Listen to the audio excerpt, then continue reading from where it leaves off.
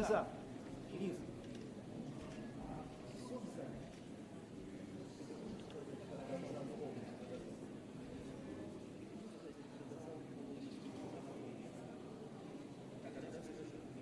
Можете еще сразу.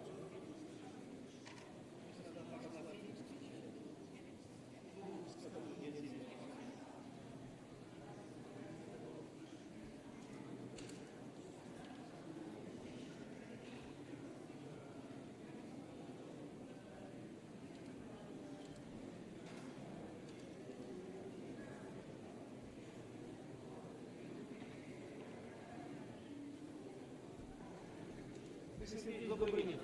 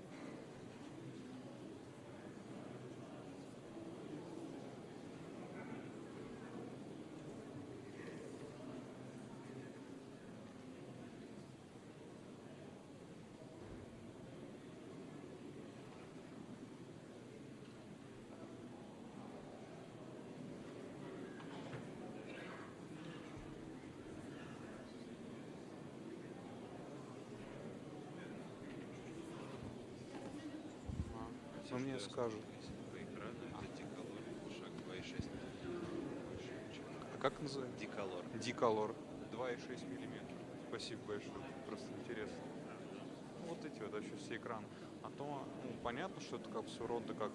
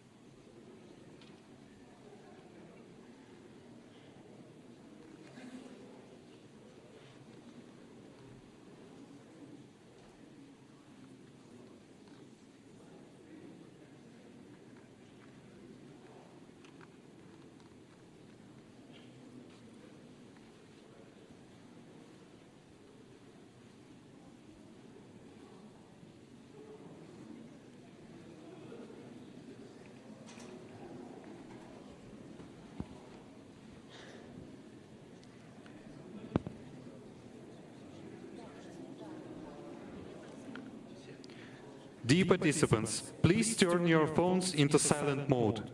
Уважаемые участники, просьба ввести ваши телефоны в беззвучный режим.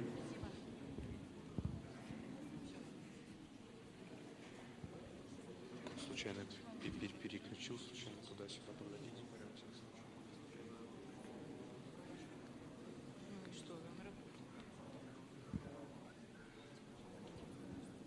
По привычке, извините, пожалуйста. Все? Я не на что.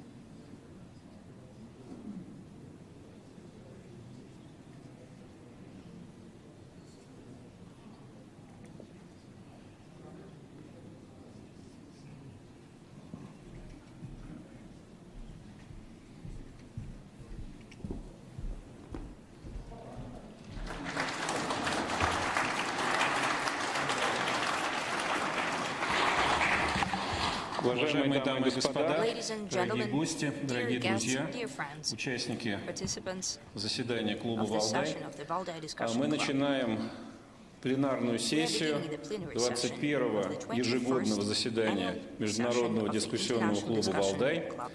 Мы провели 4 восхитительных и наполненных дискуссиями дня, и теперь можем, так сказать, попробовать подвести некоторые итоги.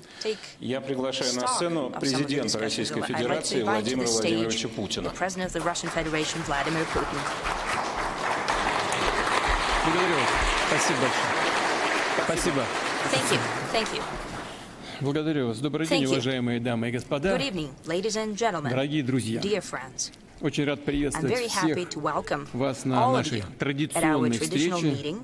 И сразу же хочу I would like to thank поблагодарить you right away за участие for taking в острых, part in the содержательных heated and дискуссиях meaningful Валдайского discussions клуба. of the Valdai Club. Мы с вами We're встречаемся meeting 7 on the 7th of ноября. November.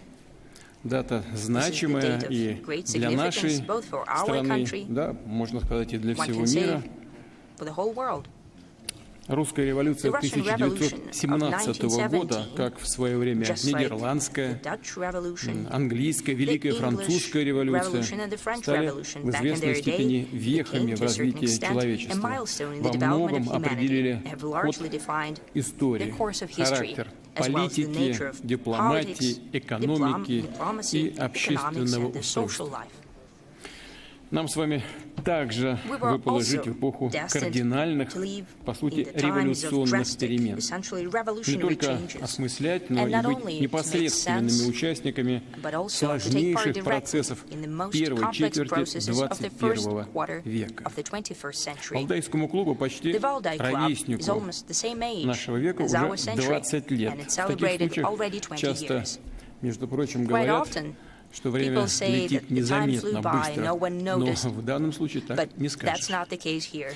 Эти 2 десятилетия не These просто two были decades were насыщены not just full важнейшими, of подчас crucial, quite драматическими often событиями, dramatic events поистине исторического of truly масштаба. historical На scale. наших глазах формируется Before our совершенно eyes, новое a мировое completely novel устройство, не world order похожее is на то, taking shape, что and мы it's знаем unlike из everything прошлого, that we например, know from the past. For Вестфальскую или example, Ялтинскую Westphalian систему. system or Yalta system. Поднимаются новые державы. New powers are emerging. Народы четче и яснее nations осознают свои Understand more интересы, clearly their свою interests, самоценность, their self-worth, самобытность и идентичность. uniqueness and Все identity. тверже настаивают на They're ever more достижении цели insistent in развития achieving и their goals справедливости. of development При and этом justice. общество At the same time, сталкивается с societies большим are coming количеством across a новых greater number of new вызовов, от challenges, захватывающих from breathtaking технологических изменений technological до breakthroughs катастрофических to природных devastating катаклизмов. natural От catastrophes. вопиющего социального From расслоения до outrageous social массовых inequity миграционных to волн massive и waves of острейших migration and экономических most кризисов. acute economic crises. Эксперты говорят об угрозах Experts новых are talking about the региональных threats of конфликтов, new regional глобальных conflicts and эпидемий, global epidemics, о сложных и about неоднозначных complex and ambiguous этических аспектах ethical aspects взаимодействия of человека interaction и between искусственного human интеллекта, and artificial о том, как intelligence, сочетаются друг с on другом the way традиции и прогресс. the way traditions and Какие-то из этих progress проблем мы с combine вами with each other. предсказывали, встречаясь Some of these раньше, issues we детально даже were обсуждали, used to forecast during our meetings встречаясь and на discussed in detail. Валдайском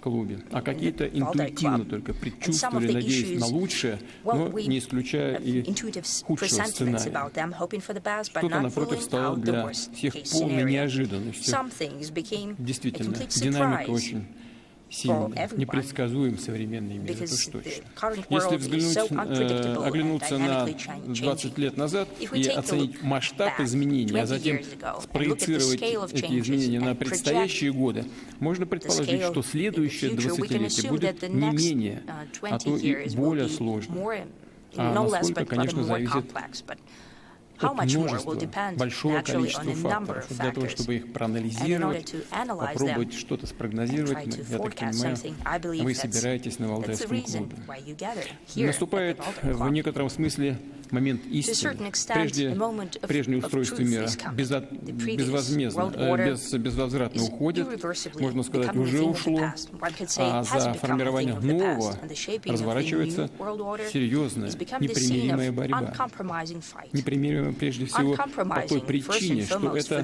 даже не схватка за власть или за геополитическое влияние. Это столкновение самих принципов, на которых будут строиться отношения стран и народов на следующем историческом этапе. От его исхода зависит, сможем ли мы все вместе совместными усилиями построить мироздание, которое позволит развиваться всем, решать возникающие противоречия на основе взаимного уважения культуры цивилизации, без принуждения и применения силы. Наконец, сможет ли человеческое общество остаться обществом с его этическими, гуманистическими началами, а человек остаться человеком? Казалось бы, альтернативы этому нет, на первый взгляд.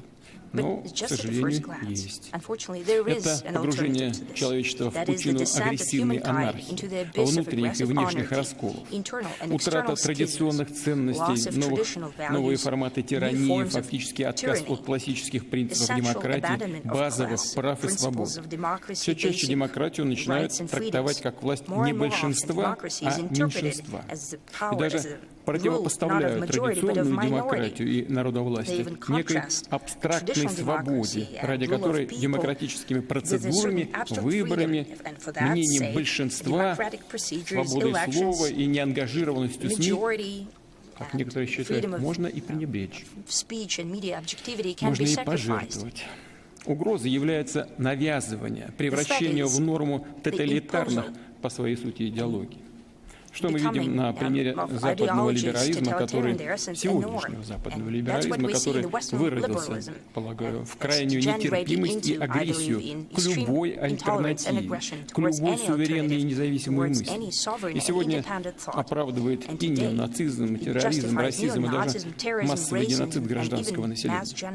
Наконец, это международные конфликты и столкновения, чреватые взаимным уничтожением. Ведь оружие, способное это делать, существует и постоянно совершенствуется, приобретает новые формы по мере развития технологий. А клуб обладателей такого оружия расширяется. И никто не гарантирует, что в случае лавинообразного нарастания угроз и окончательного разрушения правовых и моральных норм оно не будет задействовано. Уже говорил, что мы подошли к опасной черте. Призывы Запада нанести стратегическое поражение России, стране, обладающей крупнейшим арсеналом ядерного оружия, демонстрирует запредельный авантюризм западных политиков. Во всяком случае, некоторых из них. Такая слепая вера в собственную безнаказанность, исключительность, может обернуться мировой трагедией. Вместе с тем, прежние гегемоны, привыкшие еще с колониальных времен повелевать миром, все чаще с удивлением обнаруживают, что их перестают слушаться. Попытки силы удержать ускользающее могущество ведут лишь к всеобщей нестабильности и росту напряженности, к жертвам и разрушению. А вот такого результата, к которому стремятся желающие сохранить свою абсолютную, безраздельную власть, такие попытки все равно не обеспечивают успеха.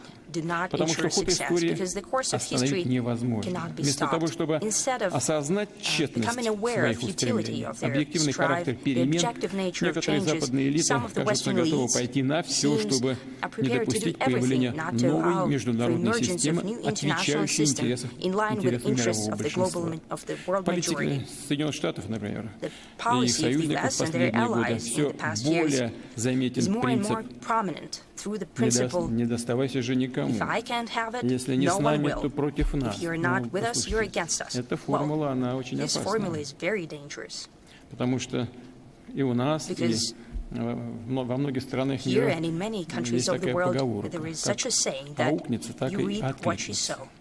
Хаос, системный кризис уже нарастает и в самих странах, которые пытаются проводить такую политику. У них самих претензии на исключительность, на либерально-глобалистское мессианство, на идеологическую и военно-политическую монополию. Все больше истощает те страны, которые пытаются проводить такую политику, толкают мир к деградации, вступают в явное противоречие с подлинными интересами самих народов Соединенных Штатов Америки и европейских стран. Уверен, что рано или поздно на Западе это поймут, ведь в основе его былых великих достижений всегда лежал именно прагматичный, трезвый подход, основанный на весьма жесткой, порой циничной, но рациональной оценке происходящего и собственных возможностей. И в этой связи хочу вновь подчеркнуть, в отличие от наших оппонентов, Россия не воспринимает западную цивилизацию как врага, не ставит вопрос «мы» или «они». Еще раз повторю, кто не с нами, тот против нас. Мы же так не говорим никогда. Мы не хотим никого ничему учить, никому навязывать свое мировоззрение. Наша позиция открыта, и она заключается в следующем. Запад накопил действительно огромные человеческие, интеллектуальные, культурные, материальные ресурсы, благодаря которым он может успешно развиваться, оставаясь одним из важнейших элементов мировой системы. Но именно одним из наравне с другими активно развивающимися государствами и группами стран. Ни о какой гегемонии в новой международной среде речи быть не может. И когда, допустим, в Вашингтоне и в других западных столицах осмыслят, признают этот неопровержимый, непреложный факт, процесс выстраивания мировой системы, соответствующей вызовам будущего, вступит, наконец, в фазу подлинного созидания. Дай Бог, чтобы это произошло как можно скорее. Это в общих интересах, в том числе и прежде всего самого Запада. Пока же нам, всем тем, кто заинтересован в создании справедливого и прочного мира, приходится тратить слишком много сил на преодоление деструктивных действий наших оппонентов, цепляющихся за собственную монополию. Ну, это же очевидно. Это происходит. Но это все видят. И на самом Западе, и на Востоке, и на Юге, везде видят. Пытаются сохранить власть и монополию. Очевидные вещи.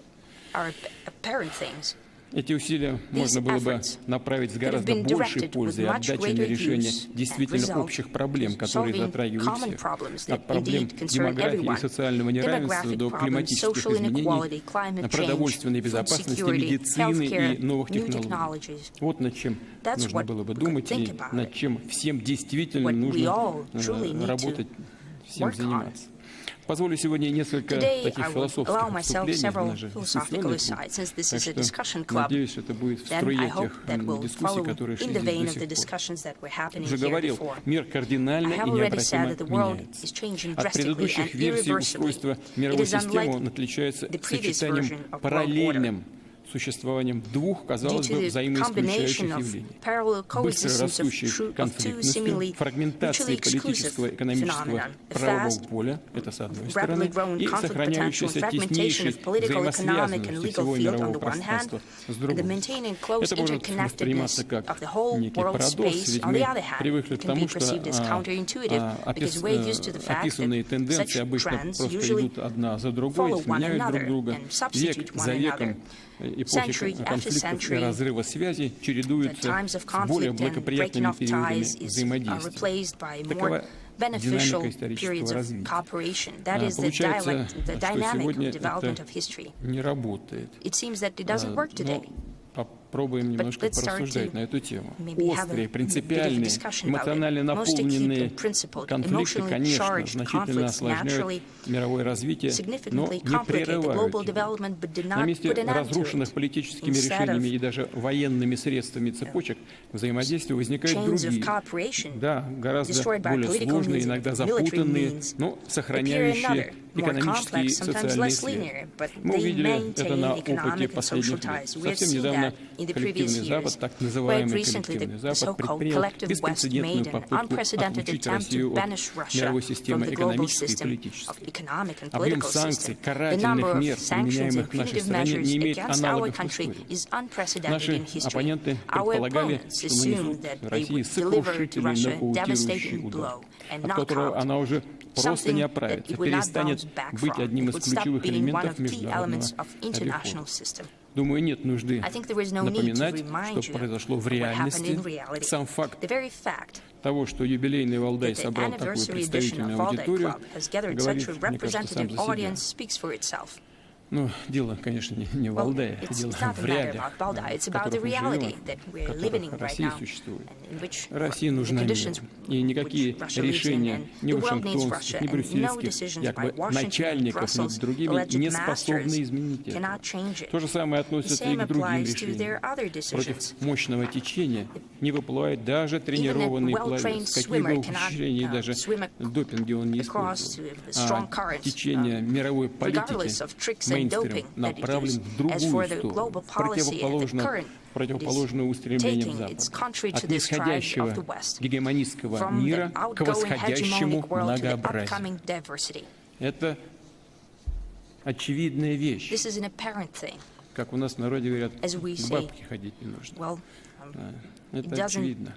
Вернемся, давайте, к диалектике истории, сменам эпох, конфликтов и сотрудничества. Действительно ли мир стал таким, что эта теория, эта практика больше не работает? Попробуем взглянуть на происходящее сегодня под немного другим углом зрения. А в чем, собственно, состоит конфликт и кто в нем участвует в этом конфликте сегодняшнего дня? С середины прошлого столетия, когда современными усилиями и ценой огромных потерь удалось победить нацизм, наиболее злостную, агрессивную идеологию, ставшую порождением острейших противоречий первой половины XX века, перед человечеством стояла задача избежать возрождения подобного феномена и повторения мировых войн. Несмотря на все зигзаги и локальные стычки, общий вектор тогда определился. Это радикальное отвержение всех форм расизма, разрушение классической колониальной системы и расширение числа полноправных участников международной политики. Спрос на открытость, демократичность международной системы. Он был очевидным. Быстрое развитие разных стран и регионов, появление новых технологических и социально-экономических подходов, направленных на расширение возможностей развития и повышение благосостояния. Конечно, как и любой исторический процесс, это порождало столкновение интересов. Но, повторяю, общее стремление к гармонизации развития во всех аспектах этого понятия было налицо. Наша страна, в ту пору Советский Союз, внесла большой вклад в укрепление этой тенденции.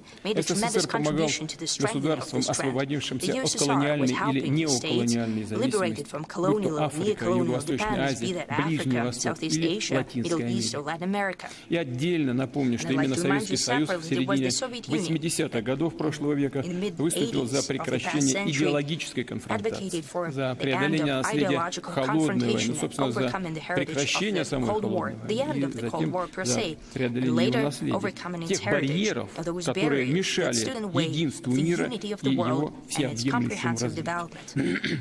Да, у нас сложные отношения к тому периоду, учитывая, во что в итоге вылился курс тогдашнего политического руководства страны. С некоторыми трагическими последствиями нам приходится справляться, бороться до сих пор.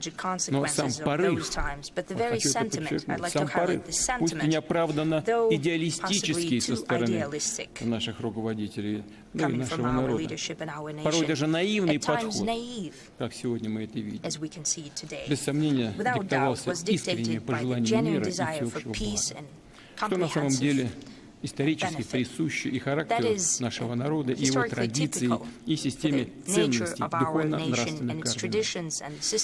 Но почему такие устремления привели к противоположным результатам? Вот вопрос. Ответ мы знаем. Я уже неоднократно так или иначе упоминал об этом. Потому что другая сторона идеологического противостояния восприняла происходящие исторические события не как шанс переустроить мир на новых справедливых началах и принципах, а как свой триумф, победу, как капитуляцию нашей страны перед Западом. А значит, как возможность по праву победителя устанавливать собственное полное доминирование. Я уже как-то говорил об этом, но сейчас вскользь не буду называть имен, но в середине 90-х, в конце 90-х от одного из тогдашних политических деятелей США прозвучало: теперь мы будем относиться к России не как к побежденному противнику, а как к тупому инструменту в наших руках. Вот этим руководствовались.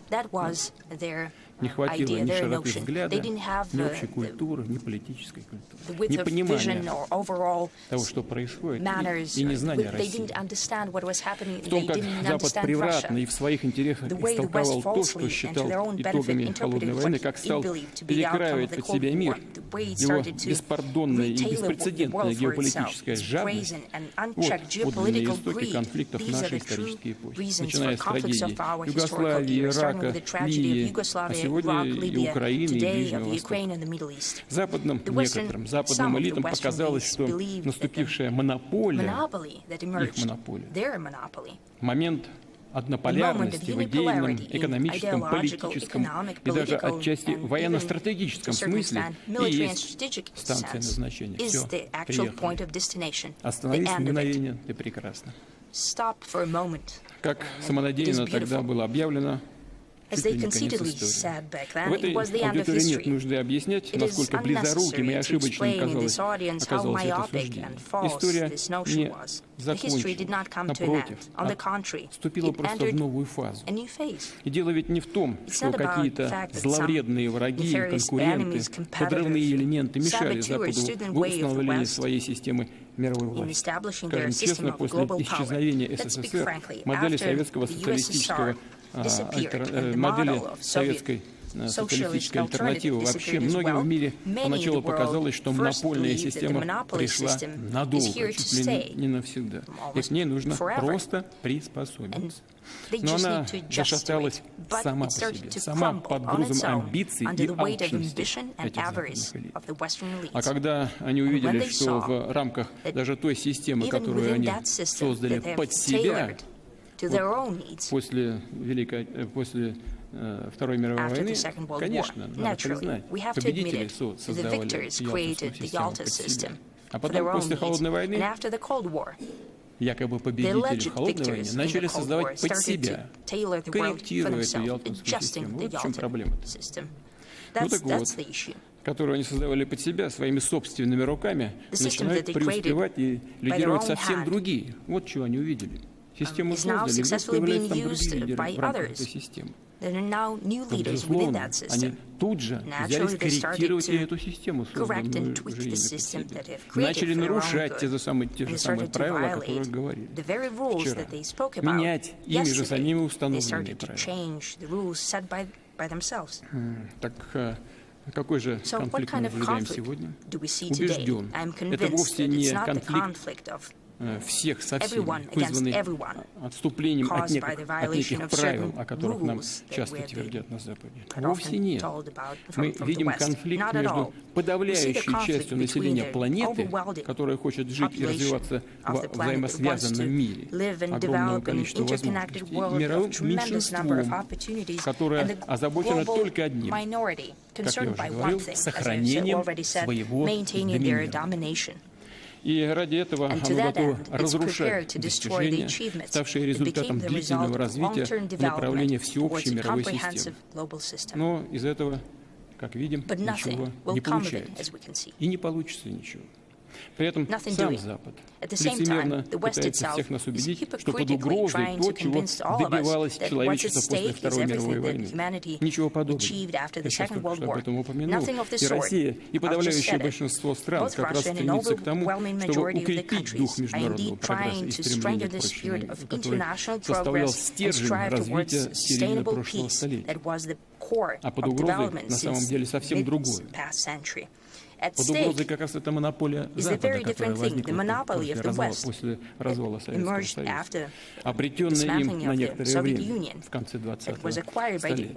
Но, еще раз хочу это сказать, да и здесь присутствующие в этом зале понимают, любая монополия, как нам известно из истории, рано или поздно заканчивается. Иллюзий здесь быть не может. Да и монополия всегда вредная вещь, даже для самих монополистов. Политика элит коллективного Запада влиятельна, но по числу участников весьма ограниченного клуба нацелена не вперед, не на созидание, а назад, на удержание.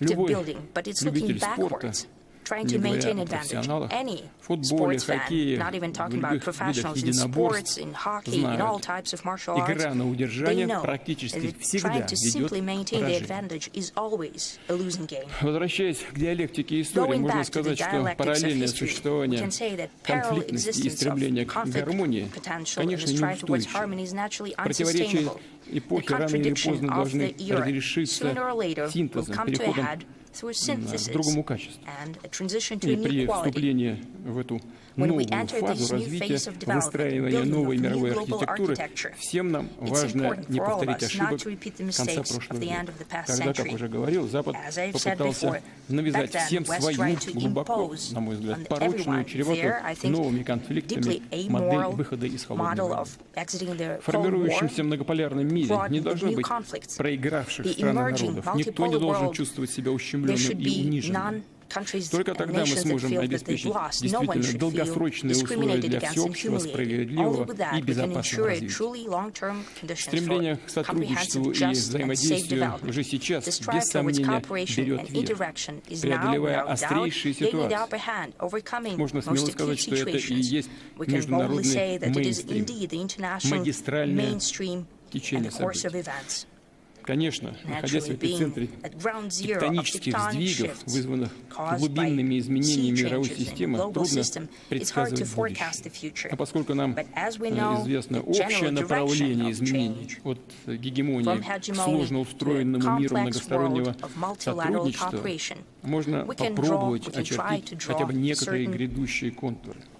Вот наступая certain на Валдайском outlines of the форуме в future. прошлом году, Speaking at позволил the себе Valdai изложить Forum 6 last year, принципов, которые, на I've наш spoken взгляд, about 6 должны быть principles положены в that основу we believe should отношений be на the новом foundation историческом for этапе relations развития. at the new historical stage. Произошедшие The события events и время, and the на мой time that взгляд, has только passed since then, I подтвердили и believe, справедливость, only и confirmed обоснованность выдвинутых The proposed предложений. notions were both Я попробую justified их and well-founded, развить. and I will try to Первое. build on them. Открытость Number one, взаимодействия является openness towards важнейшей cooperation is ценностью the для crucial подавляющего value большинства for an стран и народов. overwhelming majority of Попытки countries and nations. возведения искусственных Attempts to барьеров build artificial порочны не barriers только are тем, что vicious тормозят not only нормальное through the fact that и they выгодное stand in the всем way of экономическое normal and развитие. beneficial Прерывание economic связей, development for everyone. прерывание связей особенно опасно в условиях природных ties is катаклизмов, especially социально-политических dangerous потрясений, during без natural которых, увы, не disasters обходится and международная social and практика. political shocks, which is Недопустимы, например, unfortunately the ситуации, way of life. подобные той, The что situations случилось are в прошлом году unacceptable, после like the situation that катастрофического happened after the землетрясения в Малой Азии. catastrophic Исключительно по earthquake политическим in Asia причинам Minor. было For purely заблокировано political reasons, оказание помощи народу aid was Сирии. blocked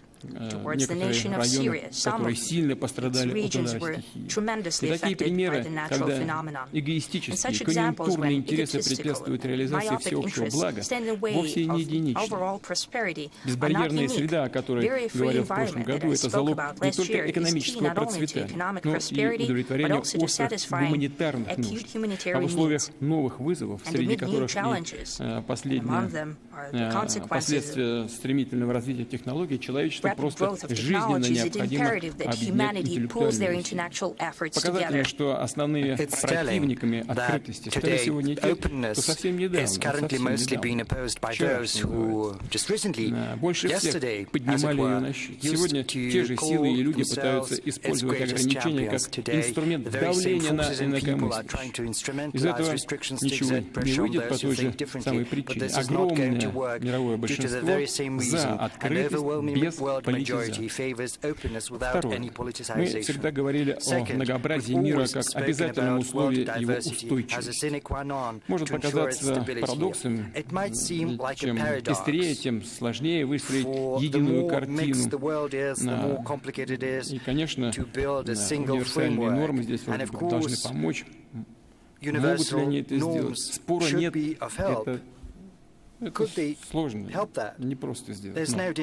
Во-первых, не должно быть ситуации, когда модель одной страны или относительно небольшой части человечества берется за что-то универсальное и навязывается всем остальным. И второе, никакой условный, даже вполне демократически выработанный кодекс невозможно взять раз и навсегда предписать как директиву, как неоспоримую истину. Международное сообщество — это живой организм, ценность и уникальность которого в его цивилизационном многообразии. Международное право — продукт договоренностей даже не стран, а народов.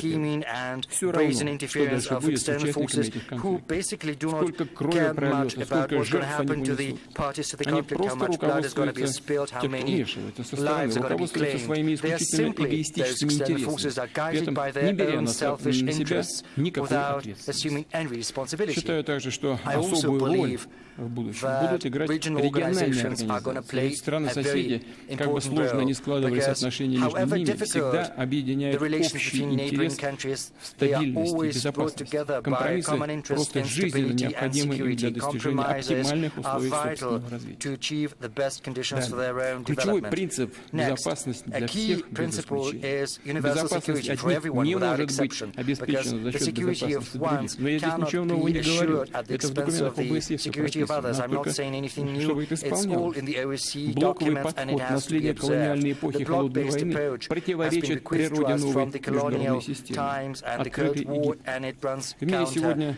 остался against лишь the один new блок, international system, which is спаянный так flexible называемой and обязаловкой. open. In Жесткими the world идеологическими today, only догмами one и bloc клише. remains Это that is brought организация together by obedience Североатлантического and rigid договора, ideological dogmas, которая, and that is the не North прекращая экспансии на восток Европы, сейчас Atlantic Treaty пытается Organization. распространить свои And it подходы и continues на its expansion другие to the east пространства of мира. Europe, all while trying нарушая свои to project собственные its уставные approaches документы. to other spaces Это across the world, which просто is a откровенный violation of анахронизм. its Мы не раз founding говорили о documents, той and this is a разрушительной роли, blatant которую anachronism. НАТО On many продолжало occasions we've играть, spoken about особенно the после destructive role that NATO распада continued Советского to play, Союза и especially Варшавского after the договора, disintegration когда, of the казалось бы, Soviet Альянс Union and the утратил Warsaw Treaty формальный, Organization, when ранее seemingly the декларируемый alliance код и had смысл своего lost существования. its formal Мне кажется, raison что d'etre, which had been Мне кажется, declared что before. Соединенные Штаты I понимали, believe что the US этот understood инструмент that this становится tool как бы was becoming непривлекательным, ненужным. was losing its Им-то attractiveness, нужен as it were, был but и нужен they сегодня still needed для it, того, and they чтобы still need руководить that to govern в зоне своего влияния. and to Поэтому manage конфликты its нужны. zone of influence. So they Знаете, need мне conflicts. еще You know, до всех before острых конфликтов all the сегодняшнего acute дня crisis мне европейские of лидеры многие today, говорили, many ничего не нас European пугает leaders тобой. were telling me, Нам why are страшно, мы they ничего из всех using угроз you to никаких threat не us? видим. Это прямая речь, понимаете? You know, I'm basically quoting them. Но я думаю, что и в Штатах это And прекрасно I think the понимали, US почувствовали. understood that Сами уже full well. относились к They НАТО felt that. как к They второстепенной saw какой-то NATO организации. as Поверьте мне, я a знаю, что second-rate organization, but Но trust me, I know what I'm всё-таки saying. эксперты там понимали, что But the НАТО experts нужно. over there А как understood сохранить the его need for ценность, NATO. How do you привлекательность? keep it Ну, attractive? нужно напугать как следует. You have Нужно to Россию и Европу scare them разорвать между good. собой, You особенно have Россию, to Германию, sow Францию. discord between Europe Конфликт. and Вот и Russia, довели especially до between после Russia and переворота в Germany Украине and France, и до and hence the coup d'etat боевых действий in на Ukraine Востоке, в and the Донбассе. hostilities in the Просто east in вынудили Donbass. нас на They ответные basically действия. force us В этом смысле to добились того, чего хотели.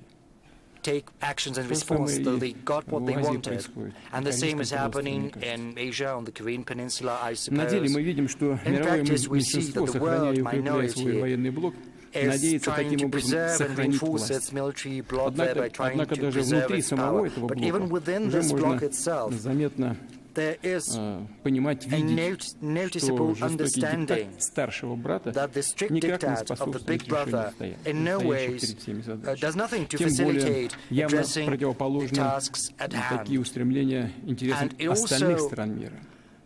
Is in stark Сотрудничать contrast с to the теми, aspirations кем of other выгодно, countries of the налаживать world, because партнерство со всеми, cooperating кто в этом when it's заинтересован, beneficial, таков building очевидный partnership with приоритет anyone who is большинства interested, стран. that is the evident priority of most Очевидно, countries что on our planet. It's военно-политические и evident идеологические that блоки military, – это еще political and один вид ideological blocks препятствий, are yet возводимых another на type пути of hurdles естественного built развития in the такой way of the международной natural системы. development of При the этом nascent замечу, international что само system. I would also like to понятие point «игра с out нулевой that the very суммой», notion of a когда zero-sum game, выигрывает только where only один, а one все party остальные stands to остаются в win, whereas проигрыше, everyone продукт else stands to западной lose, политической мысли. has been born Во out время of доминирования the Запада Western такой political подход thought. навязали And under всем, the Western dominance, this approach как якобы was imposed универсальный. on everyone Но under the pretext of its далеко он universality. не универсальный But и работает не всегда. under Например, no восточная circumstances is that the философия, а многие case. здесь в этом Quite the зале contrary. знают The об Eastern этом, philosophy, не many of понаслышке, не you хуже, а может who've быть даже gathered лучше, here чем я, know построена that совсем and на probably другом know that подходе. firsthand Это even поиск better than I do. гармонии Is интересов, best чтобы каждый is мог based on another достичь approach approach. самого And this важного для approach себя, is но не searching в for ущерб harmony of интересам interests when других. everyone wants to achieve Я what's most выигрываю, important to но them, и but not ты to the detriment of the other выигрываешь. party. I win, but you Да, и stand to win русские as люди well. всегда And в Russians, России, we все as народы well in в Russia, России all всегда, the как это было peoples of возможно, Russia, исходили, когда это было возможно, historically, исходили when из that того, was что possible, главное assumed не that продавить свое мнение, it's not the most important любыми thing, you know, путями trying и to push средствами, а through постараться your убедить, opinion by any заинтересовать means в честном possible. партнерстве и Rather, they were равноправном trying to взаимодействии. convince Наша and get them история, в том числе история interested in a отечественной fair дипломатии, partnership and не раз equal показывала, что, cooperation, whereas our history and the history of our diplomacy have честь, demonstrated on благородство, many occasions миротворчество, that the снисхождение. worth of honor, Достаточно nobility, вспомнить роль России peace-building в and устройстве generosity Европы sufficing to после remember Russia's эпохи role in наполеоновских войн. Я rearranging знаю, что the European order after the в известной степени Napoleonic Wars. рассматривается как разрад, как попытка удержания там, many монархии и так далее. Дело сейчас совсем не в этом. Я говорю views в it's целом о seen as подходе. trying to Тому, как keep решались monarchies эти in power, вопросы. but I'm not talking about Прототип the нового, specifics. I'm свободного talking about и the general неблокового характера trends. отношений между государствами The и народами, prototype of a new сообщества, free, которое формируется non-bloc, сейчас в рамках bloc-free БРИКС. Это в том type of числе cooperation between наглядно nations and иллюстрирует peoples. тот That факт, is что даже среди precisely членов НАТО the есть те, association built как вы within знаете, BRICS. кто проявляет And this is интерес amply к demonstrated by the общественной fact that работе even с within BRICS. Я не NATO there исключаю, are что в those who будущем show и другие interest in государства working closely задумаются with над BRICS, and I do not rule out совместной, that in the более future тесной other работой countries с will also think about cooperating more closely with Наша BRICS. страна в этом году And председательствовала our в country объединении. held И совсем недавно, как вы знаете, chairmanship прошел in саммит в BRICS, Казани. and as you're aware, Не we've just скрою, recently выработка held the summit in скоординированного Kazan. I подхода won't многих hide стран, it. Coming интересы up with которых a далеко не во coordinated всем approach и всегда among the совпадают. countries whose interests Дело непростое. diverge Дипломатам и in many другим points государственным is a деятелям tall пришлось order. Diplomats приложить and максимум сил, так-то на деле показать умение слышать, слушать друг друга, чтобы добиться желаемого результата. Немало сил не ушло. Зато именно так рождается уникальный дух сотрудничества. Он основан не на принуждении, а на взаимопонимании. И мы уверены, что БРИКС дает всем хороший пример по-настоящему конструктивного сотрудничества в новой международной обстановке. Добавлю, что площадки БРИКС, встречи предпринимателей, ученых, интеллектуалов наших стран могут стать пространством для глубокого философского, фундаментального осмысления современных процессов мирового развития с учетом особенностей каждой цивилизации с ее культурой, историей, идентичностью, традициями. Each and every civilization with their Дух culture, уважения и history, учета identity, интересов, and tradition. The spirit of respect основанная and due regard for на the этом interests of основана one и another. будущая This is система precisely евразийской the basis безопасности, которая of the future начинает system of формироваться Eurasian на нашем огромном security, материке. which is beginning И to это take не shape только across подлинно our vast многосторонний подход, но continent. еще и And this is not just about многогранный. a multilateral Безопасность сегодня понятие This is also a комплексное, включающее multifaceted в себя process, отнюдь не because только right now военно-политический аспект. security is a Безопасность comprehensive невозможна notion that без гарантии encompasses not just the социально-экономического развития military and и political обеспечения aspect. It's устойчивости impossible to государств achieve перед without лицом любых вызовов, ensuring social and от economic природных development до of рукотворных. Идет any ли речь nations and о also stability материальном against или any цифровом external мире, challenges, both киберпространстве? natural and man-made in the real world and in Справедливость для cyberspace. всех. Fifth, Неравенство fairness настоящий for бич everyone, because современного inequality мира. is the Внутри true стран scourge of the неравенство modern world. Within порождает nations, социальную inequality напряженность и breeds политическую social tensions нестабильность. as well as political На мировой instability, арене whereas разрыв в in the уровне international развития arena, между it is золотым a source миллиардом of the и development gap остальным between человечеством, the чреватым golden только billion and the нарастанием rest of политических humanity, противоречий, which is но прежде fraught всего with углублением greater проблемы political миграции. disagreements and also, Практически most все importantly, развитые with worsening страны migration планеты issues. сталкиваются Almost со all все developed nations менее of the planet контролируемым are притоком тех, facing кто надеется таким increasingly образом less улучшить свое controllable материальное influx положение, of those повысить who социальный want статус, to improve their обрести material перспективы, circumstances, а порой просто obtain a high выжить. social В status, свою gain очередь, better такая prospects, and миграционная sometimes стихия simply to провоцирует survive. рост And this ксенофобии, migration нетерпимости wave приезжих sometimes в более leads to a богатых surge in обществах, что xenophobia, запускает intolerance спираль to социально-политического foreigners, неблагополучия, enriches societies, повышает which уровень sets off the агрессии. spiral of social and political troubles Отставание многих and стран increase и a обществ greater level of по aggression. уровню The fact социально-экономического that some развития countries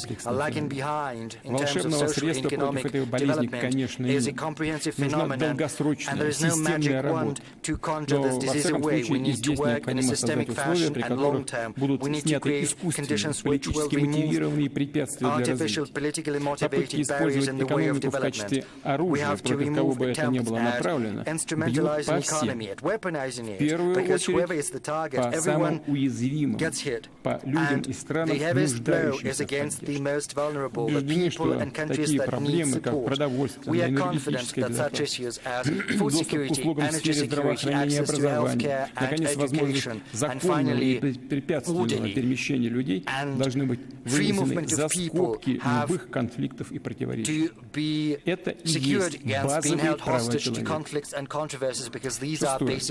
Мы не устаем подчеркивать, что любое устойчивое международное устройство может базироваться только на принципах суверенного равенства. Да, все страны обладают разным потенциалом, это очевидно, и возможности у них далеко не одинаковые. В этой связи часто приходится слышать, что полное равноправие невозможно, утопично и иллюзорно.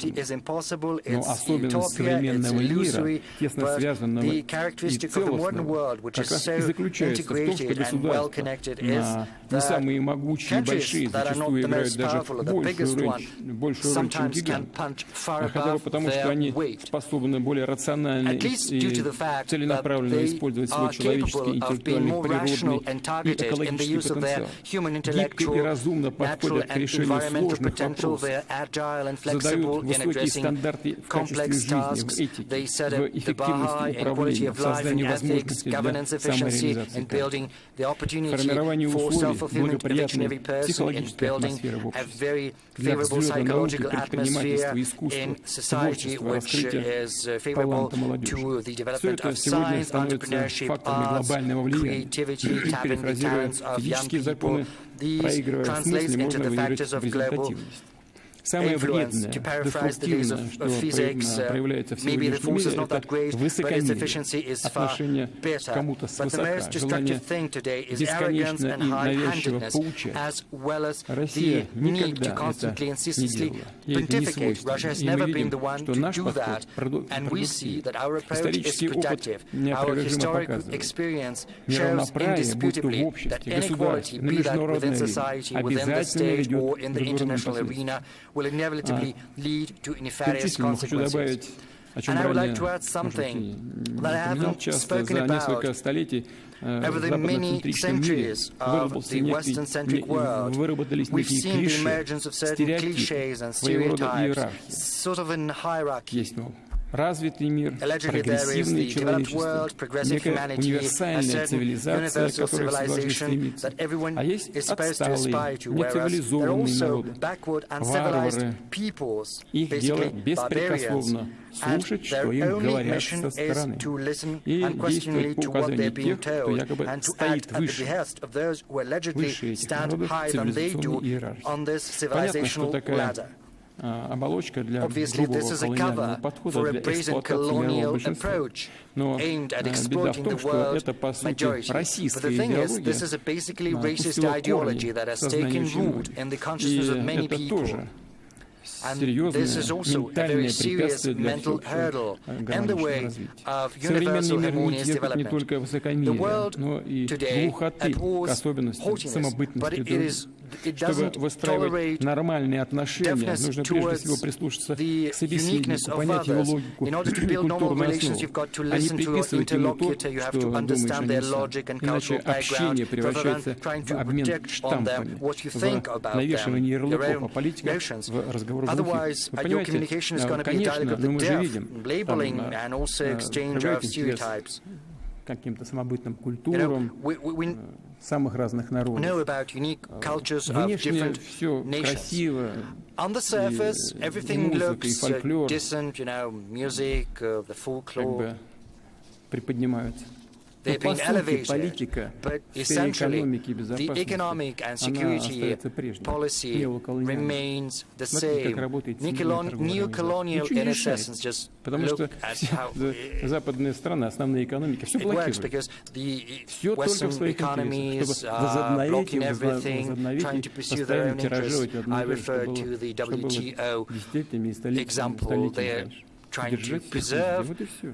their dominance for Надо не забывать, что decades and все равны в том centuries. We have to смысле, remember что that все everyone имеют право is на свое equal видение, in that которое не everyone лучше, не is хуже других. Оно entitled просто to their свое. vision. И No нужно это better or по-настоящему worse уважать. than Именно на этой базе формулируется other взаимное visions. понимание It's just интересов, theirs. And this is the уважение, basis эмпатия, то есть for способность mutual understanding of our сопереживать, чувствовать interests, проблемы as well других, as способность respect, empathy, воспринять ability чужую точку to зрения и аргументы. commiserate, Не to только listen воспринять, но и to действовать the в соответствии arguments с этим, and points of построить views свою of others, собственную and not политику just to в listen, but соответствии also с to этим. build your Воспринимать policies не based значит on that. Because принять и во всем listening to согласиться. others Это, does конечно, not так. Это imply прежде всего simply значит agreeing with признать everything право and accepting собеседника на everything. This собственное is about мировоззрение. recognizing По the right сути, of your это первый interlocutor необходимый to шаг have к тому, their чтобы own начать worldview. находить This is гармонию basically the этих first мировоззрений. step in the Различия, quest for a разнообразие надо harmony научиться in your воспринимать как worldviews, богатство и because we have to learn возможности, to а не как see повод к конфликту. diversity and differences as something precious and a source of opportunities rather than Мы с вами conflicts. понимаем, And this is что also эпоха about the dialectics кардинальных of history. трансформаций We — это время understand you неизбежных and I потрясений, к that сожалению, the era столкновений of интересов, drastic своего рода transformations will новой lead to культуры inevitable друг друга. При clashes этом of interests связанность and мира shocks. не обязательно Everyone is смягчает going to get противоречия. Конечно, это тоже to правда. readjust И to one может, another, напротив,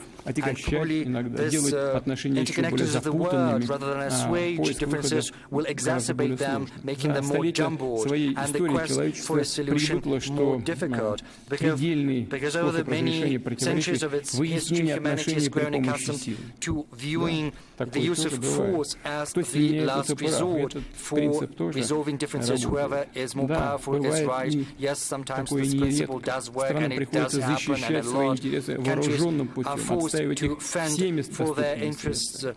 Но современный мир комплексный up in и arms, сложный.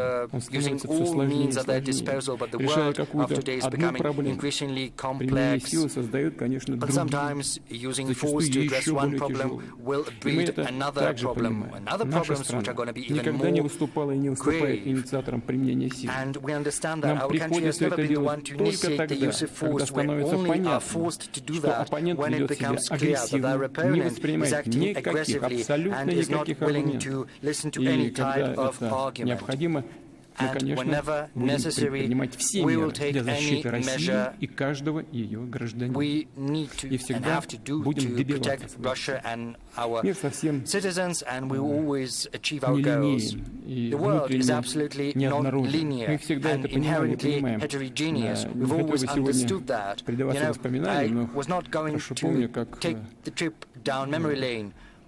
But I в remember very well 1999 году back in возглавил 1999 правительство, when I ну, а потом stood at the стал helm главой of the government государства. and then I went on to become the head of С state. чем мы сталкивались тогда? You know, there was something we were facing back then. Думаю, что российские I think граждане, the Russian специалисты, citizens которые and в the этом зале experts находятся, тоже хорошо who are помнят. present here remember that Какие силы very well стояли as за well. террористами We на Северном remember Кавказе? the forces behind the Откуда и terrorists в in the каких northern объемах Caucasus. они We получили know оружие, where from деньги, and in what моральную, политическую, идеологическую, besides they were информационную поддержку. getting money and weapons, moral, political Аж and смешно ideological вспоминать. support. И грустно, и You смешно. know, sometimes Я говорю, it's это же Аль-Каида. laughable, but also very sad to remember Аль-Каида those очень плохо, developments но когда против вас because, you know, воюют, Al-Qaeda, it's bad, but when it's fighting against you, then it's all right. Все это и ведет к конфликту. And all of that breeds conflict. И тогда мы ставили перед собой Back цель then, все время, we fixed сколько a отпущено, goal все for силы ourselves to use all the time используем we для have сохранения страны. to spare no И так, effort to preserve our конечно, это country. было в интересах And всех народов России. it Несмотря на served тяжелейшее the экономическое interests of положение all the после peoples кризиса of Russia, 1998 despite года, the dire economic straits after the 1991, 1998 crisis and the armed forces falling into disrepair. We've managed to rise together and repel the attack of the terrorists and went on to rout them. Why did I choose to remind you of that? Because right now there are those who once again come up with the notion that the world without Russia is going to be better развалить все, что осталось off. после развала Советского And, Союза. И сейчас, похоже, тоже. They wanted to destroy what was left after the disintegration of the думают, Soviet что Union, мир and right now there are будет those послушнее, who think that the world is лучше going to be управляться. more obedient, it's going to be easier to Но control without Россия не Russia. раз останавливала But тех, on кто multiple рвался к occasions, мировому Russia господству, stopped those чтобы who это sought не делал. world Так будет и domination, впредь. Да и whoever мир-то лучше не that станет. was. Вот те, And кто пытаются we're это going to do сделать, that. должны это And в the world конце is not концов going понять. to be Сложнее better. только And будет. those who do not understand that they have to realize that it's only more difficult. And our opponents are still coming up with new instruments to get rid of us. Right now, they're trying to instrumentalize Ukraine and Ukrainians as such a tool. They are cynically training Ukrainians against Russians, basically turning Ukrainians into cannon fodder, and all of that is accompanied by conversations about a European choice. What kind of choice is that? We don't need that, for sure. We will protect ourselves and our citizens. Let no one labor at any illusion to that end. But of course, this is not the end of Russia's world role, dramatic as it may sound, but Russia's very existence is the guarantee that the world is going to preserve its diverse color, stability, and complexity. This is also safeguard of successful development, and this is not me who is saying that, because our friends from across the world are telling me that. I'm simply repeating them. I would like to reiterate that we're not trying to impose anything on anyone. We're not going to do that. We don't need that. We are guided by our values, interests, and notions of what is right, that have deep roots in our identity, history, and culture. And we're certainly always open to a constructive dialogue with everyone, because whoever has respect for their own culture and tradition will certainly have the same type of respect for other cultures and traditions. Whereas those who are trying to make others behave in an improper manner will inevitably trample their own roots, their civilization and culture. And to a certain extent, this is what we're witnessing today. Today, Russia is fighting for its freedom, for its sovereignty and rights. Without exaggeration, I'm saying that because during the previous decades, on the surface, everything looked so decent because, G7 was turned into G8, thank you, we were invited. But what was truly happening? Because I saw that firsthand. Say, you come to the G8, and it becomes clear from the outset that before the G8, the G7 had a separate meeting, and they had some separate conversations, and they had discussed Russia, and then they invite Russia to talk with them. You look at all of this with a smile. That is how I look at it. But in practice, it is a great picture, a great image, the hugs, and, patting on the shoulder, but in practice, they are continuing to move forward on the offensive. The most flagrant example is the expansion of NATO to the east. They had promised they were not going to do that, but it was happening, and the same was happening in the Caucasus, and also it was happening with regard to the ABM system. So on any key issue, they didn't care one bit about our opinion. We saw this creeping intervention, which, without any exaggeration, was aimed at demeaning our country and at best at destroying our country from within and from outside. You see what they did to Ukraine. They intervened basically with their bases. In 2008, the Bucharest decision was made to open the doors to Georgia and Ukraine. Where did that come from? Had there been any difficulties in the world affairs? Yes, we did had some disputes with Ukraine with regard to the gas prices, but we did manage to arrive at a solution. Why did they need to create conditions for a conflict? Because it was crystal clear what the consequences were going to be, but they didn't stop at that. They were trying to project their influence across our historic territories. They were supporting the regime which had clear pro-fascist tendencies. So it wouldn't be an exaggeration to say that and to repeat that. We are not simply fighting for our own freedom and our sovereignty and our rights. We are also fighting for universal rights and freedoms. We are fighting for the chance for every country в известной степени develop мы видим эмиссию on the нашей basis of страны. sovereign Всем должно быть понятно, equality, давить and this is the на mission of нас our country, бесполезно, and everyone а needs вот to understand there's договариваться no с полным use trying to учетом exert взаимных pressure on us. законных интересов мы As всегда for coming to готовы. an agreement К этому with due regard for the призывали и mutual призываем legitimate всех interests of one участников another, this is something we've always been международного ready общения. for, И and this тогда is what можно we've не been сомневаться, что asking all будущие participants of the гости international заседания community to Валдайского do. клуба, And сегодня if пока that еще, может быть, happens, школьники, then студенты, the аспиранты или future молодые ученые, participants of the Valdai начинающие Club, which are эксперты still через school следующие children, 20 students, лет, PhD candidates, накануне young scholars столетия and novice Организации Объединенных experts, Наций, будут and 20 обсуждать years or гораздо so, более on the eve of оптимистические the и centenary of the жизнеутверждающие UN, will сюжеты, probably talk чем about те, something more которые нам optimistic and приходится life обсуждать reassuring сегодня. than the Большое subjects and спасибо we за have to внимание. broach today. Thank you very much for your attention.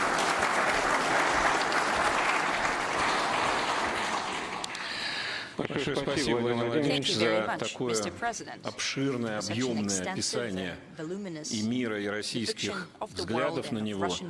Нам, конечно, особенно приятно, что и в прошлом году вы изложили основные принципы именно у нас, а в этот раз их развили. Мне кажется, это уже начинает тянуть на такую доктрину. Валдай, конечно, не претендует на то, чтобы ее назвали нашим именем, но приятно, что здесь она рождается. Владимир Владимирович, мы многие темы, которые вы затронули, обсуждали, конечно, на этой 21-й конференции, и я хотел бы поделиться с вами, мы хотели бы все поделиться некоторыми умозаключениями, которые не на всех, конечно, сессиях, потому что их очень много было, тем не менее, на тех, которые нам показались наиболее важными, это тоже темы, которые вы упоминали. Я хотел бы попросить начать нашего давнего участника, коллегу и вам хорошо известного Руслана Юнусова. Он у нас участвовал в сессии про, извините, искусственный интеллект.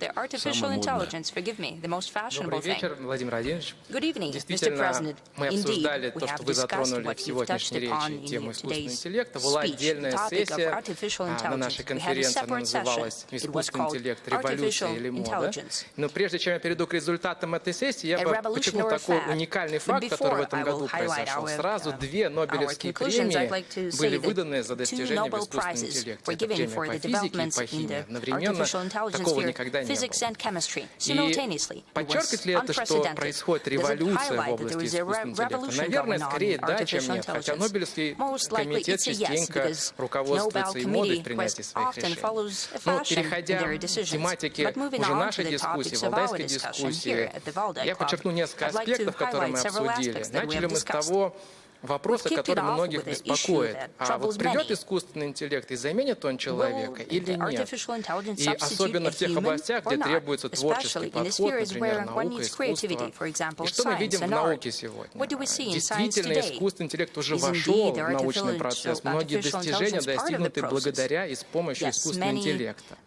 Но при этом мы также видим одновременно, что вытеснение человека не происходит из научного процесса. Скорее, сам прогресс ускоряется, а новые кадры, квалифицированные молодые ребята нужны еще больше. Так что здесь пока мы риска не видим. Также мы обсудили аспекты экономики и искусственного интеллекта. В свое время, во время ковида, в 2020 год примерно, были ожидания, что выход из мировой рецессии будет обеспечен в первую очередь за счет драйвера, такого драйвера, как искусственный интеллект. Вот мы обсуждали, сбылись ли предсказания или нет. Да, конечно, искусственный интеллект уже начал внедряться в экономику, в разные сектора экономики. Но если посмотреть на цифры, то окажется, что те самые оптимистичные ожидания, они не сбылись. Получилось немного более консервативно сегодня. И более того, эти ожидания продолжают быть сегодня. И мы видим формирование пузырей на инвестиционном рынке, что грозит в будущем отрицательными экономическими эффектами. Хотя сам по себе искусственный интеллект как технология, похоже, будет и дальше развиваться и будет основой экономики. Опять же, мы обсуждали вопросы безопасности. Сегодня нельзя не отметить, что террористические, экстремистские организации вовсю используют технологии искусственного интеллекта при вербовке новых членов или в более широких аспектах пропаганды. Фейковые новости, видео, они являются сейчас стандартным инструментом таких группировок. Но с другой стороны, существует и использование искусственного интеллекта в контртеррористической, в контрэкстремистской деятельности, когда когда можно выявлять эти самые экстремистские элементы в обществе, но более того, можно влиять на сомневающуюся часть общества и отвратить ее от этих шагов, чтобы она не переходила на сторону экстремизма. И это тоже работает. Когда мы обсуждали, каков баланс, что больше, позитива или негатива, похоже, что позитивных явлений искусственного интеллекта в области безопасности все-таки больше, и хотелось бы, чтобы и дальше этот баланс был в стороне позитива. Ну и, конечно же, на Валдайском форуме нельзя не обсудить политические вопросы искусственного интеллекта. И вот были исследования, которые показали, когда когда исследователи провели основные модели искусственного интеллекта, генеративные модели, через тестирование на политические взгляды, оказалось, что искусственный интеллект не является нейтральным. Не является нейтральным. У него сильно перекошены политические взгляды в сторону леволиберализма и во многом связаны с взглядами их создателей. И более того, в последние пару лет мы видим, что обучение искусственного интеллекта идет с помощью синтетических данных больше, чем из фактического реального материала. И это также способствует тому, что взгляды этих моделей будут более радикальными. Вот в ближайшие пару лет мы получим первых выпускников вузов, которые в своей деятельности используют, в обучении используют искусственный интеллект.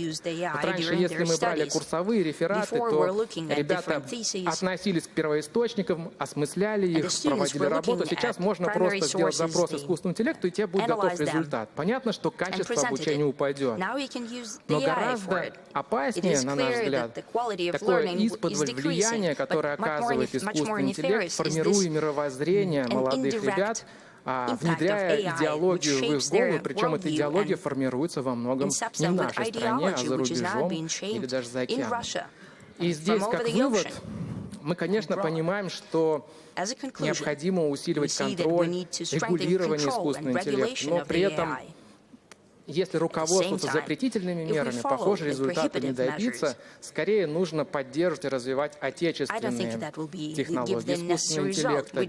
Хорошо, что у нас сегодня большой задел сформирован, и большой прогресс мы видим существует. И надо его дальше продолжать, и это, наверное, будет основой технологического суверенитета в этой области. Здесь надо отметить, что Россия является одной из 3 стран в мире, у кого есть полный стек IT-технологий, и это действительно основа суверенитета.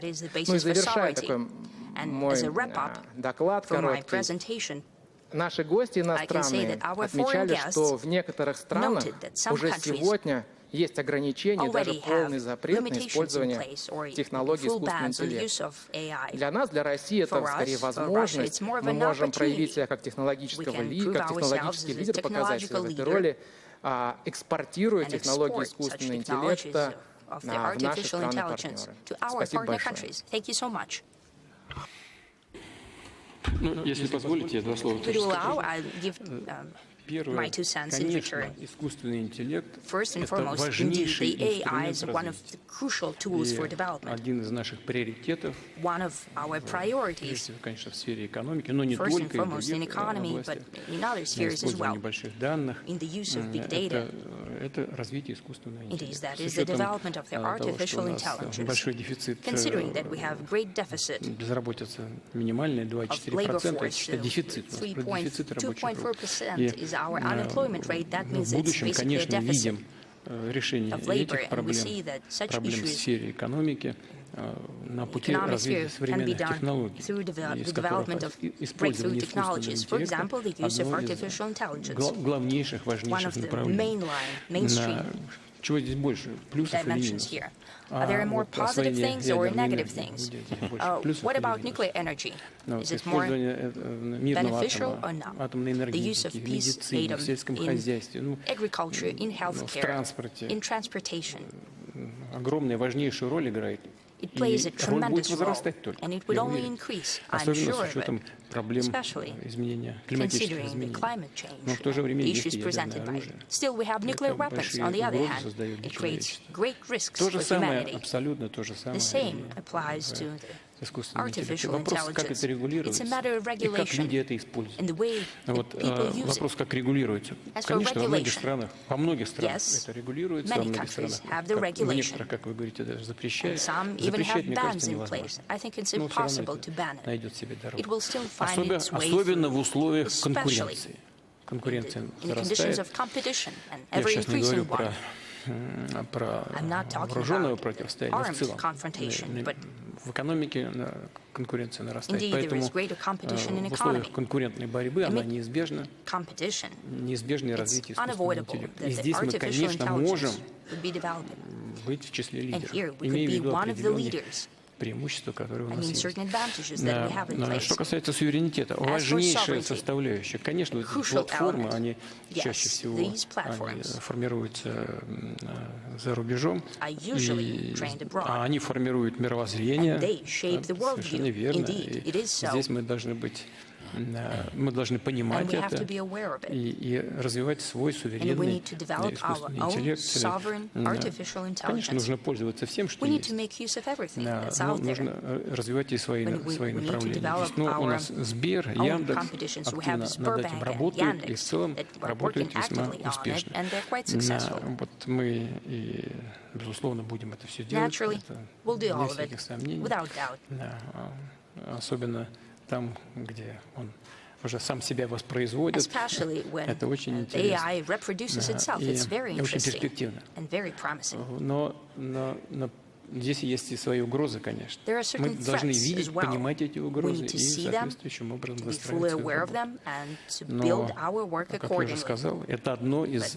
as I have said, важнейших this is one направлений of the нашей most crucial совместной directions of деятельности. our Нашей, joint work. когда я говорю When I нашей, say имею в виду our и work, государство, I mean и специалистов в этой области, specialists in и this все sphere общество. and the state and the Потому что whole здесь, конечно, society. возникает очень Because много there are морально-нравственных A lot of вопросов. moral Обязательно на questions это нужно here. обращать We need to pay внимание. attention to it. Вот вы сказали, что взгляды радикальные You've also формируются и mentioned так далее. radical views that Да, have been мы shaped by the своевременно AI. просто должны Yes, этому we need to противопоставить свое counter мировоззрение, that свою точку timely with зрения our own view, на все point of процессы, view которые to и у нас в all обществе processes that are происходят. и в taking мире. place in our Вот society этим and the вместе world. будем заниматься. Вам спасибо, That's что what вы we'll do обратили together. на это внимание. Thank you so much for pointing out. Thank you so much. We'll continue to analyze what's happening. Yes, you must. Интеллект в России должен Indeed, the AI обучаться на in Russia российских should be данных, taught чтобы by отражать Russian data нашу to reflect культуру. our culture. И у нас Absolutely есть so. такая And we возможность. have such Точно, an совершенно opportunity. очевидно. Absolutely, it's И apparent. уверен, что у нас все очень I'm все sure получится, that we и will это принесет succeed нам and такую огромную, It will bear fruit for us. будет хорошей поддержкой It в will be нашем great развитии. support in our огромной development. выгоды составит. It will be a great advantage. Thank you. Владимир Владимирович, а Mr. суверенный President, искусственный what about интеллект, когда у sovereign нас будет, artificial он нам intelligence? сможет When we русскую have идею it, для will 21 will века be able предложить? to present us with a Russian idea for the 21st Он нам century? может только It помочь, can only help us помочь решать те задачи, solve the которые перед нами issues that стоят. we are И, faced with. очень важно, как мы их формулируем. It's very important the way we Спасибо. formulate them. Да, и поскольку там он работает Since it- тоже с большими данными, It operates with big data. но у нас Well, есть все возможности, и we have интеллектуальные every возможности, opportunity, и both intellectual технологические, and и technological. большое количество свободной great энергии. number of Здесь free есть над energy. чем нам вместе поработать. И я думаю, что There is a lot над of space такими, for us to work here, над and такими вопросами, I think that such как вы сейчас matters, сказали, as you have just raised, философскими, philosophical фундаментальными, matters, fundamental надо matters. все привлекать. We need А to наше уже дело с engage вами all tools, and it's верить up to этому us или не whether верить. to believe it or not Когда мы получаем when we результаты receive the result исследований, основанных на современных of принципах the и с quest that использованием, we в том have числе искусственного received интеллекта. with the use of Спасибо. artificial intelligence as well. Смежная тема, Thank you. конечно, у нас An adjacent обсуждалась, где topic that искусственный we've интеллект и discussed, цифровизация, там и информация, и все то, что с ней сейчас происходит. А происходит очень много тоже, и плюсы, и минусы во всем. Наш индийский коллега Арвин Гупта участвовал в этой сессии. Прошу вас. took part in that session. Thank you. Thank you. My name is Arvind Gupta, Mr. President, and I come from India. I work on the intersection of technology and society and building a digital public infrastructure for population scale problems. Thank you, Mr. President. You've already addressed some of the issues that my colleague Ruslan here talked about on AI, but I thank you for listening to our summary, and our expert panelists discussed the issue of something which is adjacent to AI, and I will, in the end, mention that, of information manipulation, surveillance using technology and data, and the lack of transparency in all technology systems today. Mr. President, the group discussed that the internet was designed about 45 years ago to be a global public good. Unfortunately, now, like many other things, it's become very unipolar. It's controlled by a few big tech firms with their own ideological leanings. And some of these platforms or big tech firms are not allowed to operate in countries like India, Russia, Indonesia, and many others for their roles in manipulation and surveillance. The second issue we discussed, Mr. President, was the algorithms that we discussed previously in the AI session also, really define how we think. The AI is actually becoming a new buzzword today, but the algorithms have been around for a long time, and they really define how we think, how we consume, how we elect our governments.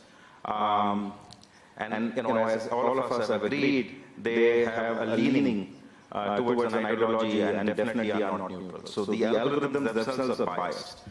The other thing the group discussed was the whole weaponization of information and data. And that, coupled with the biased technology platforms, are giving certain nation states massive power.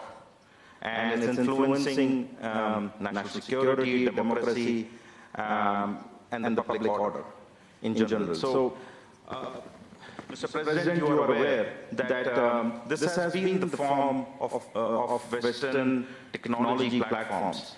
But India presented an alternate model during its G20 presidency to this Western technology platforms. It's a platform which takes society into account. It's a bottom-up platform built around identity, a universal identity system, a universal payment system. It's actually used by more than 1 billion people, and in India, and more than 20 other countries use it. This is to present that how India has created a different vision for technology from the Western vision that exists today. Mr. President, I must commend Russia for succeeding making the Mir platform very successful in Russia in a very, very strong time, and that also shows the power of technological sovereignty that was just mentioned, that it can be done if the desire is there. Mr. President, the issue that you just discussed, I progress with this biasness of technology and technology platforms and the non-neutral nature with what is coming head-on to us, the artificial intelligence era. Given that we let a few big companies control the internet, how do we ensure that that our culture, our society, our national interests are going to be protected in this whole era of artificial intelligence? What kind of guardrails do we need to build from the start to have fair and responsible AI? How do we ensure that like-minded states work together for non-weaponization of AI, for non-weaponization of artificial intelligence? And lastly, Mr. President, we would like to hear from you, how do we build trust in the information that we see in news and technology at large? And that was one of the most defining things that the group debated, and look forward to hearing from you. Thank you very much.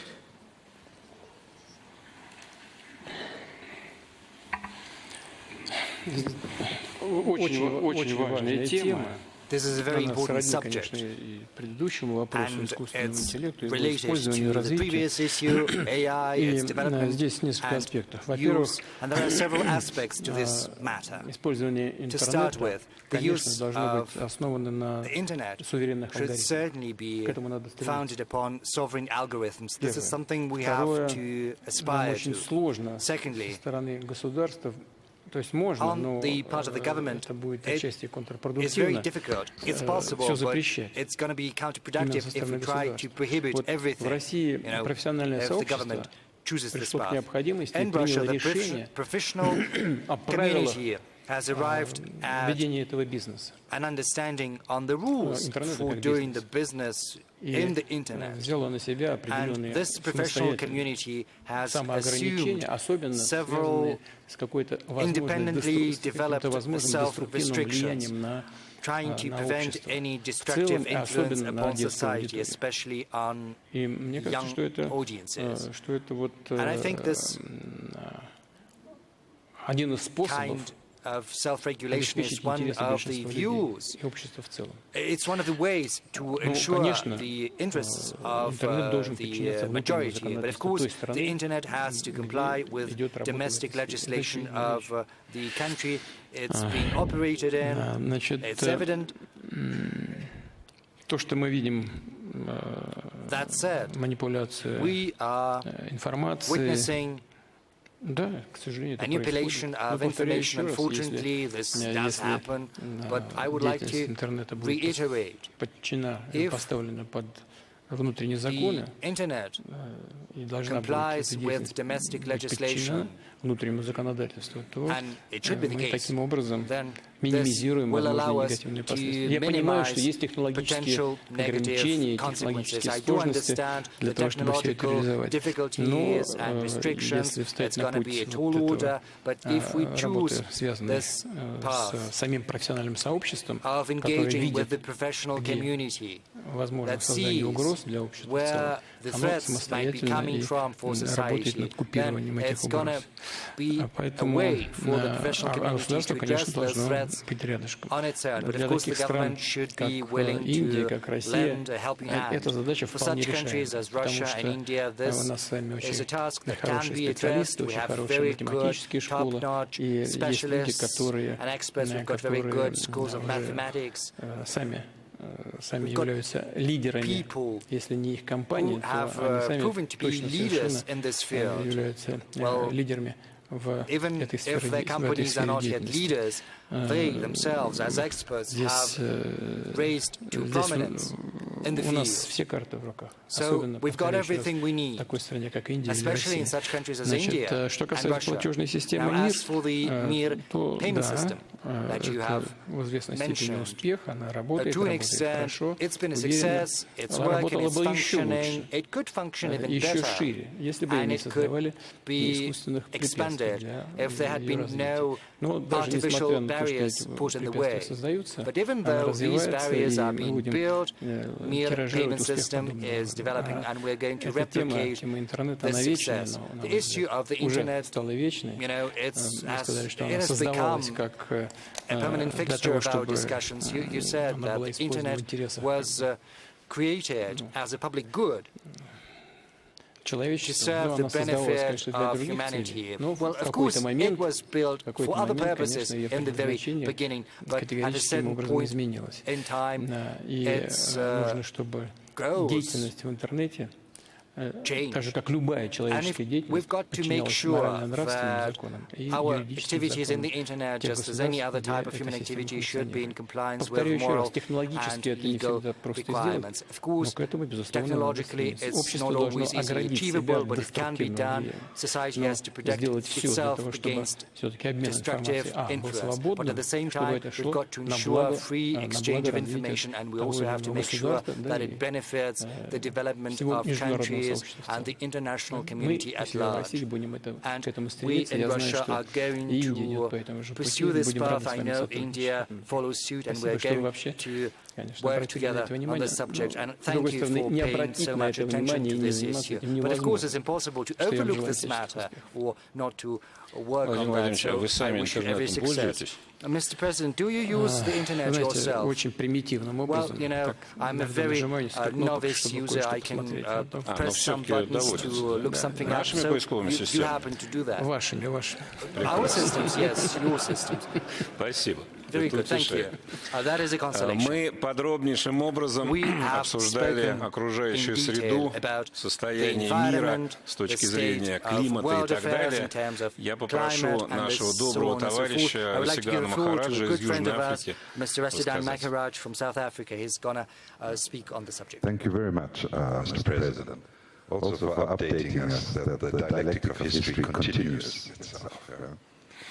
Environmental problems, as you mentioned as well, cannot be solved separately from redressing global inequality problems. The World Meteorological Organization, the international weather body, recently noted that human-caused climate change has resulted in widespread and rapid changes in the atmosphere, ocean, cryosphere and biosphere. The year 2023 was the warmest on record by a large margin, with widespread extreme weather. This trend continued into the first half of 24 and continues. According to the WMO, the science is clear. We are far off track from achieving vital climate goals. The impacts of climate change and hazardous weather are reversing developmental gains and threatening the well-being of people and planet. Greenhouse gases and global temperature at a record level, and the emissions gap between aspiration and reality remains high. The colonial and imperial phases of globalization largely established the current world systems, and they essentially premised, as mentioned by you in various parts of your update, upon unequal exchanges between the global north, global south, or as we frame it, the global minority and the global majority. Some colleagues, Hickel and Associates working at London School, calculated that the global north extracts raw materials, land, energy and labor worth approximately $10.8 trillion in 2015. Just that number could have ended extreme poverty 70 times over. Between 1990 until 2015, that 25-year period, the cumulative drain from the global south was approximately $242 trillion. It's abundantly clear. Unequal exchange is a significant driver of global inequality, uneven development, and ecological breakdown. Whilst his heroic struggles for national liberation challenged aspects of colonial and imperial subjugation, the institutional apparatus established after the Second World War or the Great Patriotic War have served to maintain the hegemony of the global north and specifically the advantages of the G7. The global COVID-19 pandemic exposed the structural flaws in our international system, while reminding us, as you've mentioned as well, that no one is safe unless we are all safe. Our collective scientific and technological competences, however, generated rapid solutions that helped us save lives. Notwithstanding, we are again witnessing attempts to weaponize intellectual property systems through restrictions on how knowledge is shared and against the transfer of technologies. These must be collectively resisted and condemned.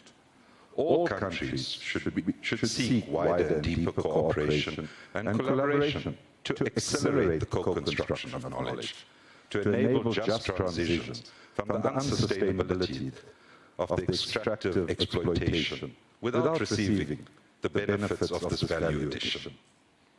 Efforts at reforming international institutions that continue to facilitate the process of unequal exchange, however, generates more and more frustration and despair. Even as acknowledged recently at your successful 16th BRICS summit in Kazan, this was from the Secretary General of the UN, The current international financial architecture is outdated, ineffective, and unfair. This was echoed even recently from just to the west of us in a global policy forum in Germany, which determined that these institutions have failed in their mission to prevent and mitigate crisis and to mobilize sufficient financing for internationally agreed development goals. Our common security can only be enhanced by actively reducing these inequalities in world systems and actively promoting knowledge sharing, ensuring equitable opportunities for the development of all. Now, I want to round this by saying our very survival is at risk should we fail to match our rhetoric with our actual practices and the resources to support all countries facing increased environmental degradation, climate change, and ecological precarity. Enduring peace could be a collateral benefit of such progressive transformations. Thank you very much.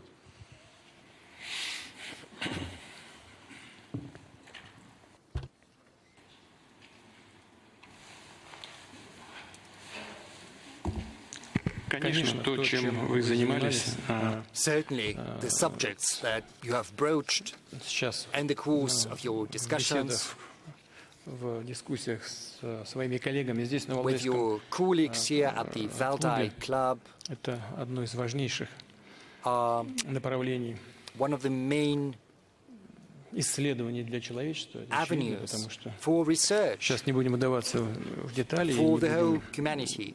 I'm not going into detail right now, nor am I going to discuss what is happening and the reasons for that. Well, yes, we understand that there is a global warming.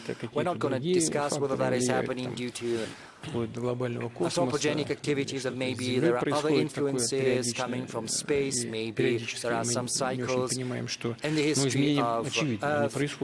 But evidence for climate change is there. Climate change is happening, and it would be wrong not to do anything. We in Russia know full well that this is happening because in Russia the warming is happening at a faster pace than anywhere across the world. Over the last 15 years, we have registered a 0.5 degree increase. Across Russia and in the Arctic, it's been 0.7 degrees, and 60% of our territory has permafrost. So it has practical implications for us, because we have cities and towns and settlements and the permafrost, and there are productive capacities deployed over there. So this warming is going to have serious implications for us. So we're well aware of what is happening. Incidentally, одна из самых зеленых энергетик в мире. One of the greenest energy mixes across the world. 40% of our energy в структуре энергетики, 40% газовой генерации. Comes from natural gas. Еще атомная генерация, гидрогенерация и в общем и целом 85% низкоэмиссионной генерации в структуре российской экономики. Это одна из самых зеленых генераций в мире, структур. Sources of energy. This is one of the greenest energy mixes across the world. Another 20% of all the forests are in Russia, so we have a very big absorbing capacity as well. And we are keeping that in mind. We have plans to that end. We've publicly announced these plans. We have антропогенных выбросов. И, безусловно, будем это делать. Кстати говоря, те, кто больше всего шумел на этот счет, они действуют, к сожалению, для всех, и для них, наверное, тоже в совершенно обратном направлении. Допустим, угольная генерация в Европе резко увеличилась. Совсем недавно все шумели в Европе по поводу того, что нужно закрывать угольную генерацию. Сейчас не только не закрыли, а увеличили ее. Странно просто, тоже по каким-то надуманным политическим соображениям. Ну, это уже отдельная тема. Значит, по поводу искусственных барьеров, связанных для развития развивающихся экономик, связанных с экологической повестки. Да, вот эти так называемые зеленые барьеры, которые начинают некоторые страны создавать для развивающихся государств, для развивающихся рынков. Но это, конечно, это просто новый инструмент они придумали для того, чтобы сдерживать развитие. Пожалуйста, если все так озабочены и искренне озабочены изменениями климата, о чем мы, конечно, должны думать, но тогда обеспечьте тем странам, которые тоже готовы работать в этой сфере, обеспечьте им источники финансирования и технологии для того, чтобы они могли спокойно, безубыточно переходить на эти новые технологии. А иначе что, они должны тащиться в хвосте прогресса? И справедливо некоторые говорят, ну вы-то, те, кто от нас требуете сегодня немедленного перехода на новые технологии, вы-то использовали все источники энергии ранее, да? Вы загрязнили всю атмосферу, а теперь от нас требуете, чтобы мы немедленно перескочили в новые уровни генерации. Ну как же мы можем это сделать? Или мы должны тратить все последние наши ресурсы на новые технологии, да, которые должны у вас и закупать, и вам платить опять же за это. Но это тоже один из инструментов какого-то неоколониализма. Дайте возможность людям жить нормально, развиваться. Если вы так действительно искренне считаете, что все вместе должны мы об этом заботиться, источники финансирования, пожалуйста, обеспечьте. И технологии передавайте, а не ограничивайте эти технологии. Я с вами полностью согласен, если у вас в вашем выступлении намек был именно на это. Ну а как иначе? Это то же самое касается и финансов. Но действительно, я уже говорил, по данным наших экспертов, я им полностью доверяю, только на том, что доллар является мировой валютой, Соединенные Штаты за последние 10 лет получили просто так, из воздуха, 12 триллионов долларов.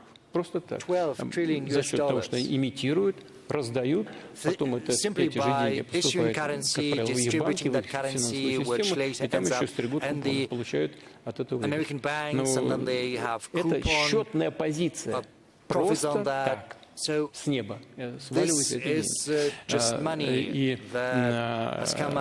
это, конечно, тоже все должны учитывать. Но если эти деньги за счет эмиссии существуют, получаете доход вот так вот, просто так сверху, вот источник финансирования, в том числе и экологической повестки. Дайте, поделитесь тогда этим доходом, который с неба вам свалился. Значит, если вы так обеспокоены экологической ситуацией. Здесь, если у вас был намек на это, вы абсолютно правы. Здесь трудно с этим не согласиться. Так и надо делать. Пожалуй, в этом состоит мой комментарий. То есть добавить еще много чего есть.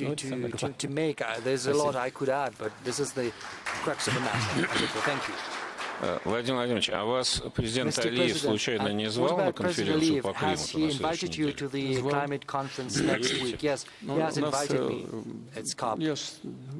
Я был там не так давно. Президент Алиев, мы с ним договорились, что Россия будет представлена на высоком уровне. Участие в этом мероприятии примет председатель правительства Российской Федерации. Плавно перетекаем к теме, которая нас всех волнует, потому что мы все-таки в основном международники. Вами же высказана идея евразийской безопасности. Мы посвятили этому много дискуссий. Валдайский доклад во многом в этом году об этом. И сессия была очень интересная. Я хочу попросить нашего друга Глена Дизена из Норвегии изложить основные выводы. Thank you. Mr. President, my name is Glenn Diesen. I'm a professor of political economy from Norway.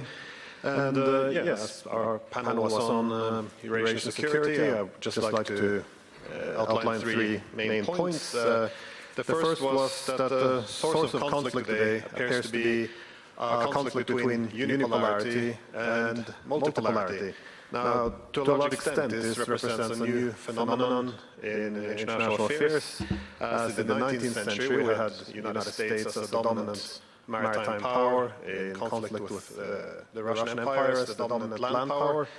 In the 20th century, we had the United States as the dominant maritime power against the Soviet Union, and in the present time, it's somewhat different, as we have the United States, again, as the dominant maritime power, but on the Eurasian continent, we're now seeing the emergence of multipolarity, which also presents a lot of new opportunities, because even the largest economy, China, doesn't really have the capability or doesn't even display the intention of attempting to dominate this continent. Instead, we see initiatives being put in place for multipolar Eurasia. So this puts us, therefore, in a conflict between a unipolar system attempted to be restored by the United States versus a multipolar system. And the global majority seems to obviously prefer the multipolarity, which is why I think BRICS has been such a great attraction to many countries. However, in our discussions, we also discovered consensus that there was some concerns, or at least a desire for Eurasia to be an anti-hegemonic movement as opposed to being anti-Western. As the objective should be to harmonize interests and end this era of bloc politics as opposed to Eurasia merely becoming a bloc. And again, the attraction of BRICS countries towards this Eurasian format largely rested on this idea that we could overcome the bloc politics rather than succumbing to it. The second point we had was that the appeal of Eurasia is also, to a large extent, the multi-vector foreign policy. This is the ability to diversify economic connectivity with all the major poles of power. And this is seen as a necessity or a requirement to have more political independence, to have more autonomy in foreign policy, and not merely be a spectator in international affairs.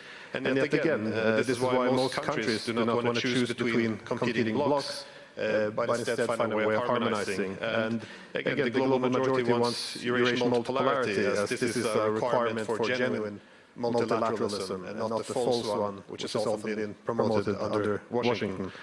The third and final point was that the multipolar Eurasia has certain systemic incentives for harmonizing interests.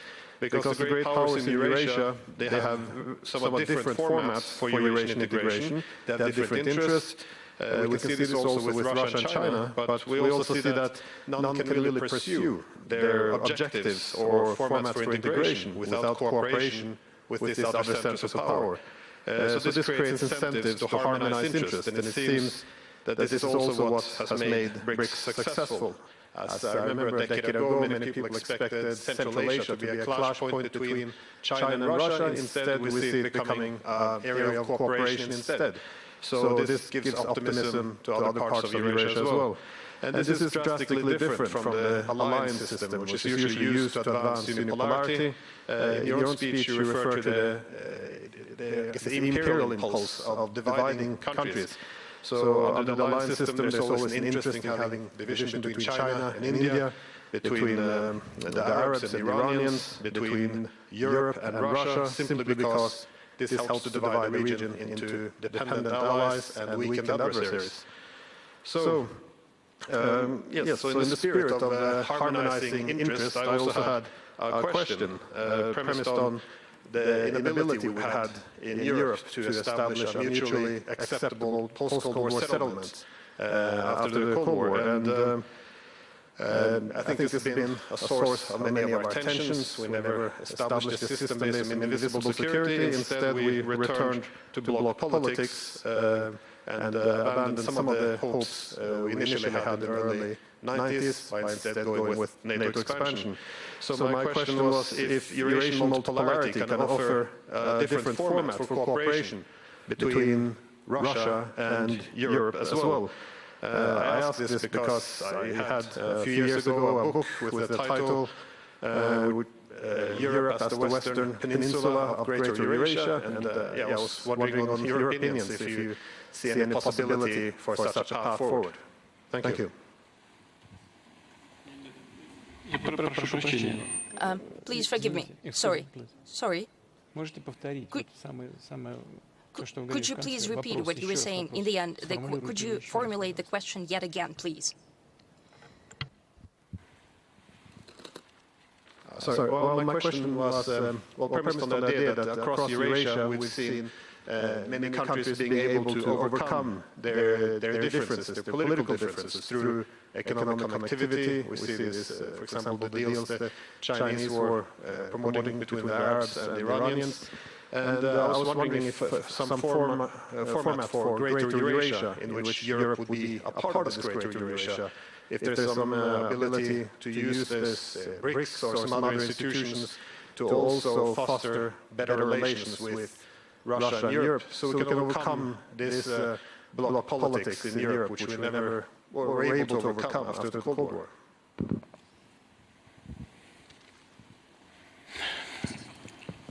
Вы знаете, после того, как холодная война закончилась, в принципе, был шанс преодолеть это блоковое мышление и блоковую политику.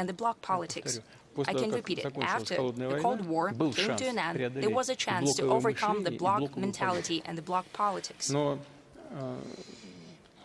Но я уже говорил в своем выступлении. However, as I mentioned in my statement, уверен, что просто Соединенным Штатам это было не нужно. Видимо, они там подиспугались, что контроль за Европой будет ослаблен. И хотели сохранить его и сохраняют, больше того, усилили контроль.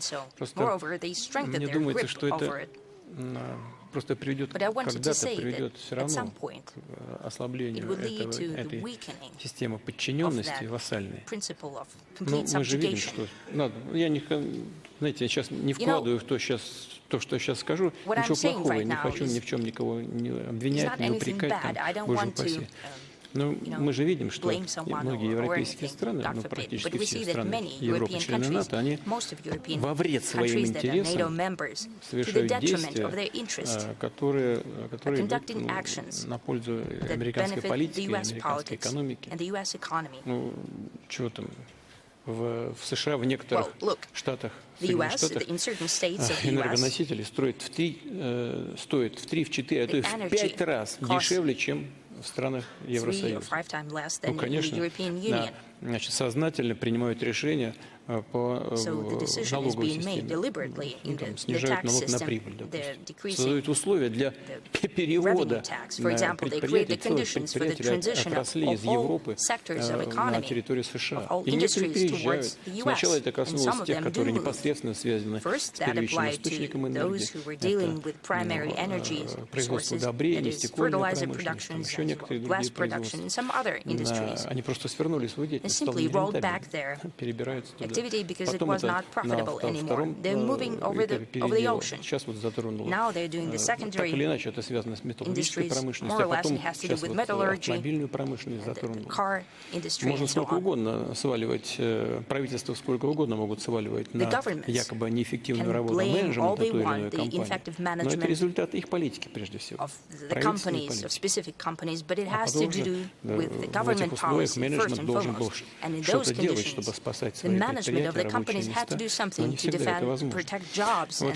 А если, и поэтому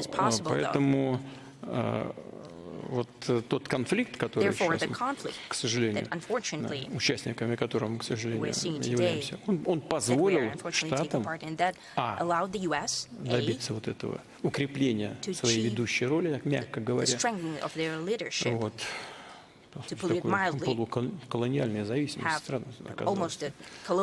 Честно говоря, даже я этого не ожидал. То же самое с Японией происходит. Мы что плохого Японии сделали? Это ничего вообще. Ни одного шага, ни одного слова. Они взяли против нас санкции. С какого перепуга? Теперь вопрос возникает, а что с этим делать?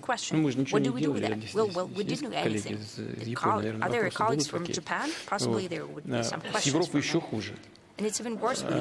Знаете, я уже говорил, но я не откажу себе в удовольствии вспомнить разговор с бывшим канцлером ФРГ Колем в 1993 году, когда мне посчастливилось присутствовать при его разговоре с бывшим мэром Петербурга, когда я еще не забыл немецкий язык, я в качестве переводчика функционировал.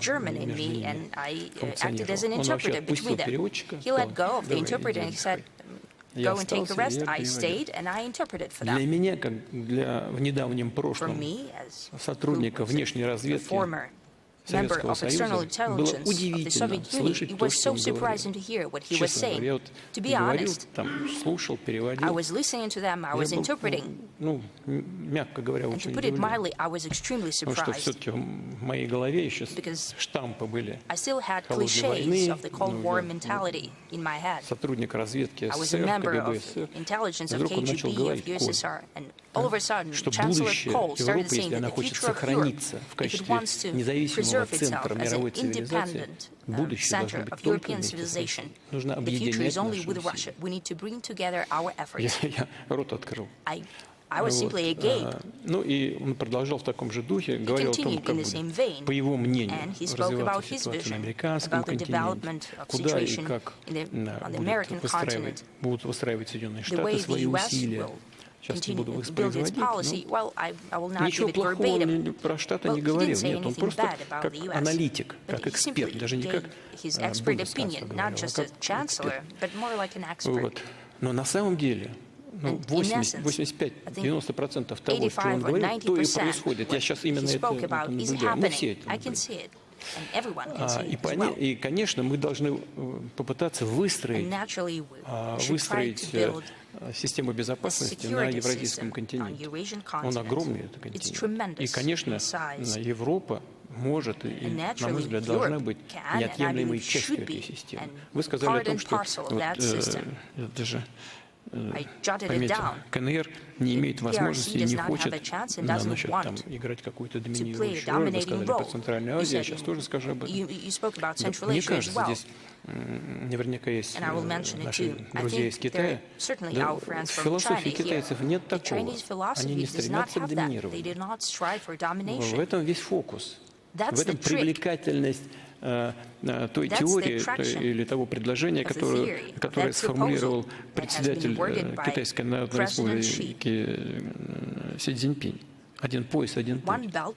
Один пояс и один общий путь. Это не только китайский путь, это общий путь.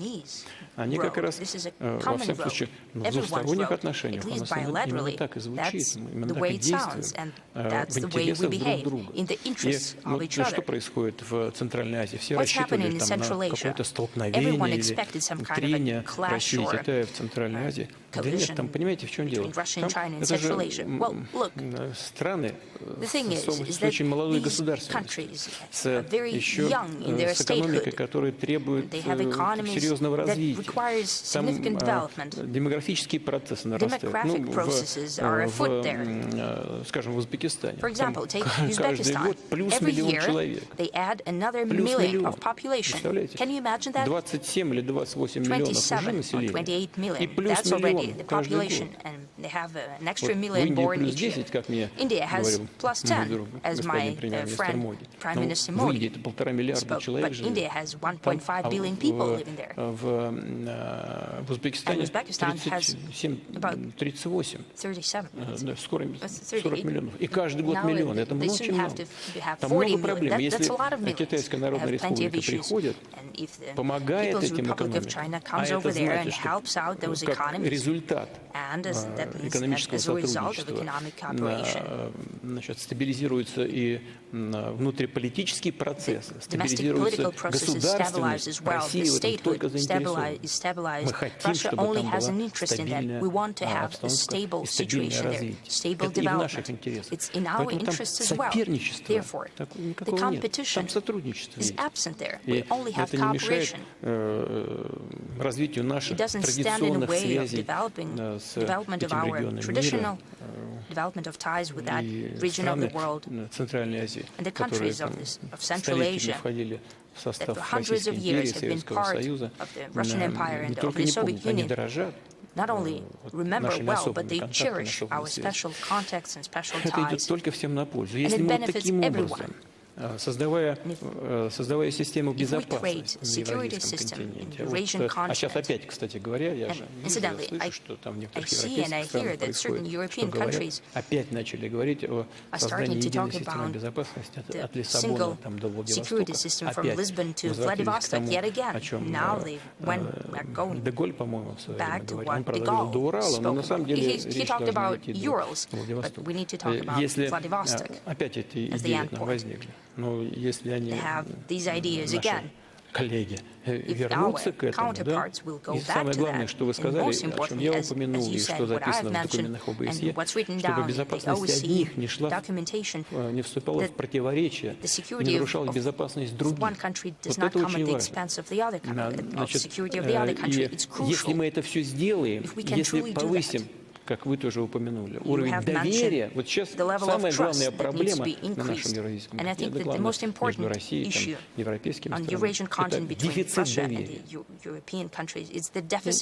Можно как угодно ругать Россию, и, наверное, мы тоже допускаем много ошибок, когда нам, слушайте, говорят, что мы пошли на подписание Минских соглашений по Украине только для того, чтобы дать возможность Украине перевооружиться, и совсем не собирались мирным образом, способом решать этот конфликт.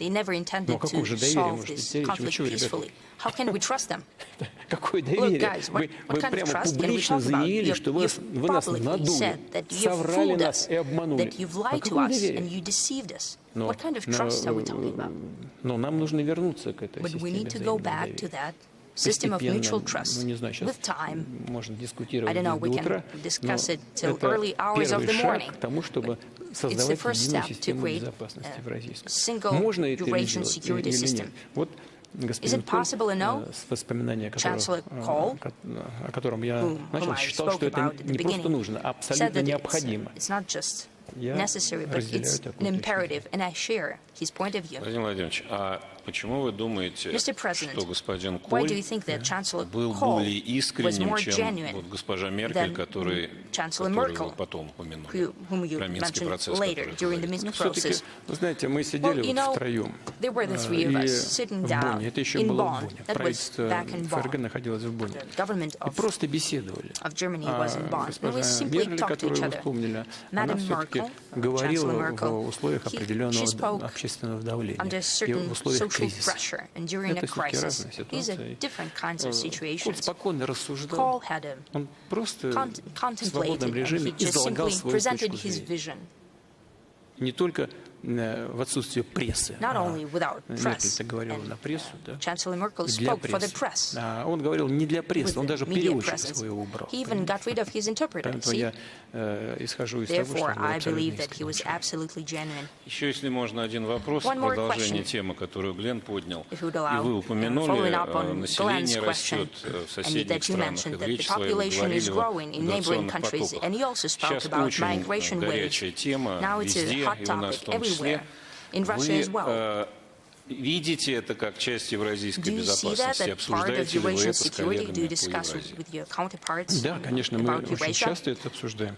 Я уже говорил, вот сейчас у нас исторически низкий уровень безработицы, 2,4%, фактически нет безработицы. У нас есть нехватка рабочих рук. И, конечно, нам для развития экономики нужны рабочие руки. И более того, отсутствие должного количества рабочих рук, это является на сегодняшний день одним из основных препятствий нашего экономического роста. У нас вот прямо сейчас, значит, вот прямо сейчас в стройке где-то 500 000 600 000 человек. Отрасль возьмет и не заметит. В промышленности 250 000 человек нужно.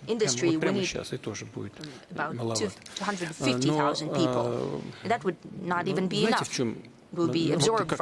Первый этап. Нам нужно создать такие условия, когда люди, к нам приезжающие на работу, будут к этому готовы. Они будут владеть хорошо русским языком, знать наши традиции. Мы много раз об этом говорили.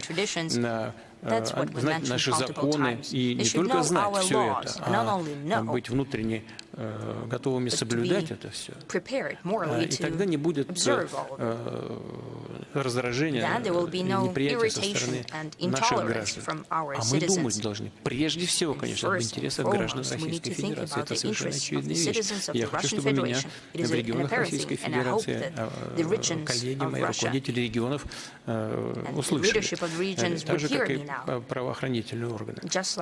И что касается людей, которые к нам приезжают, они тоже должны жить в современных человеческих условиях, пользоваться всеми благами цивилизации в сфере здравоохранения, образования и так далее.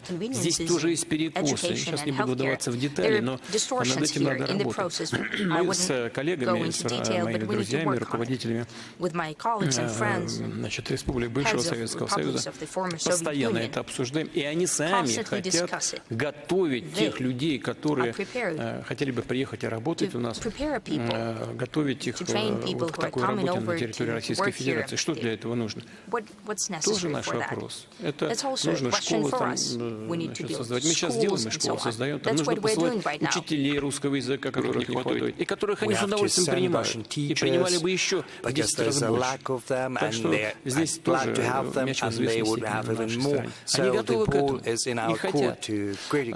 Вместе будем это делать. Но в перспективе, надеюсь, в недалекой перспективе, нам нужно следить за тем, чтобы на российский рынок туда попадали прежде всего люди с хорошим образованием, хорошо подготовленные профессионально. И часть людей, которые приезжают сегодня к нам, оставались бы работать у себя, и чтобы мы там создавали производства, которые будут включены в общую цепочку производства определенных товаров. И мы бы загружали их заказами, они бы производили какие-то компоненты чего-то, финальная сборка могла бы быть у нас или у них, и тогда люди не только в Узбекистане, но и в Таджикистане, в Казахстане, в Киргизии, имели бы рабочие места там, на родине, жили бы в среде своего родного языка, своей культуры, но в целом это была бы общая кооперация. В известной степени нам нужно воссоздать те кооперационные цепочки, которые были еще в рамках Советского Союза. Ну, конечно, на новой технологической базе, на новой логистической базе. И тогда общая система будет более устойчивой, а темп роста для всех участников этого процесса был гарантирован. The economic growth rates for all participants of this process. Nor is there going to be such a high level of tensions right now. You know, we've just spoken about AI and other opportunities. The lack of labor force, and all experts agree on that, has to be compensated for thanks to new technological opportunities. Technology has to be propelled to a new level, and our production capacities have to be built on a new level, and we need to raise our efficiency as well. And I suppose this is doable. Спасибо. Very much so. Thank you. Большое событие вчера было. Весь мир следил за твоим дыханием. Соединенные Штаты выбрали нового президента. На вашем президентском веку это шестой. Он же четвертый, но так бывает. У вас какие-то остались воспоминания, может, о ком-то из них более приятные, менее приятные, с кем было работать интереснее? Вы знаете, ведь вообще они все интересные люди. Трудно себе представить человека, который оказался под вершине власти в одной из ведущих стран мира и был бы абсолютно ничтожным, глупым, неинтересным человеком. Дело в том, что внутриполитическая культура в США такая, что она становится, внутриполитическая борьба становится все острее и острее, используются всякие приемы оппонентами и политическими противниками действующего главы государства. для того, чтобы как-то предопустить, причем используются такие инструменты, которые часто являются нелицеприятными и далеки от показателя вот этой политической культуры. Ну, не знаю, вот помните, на Буша сколько было нападок всяких. И он такой, значит, неграмотный, неинтеллигентный, не знающий, в районе все это.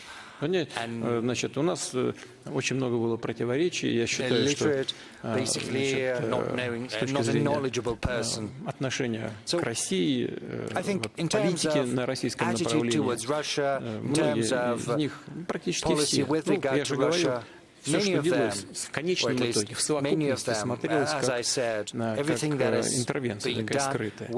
Но в личностном плане, я вас уверяю, тот же Буш, который был до этого, значит, губернатором Техаса, это сложный штат, огромный, значит, он был успешным губернатором. И когда я с ним общался, уверяю вас, он ничем не уступает любому из сидящему в этом зале. He is just as good as any expert who sits in this room right now. However, he has been portrayed as a person with a low IQ or any other type of accusation mounted against him by political opponents. You know, I talked to him, I stayed at his house in Texas, I met his parents at their home and they came to see me. And I can tell you, I spoke to his father, also former US president. Well, of course, he was no longer president, but he said quite sincerely to me, we made a huge mistake when we started to boycott the Olympic Games in Moscow, and this, Russia followed suit, you know, because Russia boycotted the US Olympics. He said it was a huge mistake, it was just nonsense, but, you know, that said, still, that continues because under external pressure, the International Olympic Committee has basically turned into a circus. They've commercialized the Olympic movement, destroying the Olympic movement with their own hands. But, you know, I'm talking about the people I had to work with. All of them were a prominent personality. And they ended up of the political Olympus not by coincidence. And what about the future president? Well, you can have any attitude toward him, you know, because during his first iteration as president, he was dubbed as mostly a businessman, that he is not very well versed in politics, he can make a lot of mistakes. But from the outset, I can tell you that his behavior when there was an attempt on his life, you know, I was impressed. He is a courageous person. И дело не только вот в поднятой руке и в призыве бороться за свои, за их общие идеалы. Дело не только в этом. Хотя это, конечно, знаете, на драйве, на таком values and ideals. Of course, there was a rush of adrenaline, but a person shows their true color in these emergencies. And this is precisely one of those cases, and I think he acquitted himself admirably in a valiant fashion as a man. Что касается политики, вот в первой итерации, politics is concerned, I don't know, during his first presidency, I don't know whether he's going to hear that, but I think I'm going to say that regardless. I think he was harassed by everyone on all sides, bullied. He was afraid of making a step to the left or to the right, saying the wrong thing. I don't know what's going to happen right now during his new presidency, because this is going to be his last presidency. Whatever he does, it's up to him to decide.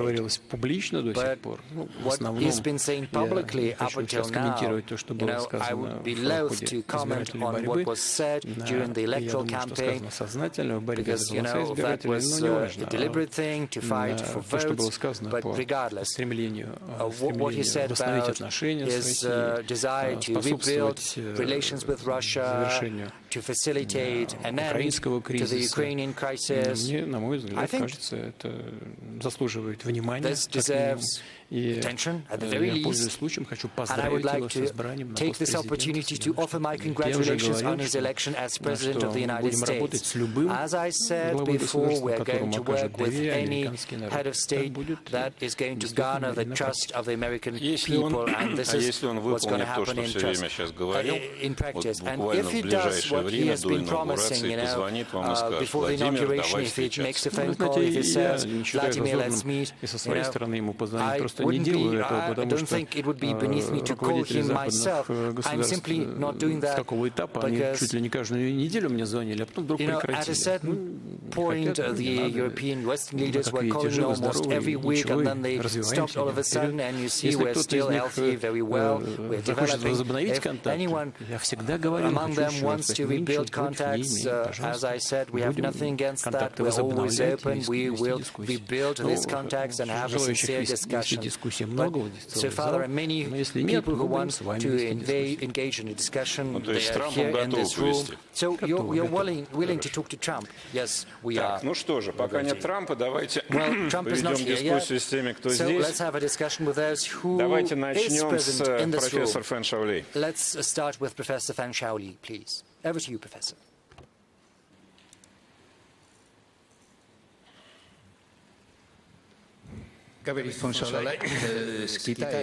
Professor Fan Shaolai, I'm from China. Mr. President, I'm very glad to see you once again. From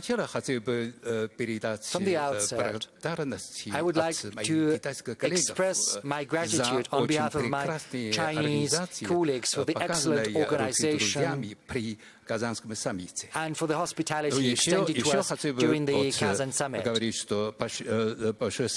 I would also like to say a huge thank you for your personal support shown to the Valdai Club. I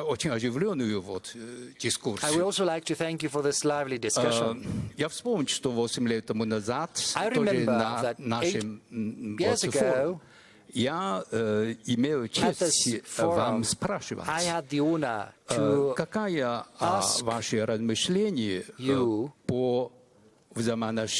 about what you think about the relation between Russia, the US, and China. And you gave me a very apt, very accurate answer. You said that this relation should be built on mutual respect and it should be mutually beneficial. It's been 8 years now. The world is changing drastically. You know, there is rivalry, there are sanctions, there is strategy's partnership, but at the same time, Russia and China are building a strategic partnership. They're cooperating. And the cooperation within BRICS is also developing successfully. So my question is the same. What's your assessment of the current and future dynamics in terms of strategic partnership between Russia and China? And secondly, is it going to be possible to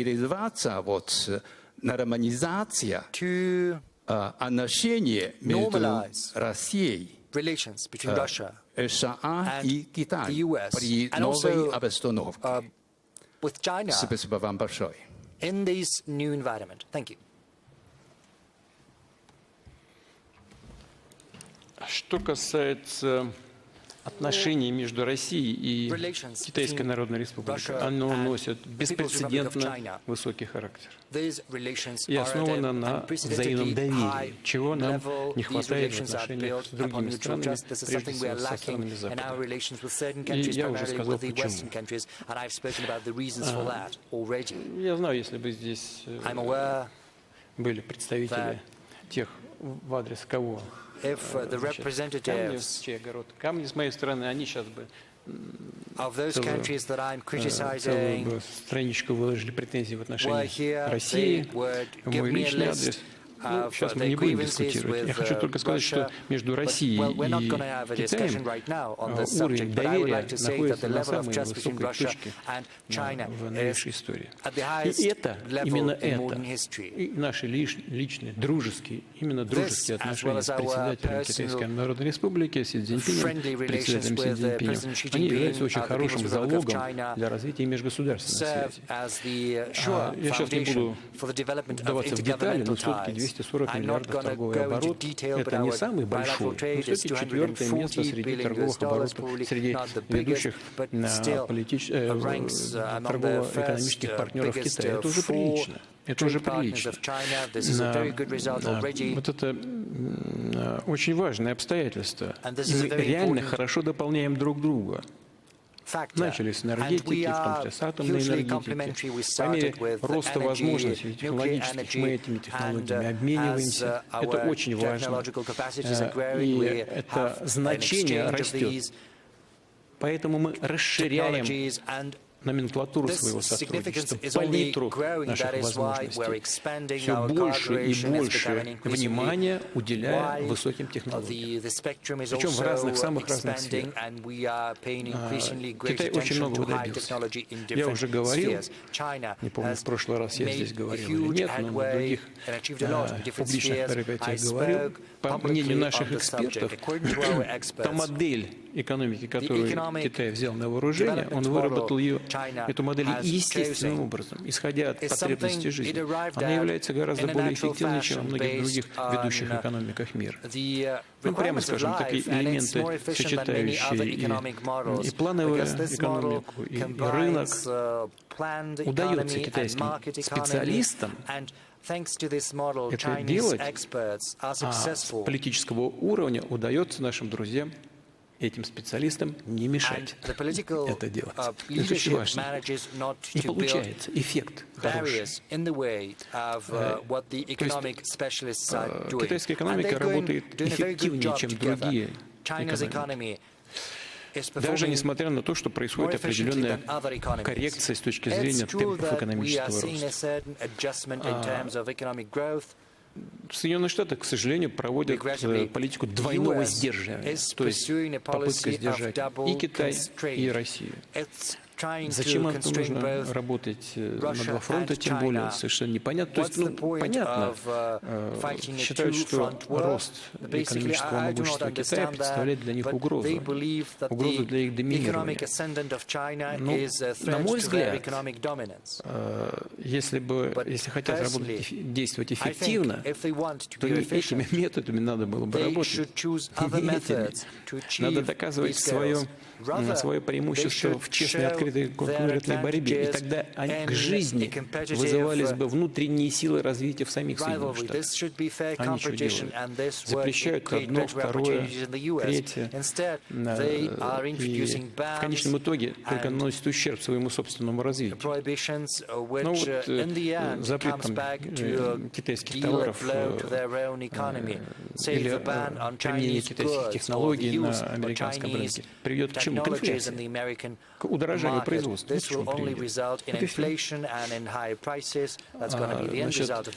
Что касается нашего взаимодействия, то, где пытаются те области, в которых пытаются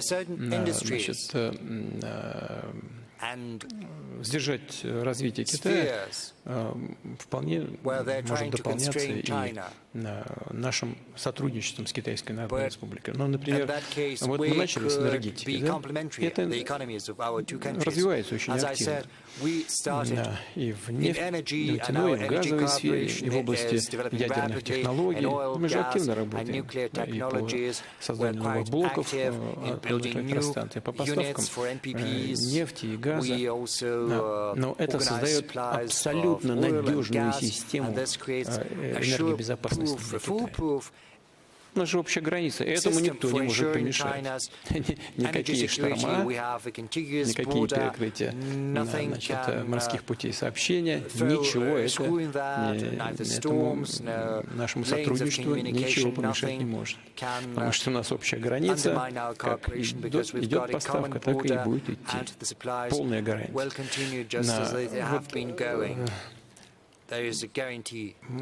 Мне думается, что если бы те же Соединенные Штаты поменяли вектор в отношении и России, и Китая, то есть не проводили бы политику двойного сдерживания, а проводили бы политику трехстороннего сотрудничества, это выиграли бы все.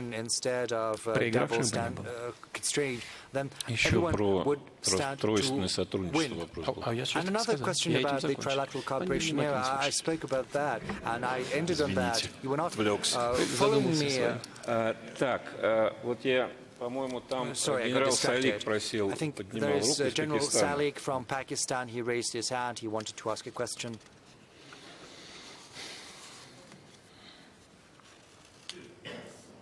Thank you very much, Mr. President. My question is about the stability between the global powers.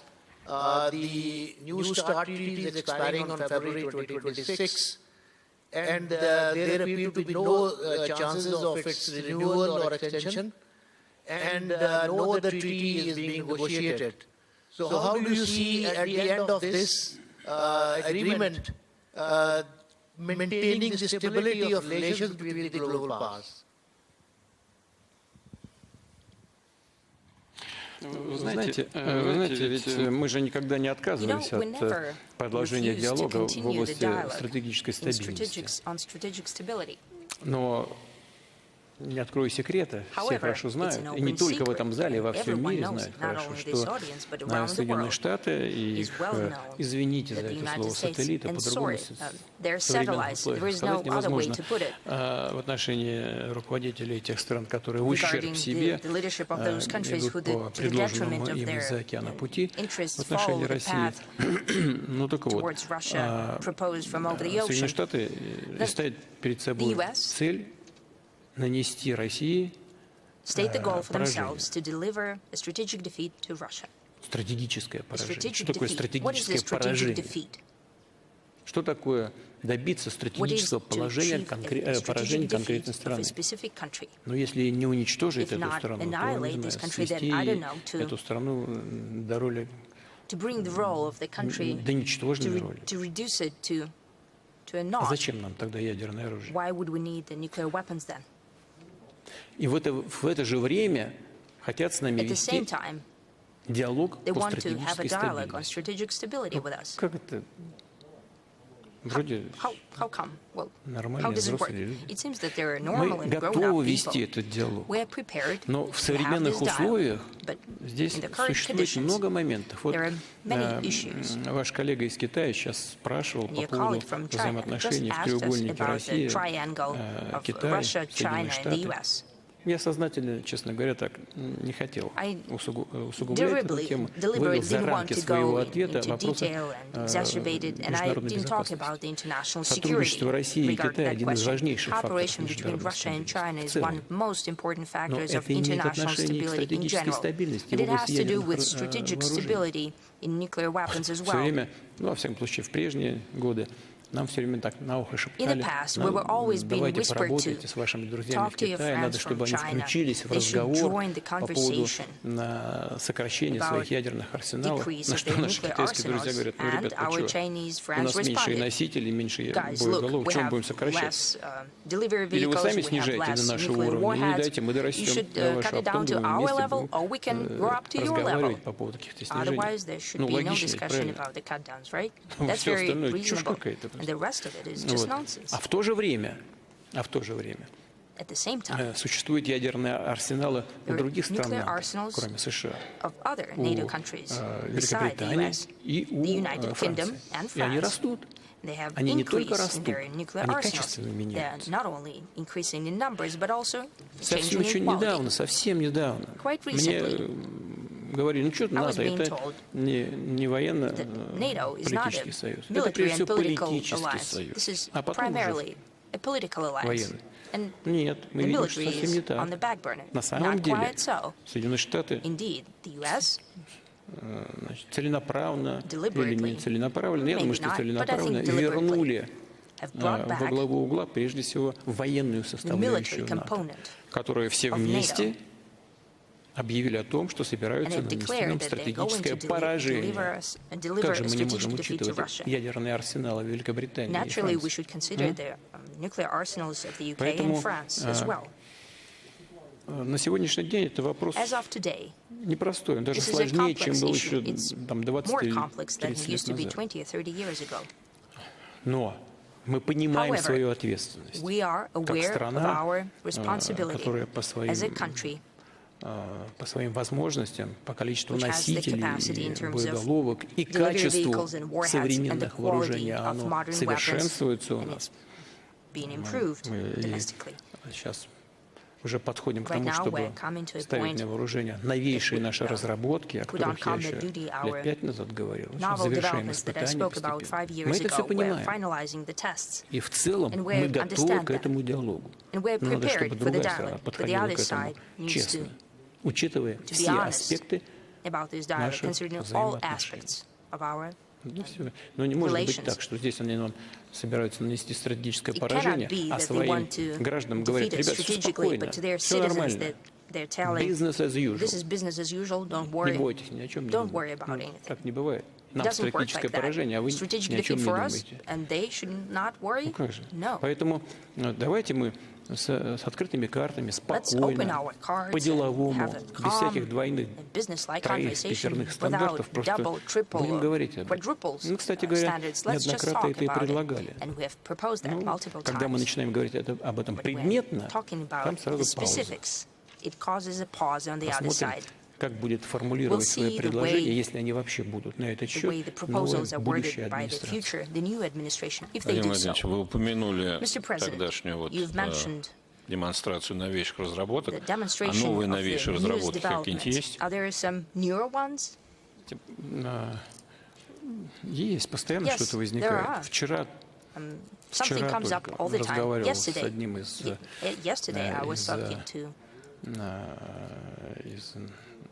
руководителей одного из крупнейших наших концернов, он докладывал о своих идеях в этой сфере. Ну, просто об этом пока Спасибо.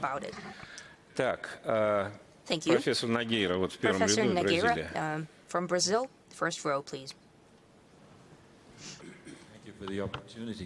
I'm Paulo Nogueira Batista from Brazil. And I'd like to ask you, Mr. President, if you could expand a little bit on two topics you touched upon in your presentation and comments, BRICS and U.S. dollar. What role do you see for the BRICS in constructing alternatives to the unreliable and dysfunctional dollar system?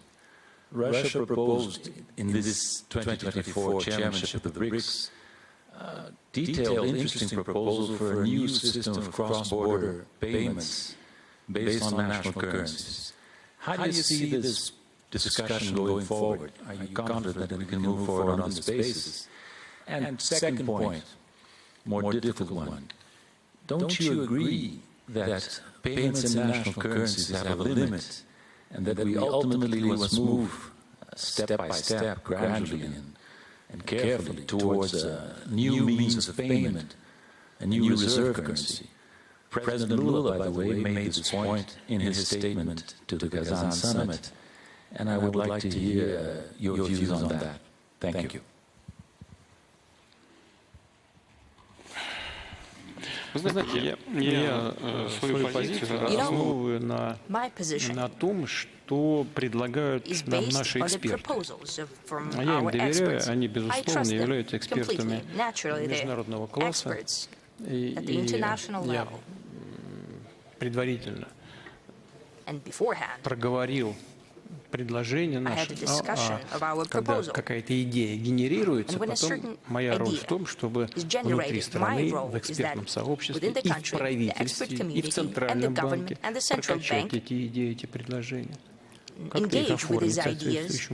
So these ideas are shaped in a certain way. When everyone understands what they're talking about, we should propose these ideas to our partners. Я вот одну из таких идей и предложил президенту That Луле. was one of my proposals Он to President Lula. заинтересовался. Он принимал наших экспертов у себя в Бразилии, причем на очень хорошем уровне. Пригласил на эти встречи и представителей Центрального банка, и Министерства финансов, и, в общем, практически весь экономический блок. All of the economic part of the government. Наши коллеги, друзья в Бразилии заинтересовались. Я сейчас два слова скажу о том, о чем идет речь. То же самое мы сделали и с другими странами БРИКС. Я лично практически со всеми руководителями разговаривал, со всеми. И всем эти идеи в целом понравились. О чем идет речь? Ну, первая новизна в чем? Мы предлагаем создать новую инвестиционную платформу, используя электронные активы, развивая их. То есть речь идет о том, чтобы создать такую платформу электронных платежей, с помощью которой можно было бы инвестировать в развивающиеся рынки. А это прежде всего рынки Южной Азии, Африки, отчасти Латинской Америки. Повторю еще раз, почему мы так думаем? Мы думаем так потому, что там происходят очень сильные демографические процессы, рост народонаселения, там осуществляется накопление капитала, там еще недостаточный уровень урбанизации, и он будет точно нарастать, а если урбанизация будет расширяться и нарастать, там будут возникать новые центры экономического роста. И люди там будут стремиться, а значит за ними и правительство, к подъему уровня жизни и уровня благосостояния. На наш взгляд, именно эти регионы мира и будут развиваться наибольшими темпами. Китай, Российская Федерация, Саудовская Аравия, некоторые другие страны, по нашему мнению, тоже будут расти, но гораздо более серьезный рост, бурный рост будут показывать те регионы мира, о которых я только что сказал. Они будут нуждаться в инвестициях, в технологиях и в кадрах, в подготовке кадров. Используя новые возможности инвестиционные, новую платформу, нам, думается, это можно будет обеспечить.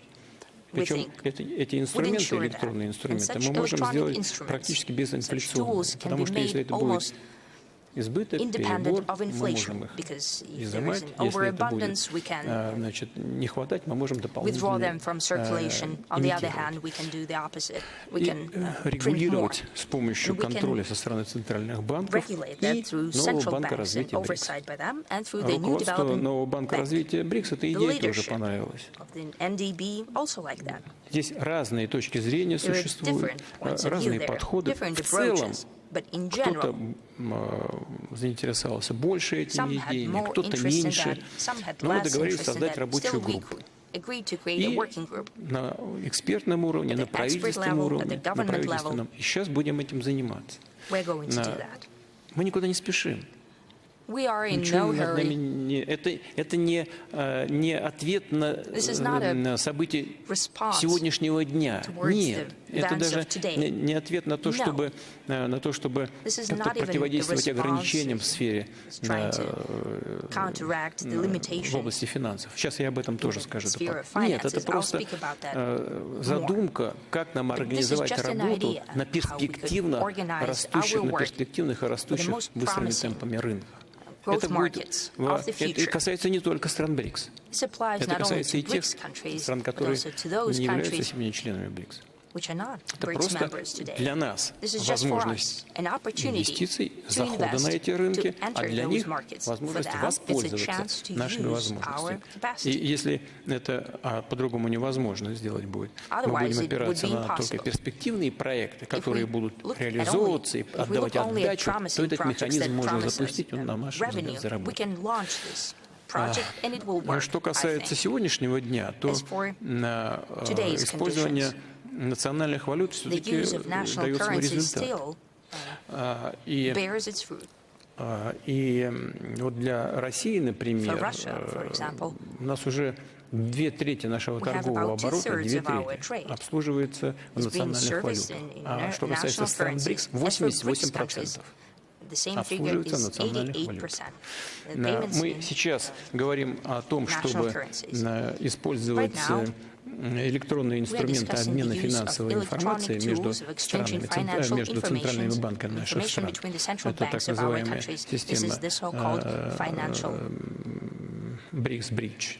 Мы обсуждали на экспертном уровне со всеми нашими партнерами по БРИКСу. И вторая система – это тоже в рамках БРИКСа мы говорили о расчетах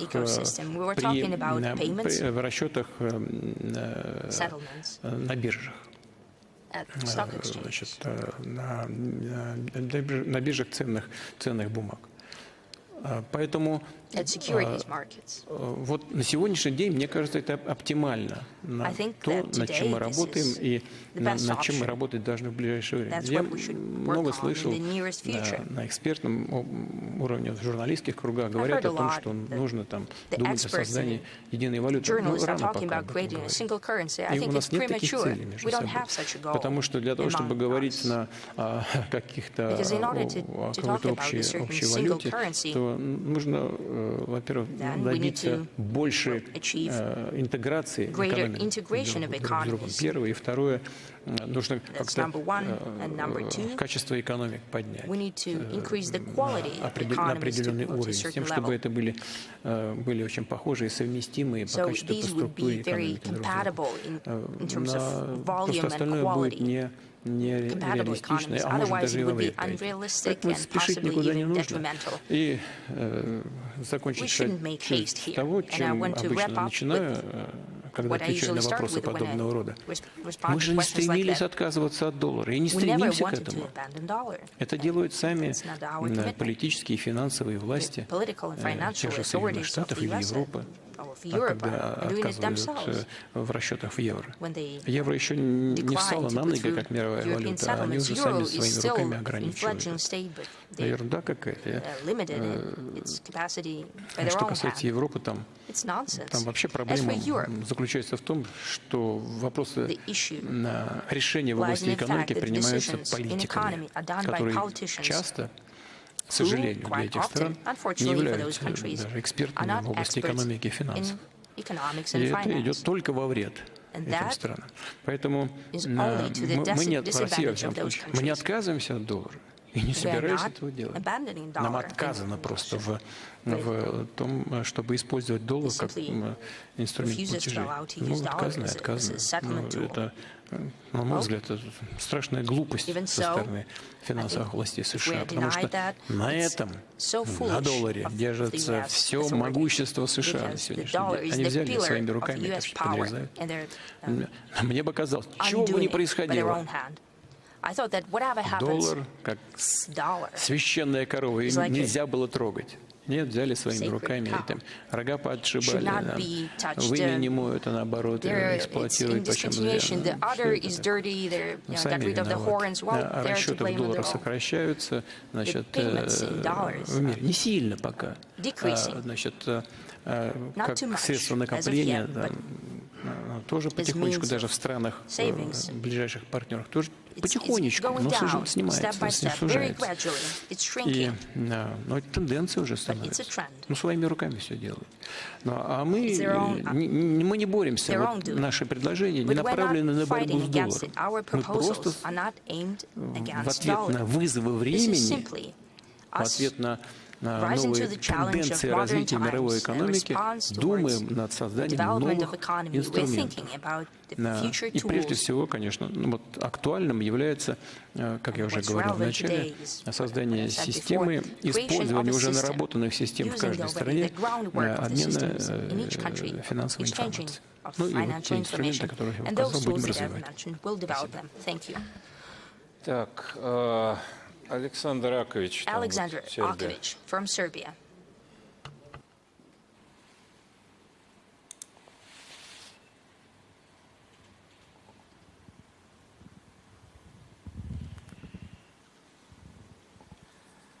Dear Mr. President, I am Alexander Rakovic, historian from Belgrade, Serbia. It is my honor to see you, listen to you, and talk to you again. My question for this night for you is, according to your opinion, what are the state and individual mechanisms that Russians, Serbs, and other people around the globe must use to defend our traditional values and protect ourselves and our identities from the invasive and imposing Western ideology that we saw this year at the opening ceremony of the Olympic Games in Paris. Thank you. Что касается того, что мы видели на открытии, я, честно говоря, даже не смотрел вначале, потом мне сказали, что происходило. Someone told me afterwards, and I did give it a watch. Я не знаю, на что рассчитывали, зачем это делали. Do what they wanted, why the organizers chose that, and why it was greenlit by the International Olympic Committee. It was an insult to millions of Christians, of believers. Why there is a need to insult anyone, I do not quite see that. Why there is a need to insult the sentiments of Christians, those who organized that say they didn't want to insult anyone, but the same happens with regard to the Islamic community when the Quran is being burned, or when there are some illustrations and caricatures with the Prophet, and when such things are being published under the aegis and pretext of protecting freedom of speech. Well, I'm just repeating what I have spoken about on multiple occasions. Because the freedom of one person or society and where the freedom of other persons starts. Because, you can insult someone and religious feelings of other people and say, this is my freedom, but this would lead you as far as to, I don't know, murder someone. Because if you want to murder, is it going to be like encroaching on your freedom? Well, of course, that is nonsense. People краев не видят, как у нас в народе иногда говорят. Но есть ли какое-то видение чего-то? Ну, хорошо, и будь при своем видении этого чего-то. Но если ты знаешь, что это может оскорбить другого человека, воздержись от того, чтобы делать. Вот и все. Правило простое. Они вот считают возможным действовать таким образом. Это, кстати, так же, как и возможность мужчинам выступать в женских видах спорта, убивает просто женский спорт. Если уж, извините, я затронул эту тему.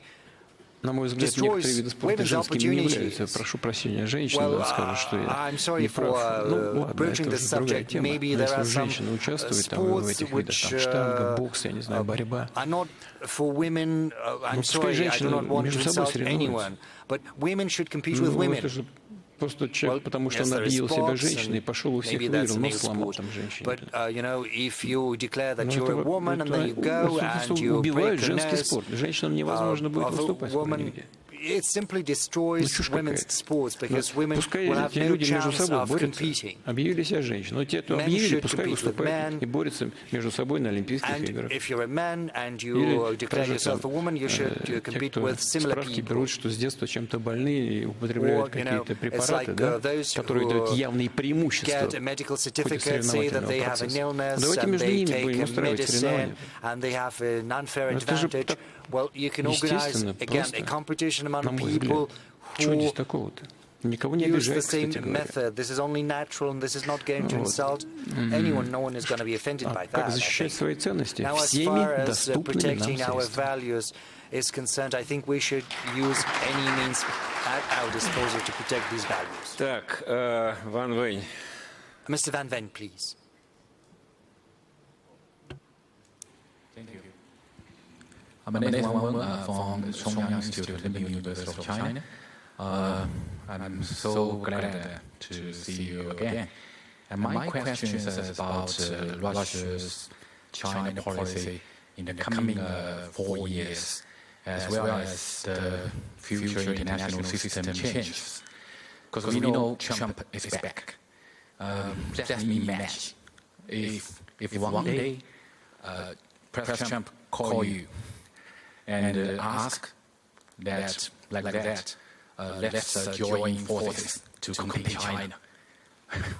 What would you respond? And will you accept President Trump's suggestion, so-called uniting with Russia and resisting China? And my second question is about the future's international system change, because you often mentioned that international system is ongoing fundamental change. So in your eyes, what will the international order and framework in the future looks like? And in your eyes, in the future international order and system, what role should Russia, China, United States act or plan in the future? And how do you consider to coordinate the triangle relationship among Russia, China, and the United States? Thank you. Попробую ответить как можно кратко. Первое.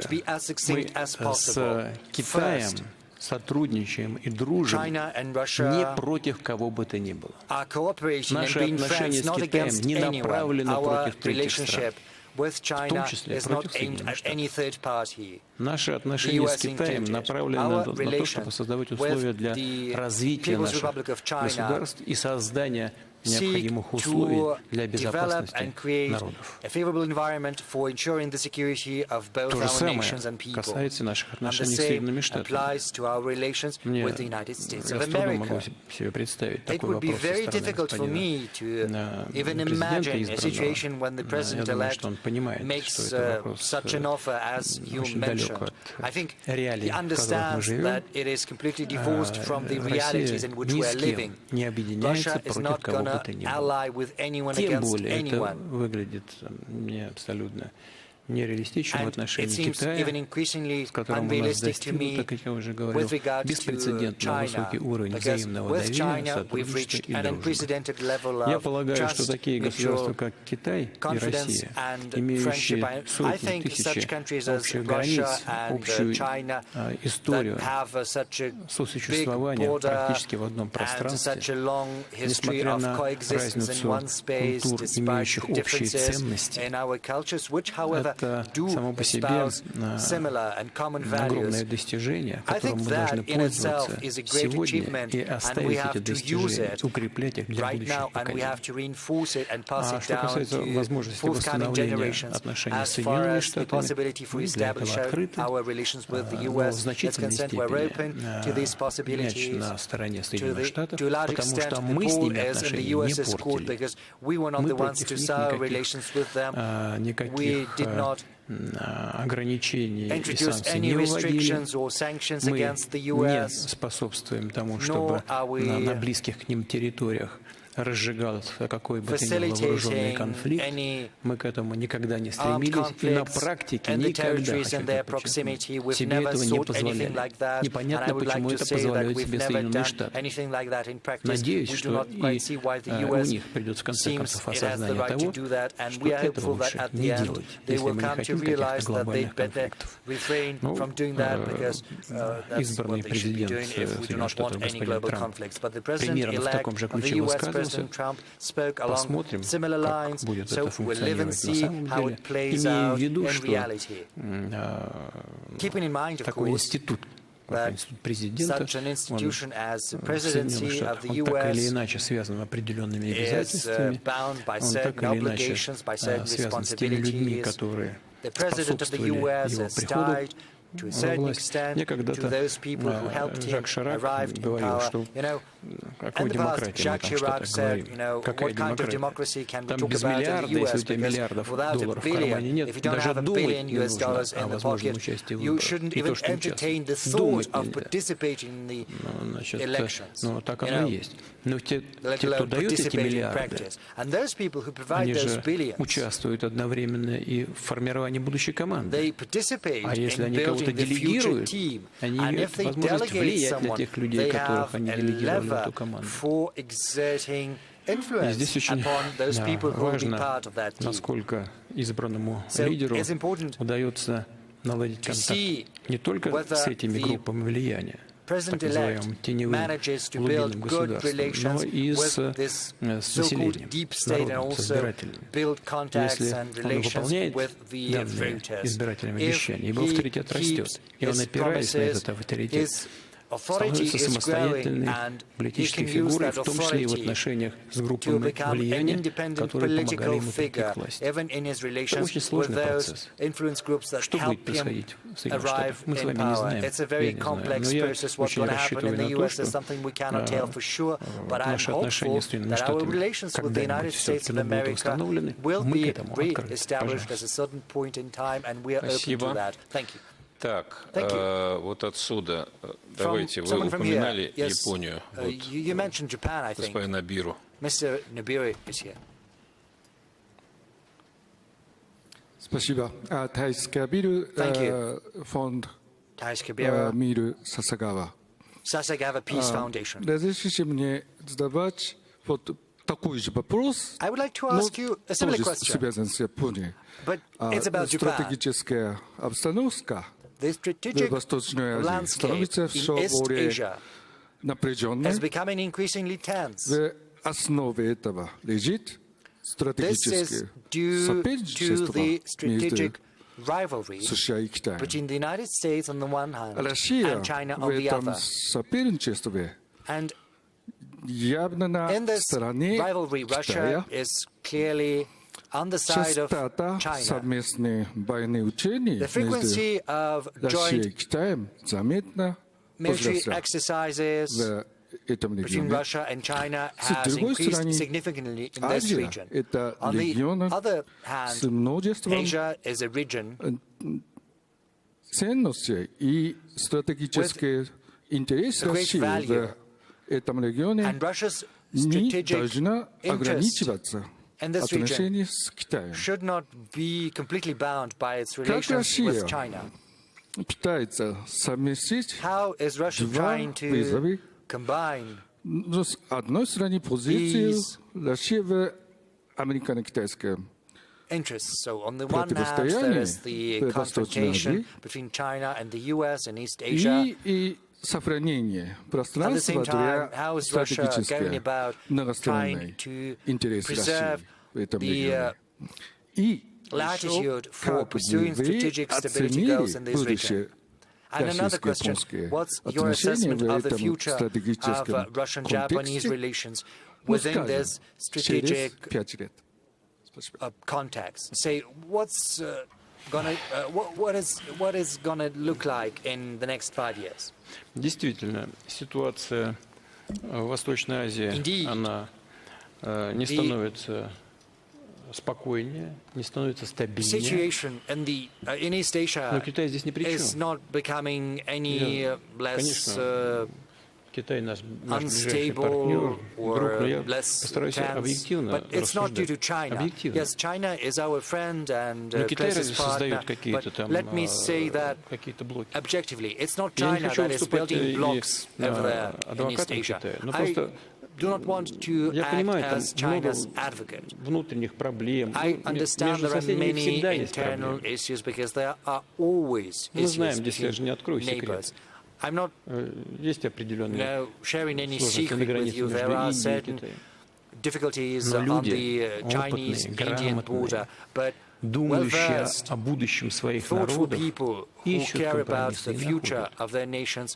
Так, как это делает сейчас и премьер-министр Индии, и председатель Китайской Народной Республики.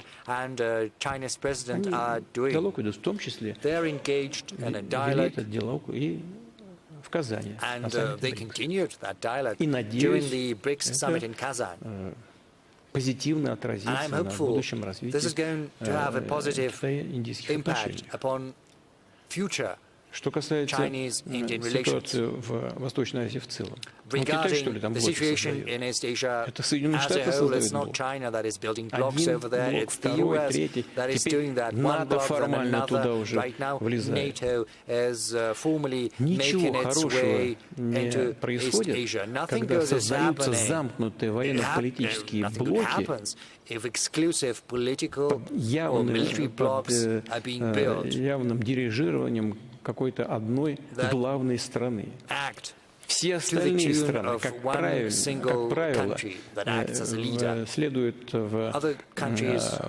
работают в режиме интересов этого государства, который создает эти блоки.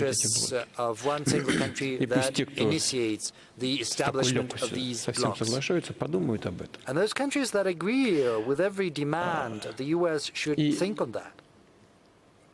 Если возникают какие-то вопросы, они всегда возникают между соседями. Ну, всегда.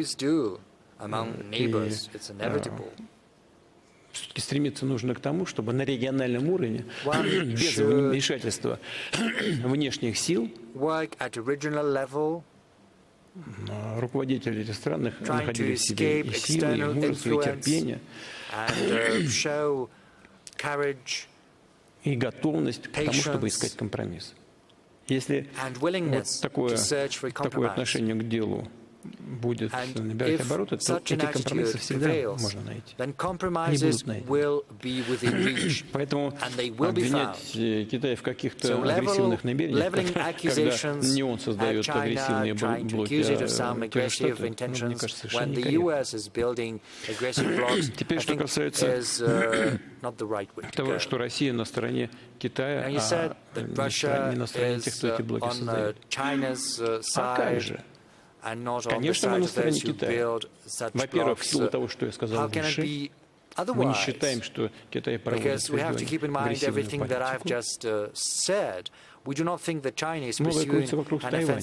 Все формально признают, да, Тайвань — это часть Китая. А на деле действуют совершенно в другую сторону, провоцируя ситуацию на сторону обострения. Зачем? А не для того же, для чего спровоцировали украинский кризис, чтобы создать кризис в Азии, а потом сказать всем остальным: ребята, давайте ко мне сюда поближе, потому что без меня вы не справитесь. Может быть, такая логика там и в Азии тоже работает. Поэтому мы действительно поддерживаем Китай и в силу того, что мы считаем, что он проводит абсолютно взвешенную политику, еще потому, что это наш союзник. У нас очень большой торговый оборот. Мы сотрудничаем в сфере безопасности. Вы сказали, что мы проводим учения. Ну да. А разве Соединенные Штаты не проводят учения? На постоянной основе. На постоянной основе. И с другими странами проводят учения.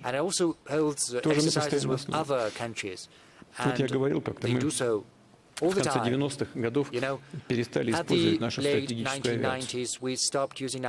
Она не совершала дальних полетов в нейтральной зоне. А США продолжали это делать. Мы смотрели, и тоже возобновили, в конце концов, полеты нашей стратегической авиации. Вот, также и в этом случае. США проводили там бесконечные учения. В конце концов, мы с Китаем тоже но эти учения никому не угрожают. Они направлены на то, чтобы обеспечить нашу безопасность. И мы считаем, что это является правильным And we инструментом, believe this is the right стабилизирующим tool ситуацию не that только helps stabilize the в situation Азии, not но и во just in всем. Asia, but across the globe in general. Странам региона здесь нечего опасаться.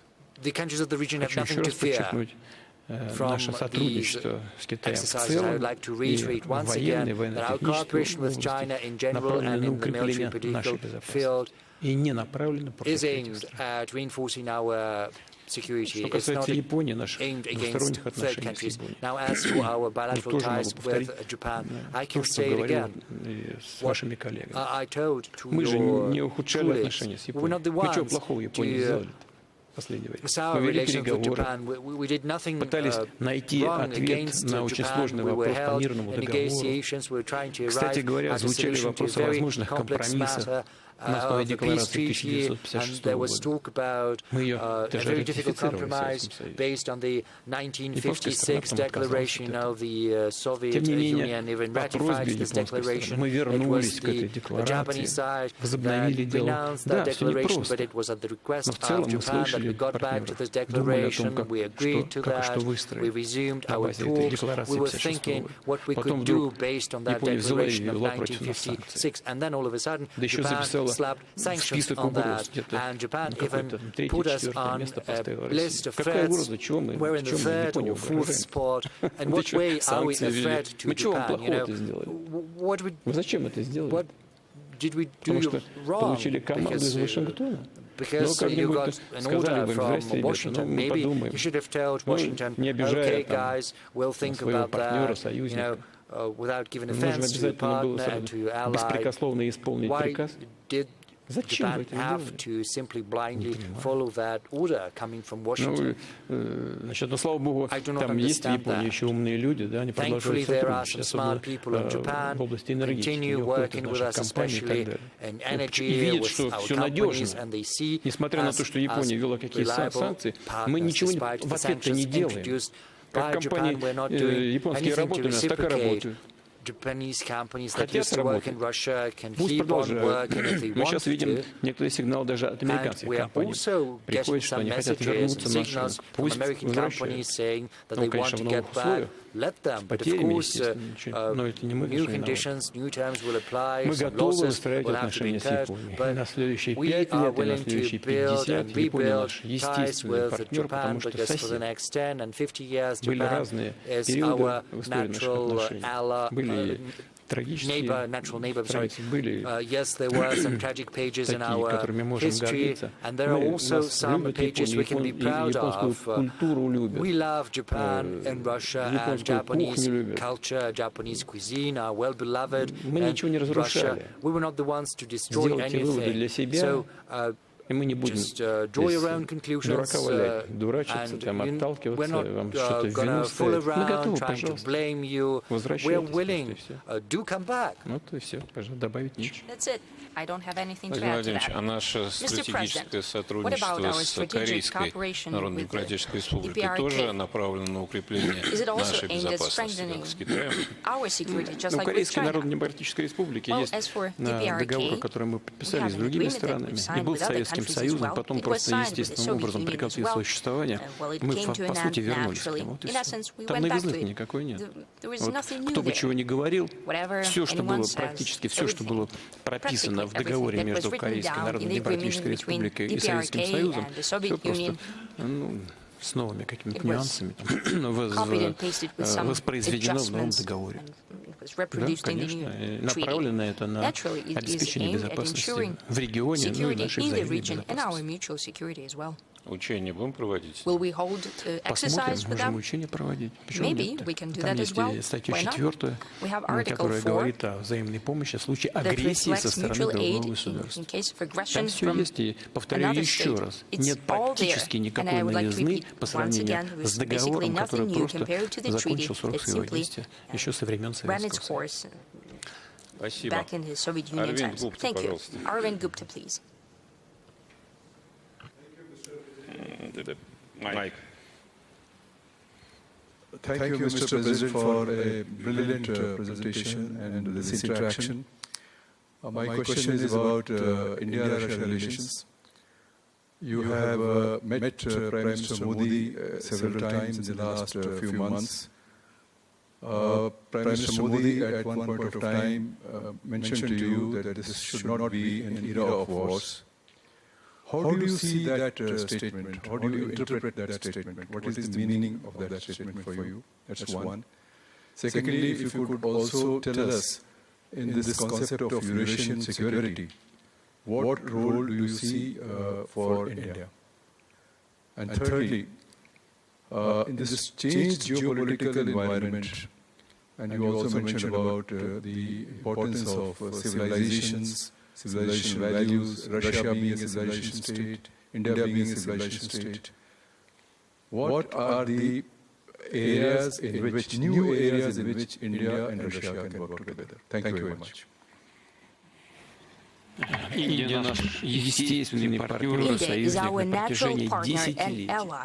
Думаю, что всем хорошо известно, какую роль сыграл Советский Союз, Россия в обретении Индии своей независимости, как мы поддерживали индийский народ на протяжении десятилетий. И за это время у нас сложились уникальные по своему качеству и уровню доверия отношения с индийским народом.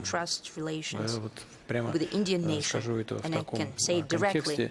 И насколько мы понимаем, насколько мы чувствуем, и со стороны наших индийских друзей, такой общенациональный консенсус существует по поводу развития отношений с Россией, с нашей страной.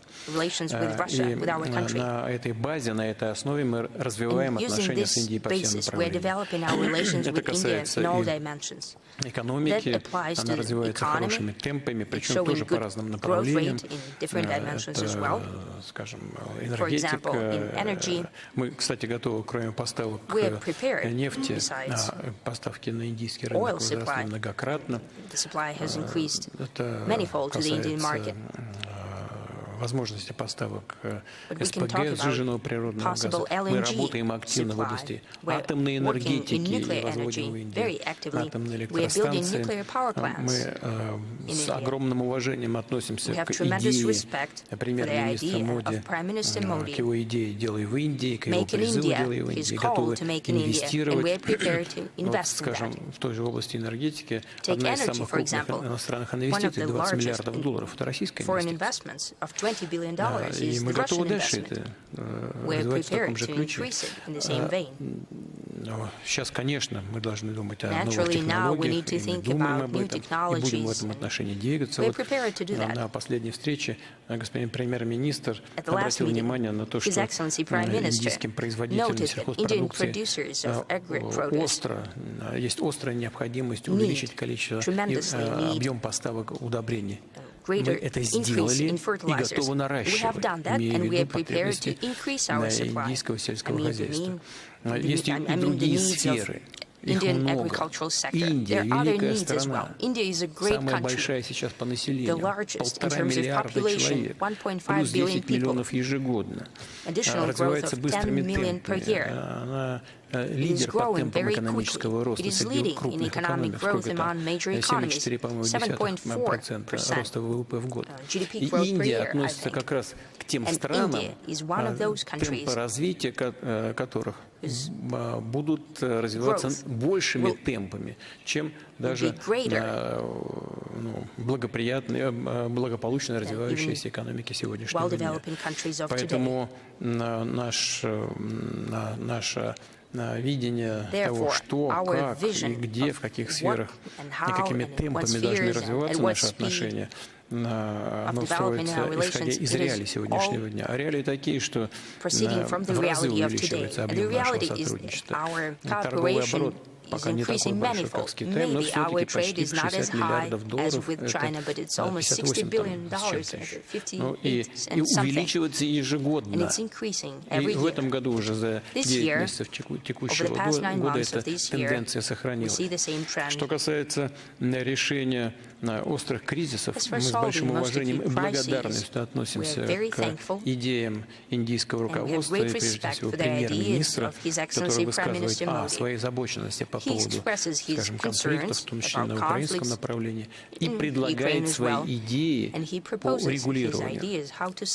Безусловно, это находится в поле нашего зрения, и мы без всякого сомнения не только благодарны премьер-министру за его внимание к этим проблемам, но и за его предложения и за то, что и как он делает в этой связи. Ну, а в целом, думаю, что отношения с Индией развивались высокими темпами, и у нас есть все основания полагать, что на базе того, что достигнуто до сих пор, мы будем двигаться еще даже более высокими темпами, чем на сегодняшний день. Но, кстати говоря, это традиционно, всем хорошо известно, развиваются отношения и в сфере безопасности, военно-технической области. Ну, посмотрите, сколько на вооружении индийской армии находится российской техники. Мы развиваемся здесь действительно с известным уровнем, высоким уровнем доверия.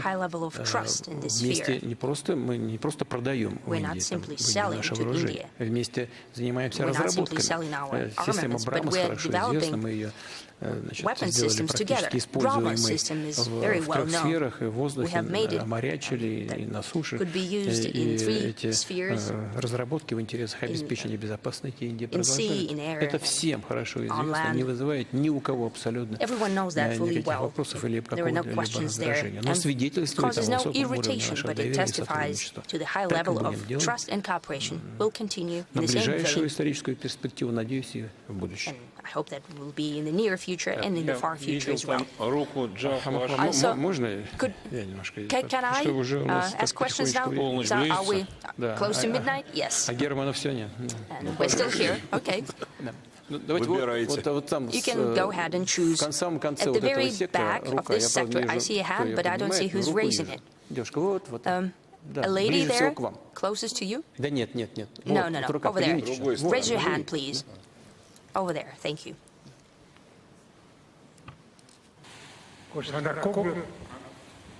Mr. President, from Greece, a country I'm sure you will agree with me, has no other options than to remain a friend and a brother of Russia for reasons which we cannot escape.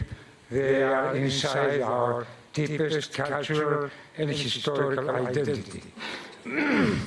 My question is the following one. 40 years ago, both the European welfare Keynesian capitalism and the Soviet hyper-centralized system have collapsed.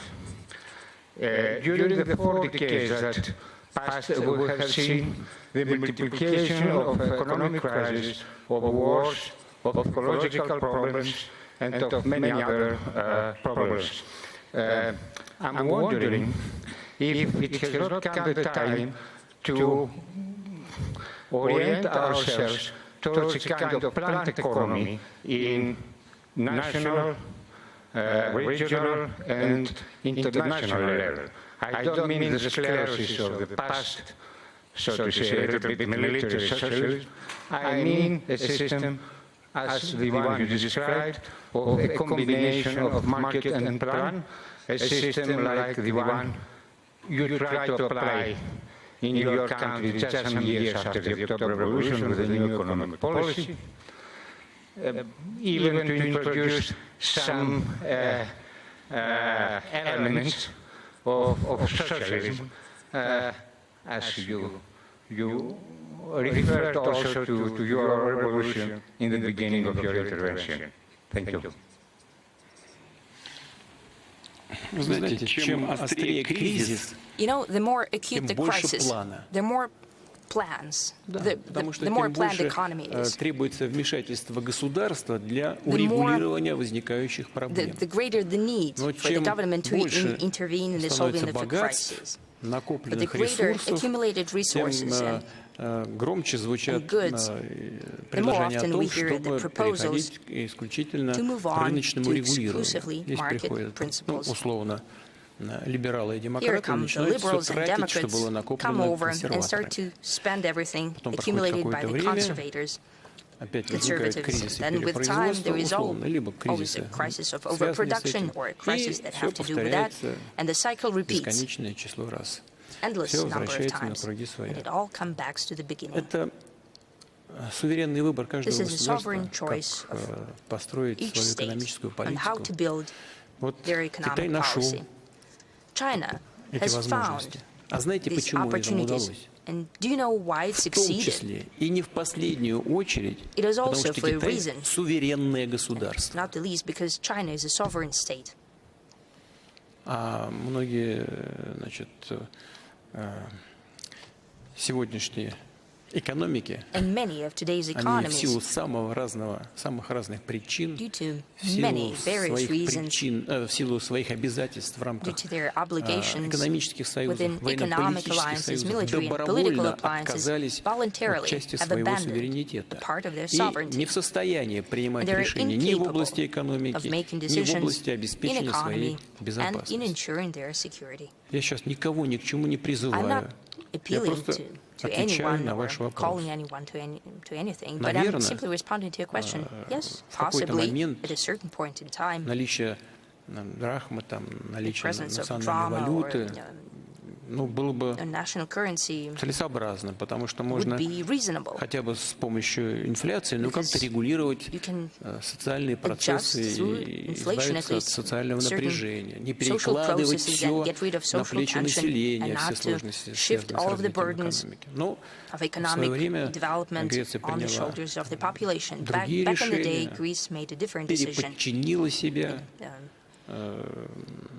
регулированию с помощью единой валюты и экономических решений в Брюсселе. Это не наше дело, это суверенный выбор греческого государства.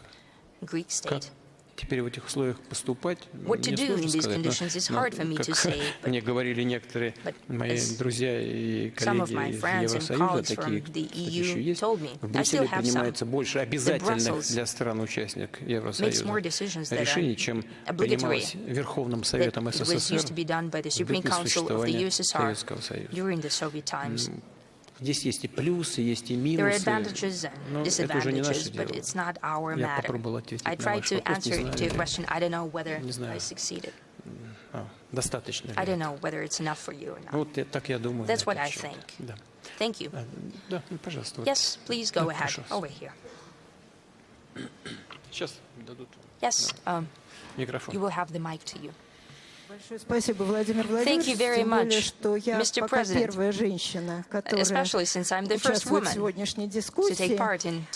Я хочу сказать, что I wanted to say that quite recently, starting with 2023, the African agenda became the Valdai agenda. It's very important because what's being discussed in Valdai is important not only for intellectuals and experts, but for all of our country. It is very symbolic that one day after we finish our work, we'll kick off the first Ministerial Conference of Russia and Africa in Sochi as well. At the BRICS press conference, you said that Africa, together with Southeast Asia, is one of the global Понятно, что за симпатии африканского населения сегодня очень большая конкуренция. Россия отношения прекрасные, несмотря на то, что в 90-е годы считается, Россия ушла из Африки. Когда пересекаешь границу, тебя спрашивают, откуда ты, и ты говоришь, я из России, они говорят, о, Раша Путин. Это действительно так, практически по всей Африке. И это связано, на мой взгляд, с тем, что Россия,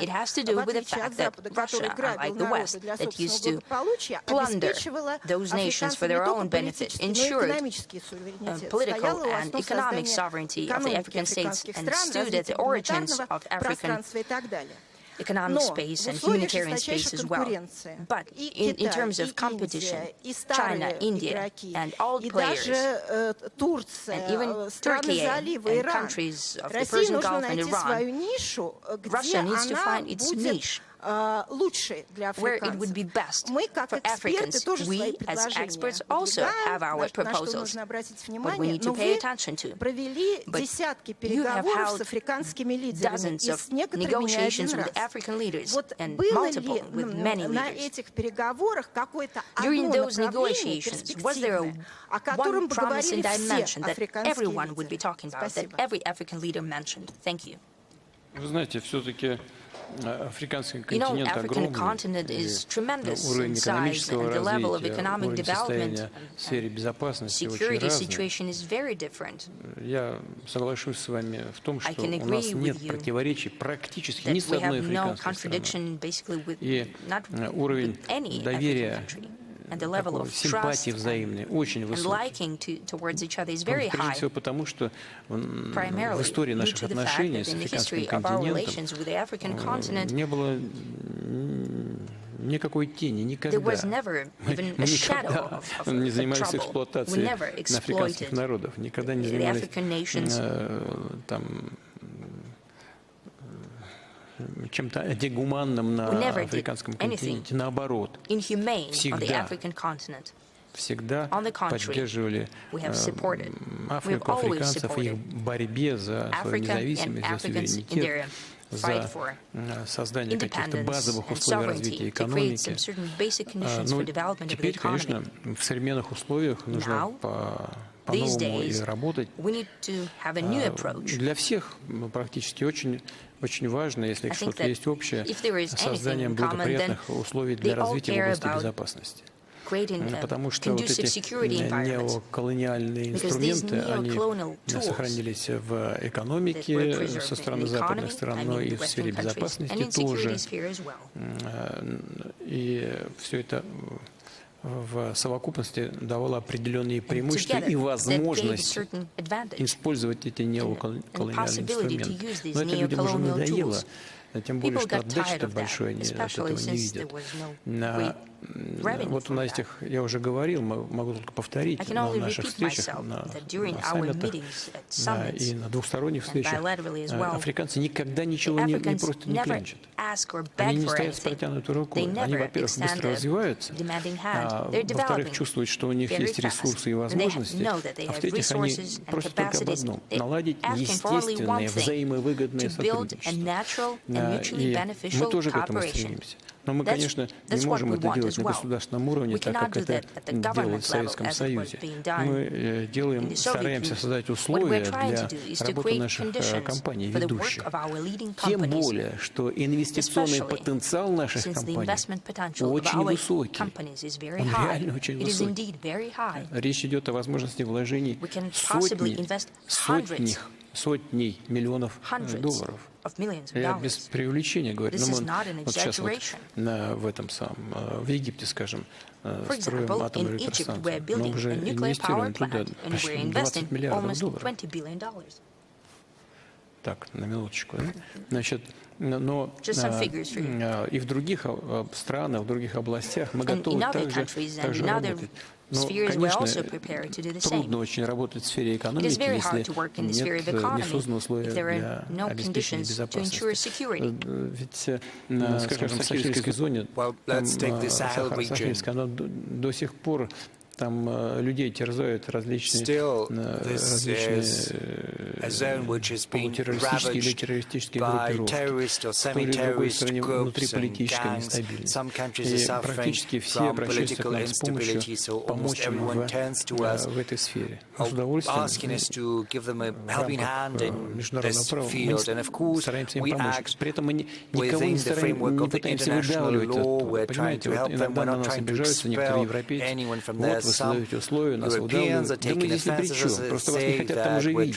Вот в этом все дело. И чтобы не образовался вакуума в сфере безопасности, они нас просят этот вакуум заполнить. Мы стараемся делать, но достаточно аккуратно, но все-таки настолько эффективно, насколько требуется для решения этой задачи. Да, очень много, и прежде всего нужно делать в сфере экономики. Мы постараемся в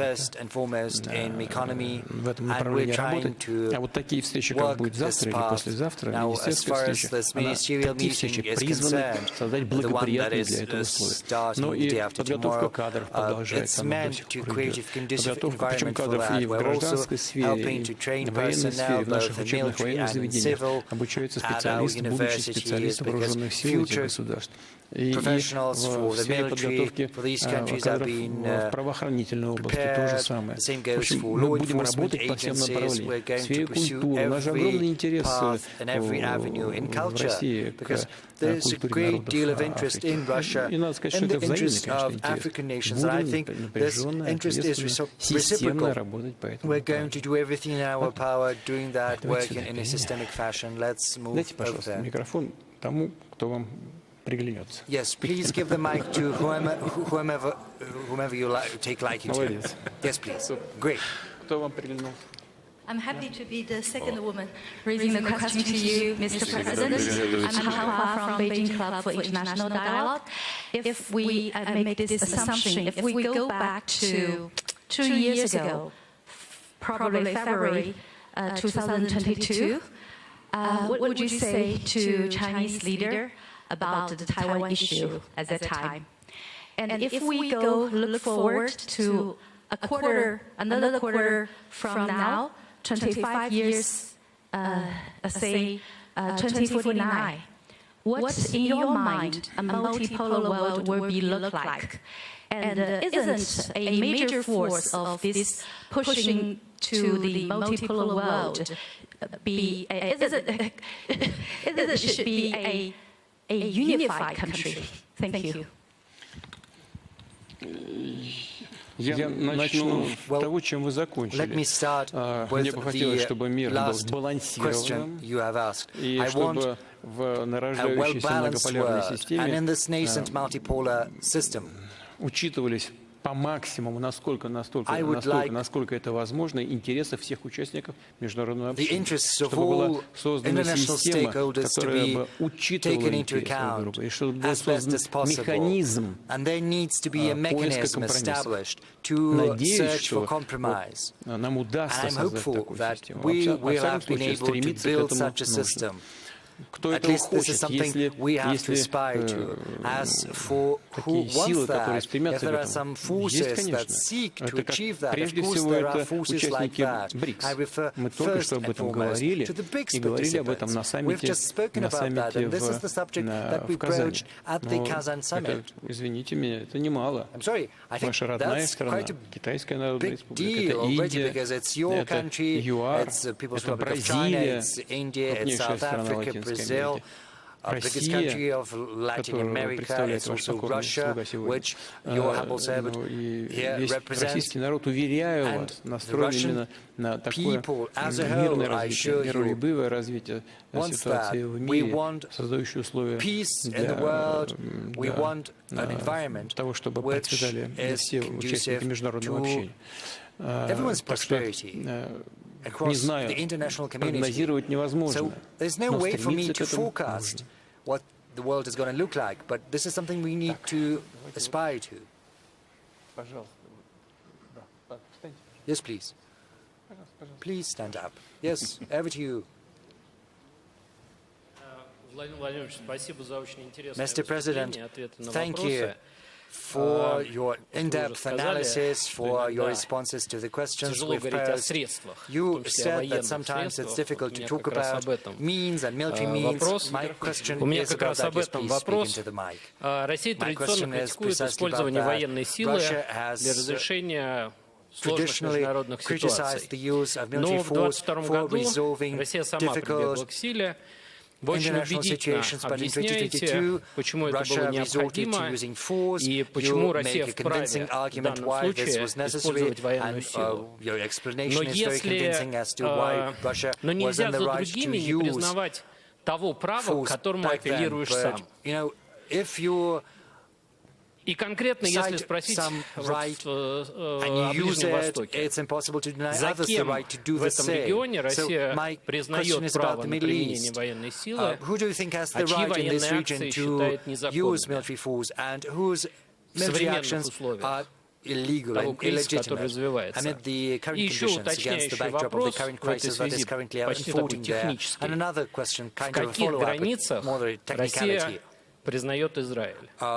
Потому что, когда речь заходит об агрессии, самообороне, апелляции к этому базовому праву, то вопрос границ, конечно, возникает. Спасибо. Это несложный вопрос.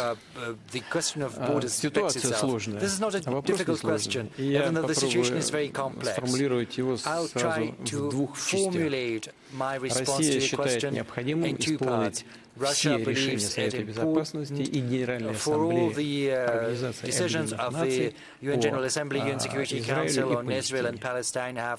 Это не конъюнктурная политика, эта позиция является традиционной еще со времен Советского Союза, и Россия продолжила эту линию, так что если будут исполнены все решения Совбеза и Генассамблеи по поводу создания двух независимых суверенных государств, это, на мой взгляд, и будет основой для решения кризиса, каким бы тяжелым и острым он не был и не казался сегодня. Владимир Владимирович, не могу не доспросить, раз уж зашла речь о границах, а Украину мы в каких границах узнаем? Знаете, мы всегда признавали границу Украины в рамках наших договоренностей после распада Советского Союза. Но обращаю ваше внимание на то, что в Декларации о независимости Украины и Россия это поддержала, значит, что Украина является нейтральным государством. Но затем и на этой базе мы признавали и границы. Но позднее, как известно, украинское руководство внесло изменения в основной закон и объявило о своем желании вступить в организацию Североатлантического договора. А мы так не договаривались.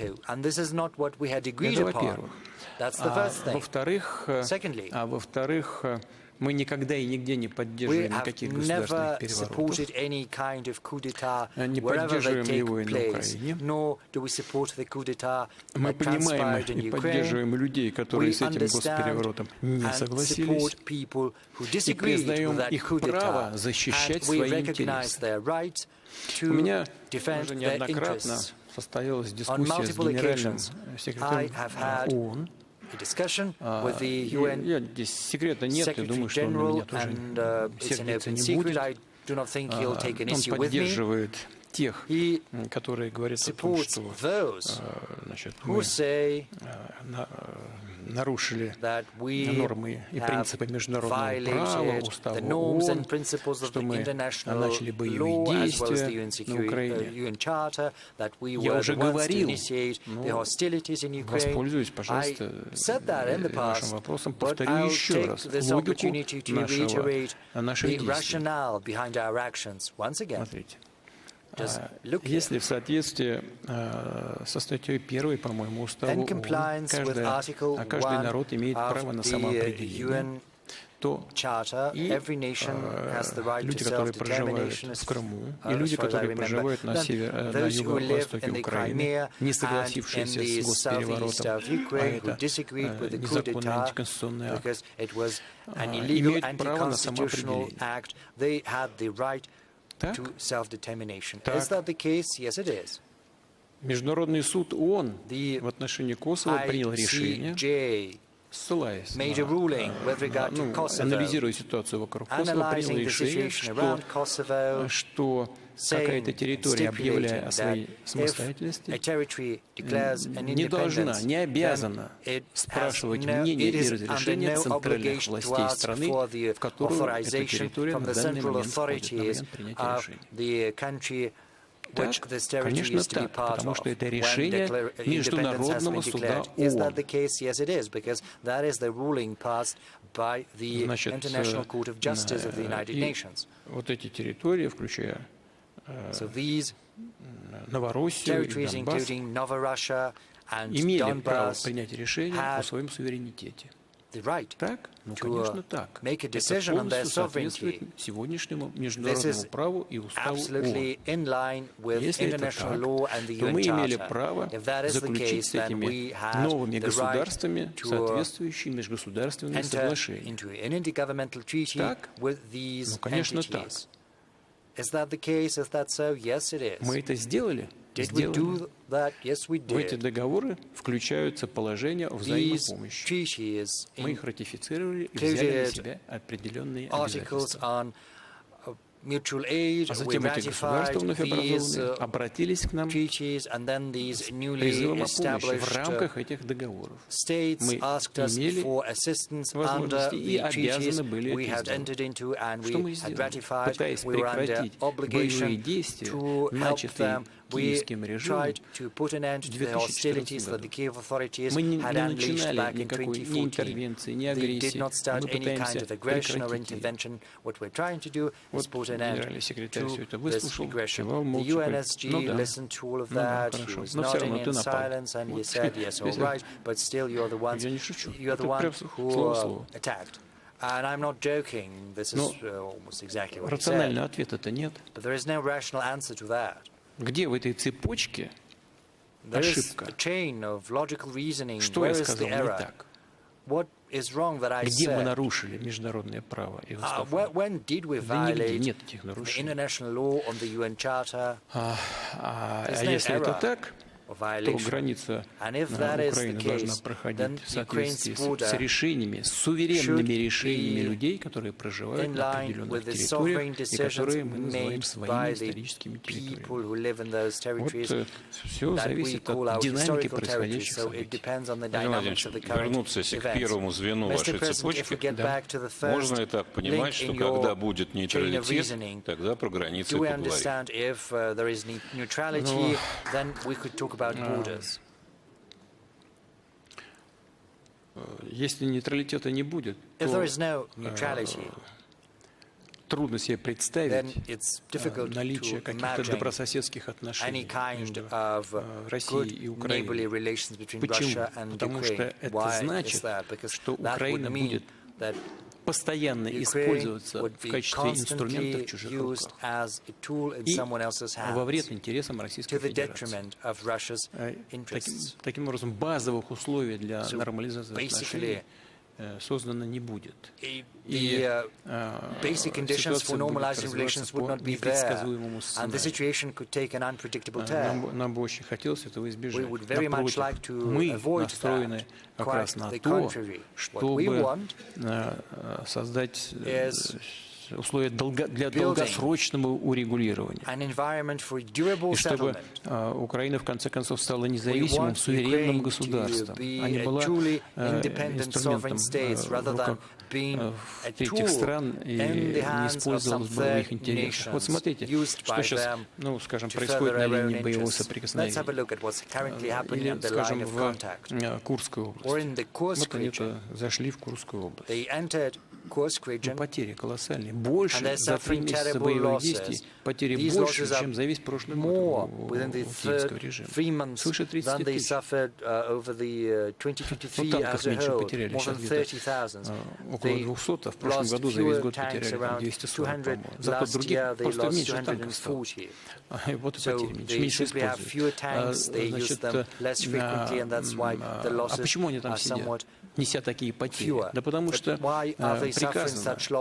приказано из океана любой ценой, именно любой ценой держаться хотя бы до выборов, чтобы показать, что все усилия демократической администрации Демпартии на киевском направлении, на украинском направлении были не напрасны. Держаться во что бы то ни стало любой ценой. Вот это цена. Ужасная трагедия, я считаю, и для украинского народа, и для украинской армии. И решение, не продиктовано не военными соображениями, если по-честному сказать, соображением политического характера. Вот сейчас на некоторых направлениях, на Купянском направлении, не знаю, говорили это военные или нет пока. Еще, да. Там 2 очага блокирования. В одном очаге практически окружение. Войска украинские прижаты к водохранилищу. Где-то около 10 тысяч группировка заблокирована. В другом, под Купянском, там около 5 тысяч. в окружении уже находятся. И пытаются навести понтонные переправы для того, чтобы частично эвакуироваться, хотя бы, наша артиллерия их мгновенно уничтожает. На направление, значит, в зоне ответственности нашей группы «Центр». As far as the other part of the front line is concerned, where the center group of armed forces is acting, there are two pockets in encirclement, and soon there's going to be a third one. The military, the Ukrainian military, see all of that, but the decisions are made at a political не в интересах ни украинского государства и тем более украинского народа. Если это будет продолжаться бесконечно, то, конечно, это не приведет к созданию благоприятных условий для восстановления мира, спокойствия и сотрудничества между соседними государствами на длительном историческом перспективе. А именно к этому мы и должны стремиться. Именно к этому и стремится Россия. Поэтому мы и говорим, мы готовы к мирным переговорам, но только не на базе каких-то хотелок, названия которых меняется от месяца к месяцу, а на базе реалий, которые складываются, и на основе договоренностей, которые были достигнуты в Стамбуле, на базе, исходя из реалий сегодняшнего дня. Но только речь должна идти не о перемирии как на полчаса или на полгода для того, чтобы снаряды подкатили, а для того, чтобы создать благоприятные условия для восстановления отношений сотрудничества будущего в интересах двух народов, которые, безусловно, являются братскими, как бы это не осложнялось сегодняшними трагическими событиями во взаимоотношениях между Россией и Украиной. Поэтому вот наша позиция, она понятна, ясна, мы будем в этом направлении действовать, будем двигаться в этом направлении. Владимир Владимирович, 23 часа 18 минут сейчас. Ну, пора завязывать, как говорят. Давайте еще блиц 10 вопросов и закругляться. Так, ну давайте. Вот Алжир.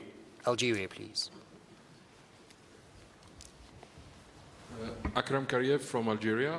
Mr. President, in regards of this horrifying genocide happening in Palestine, would Russia endorse and have the international community reintroduce the bill regarding the criminalization of the Zionism that was retrieved in the 80s from the UN?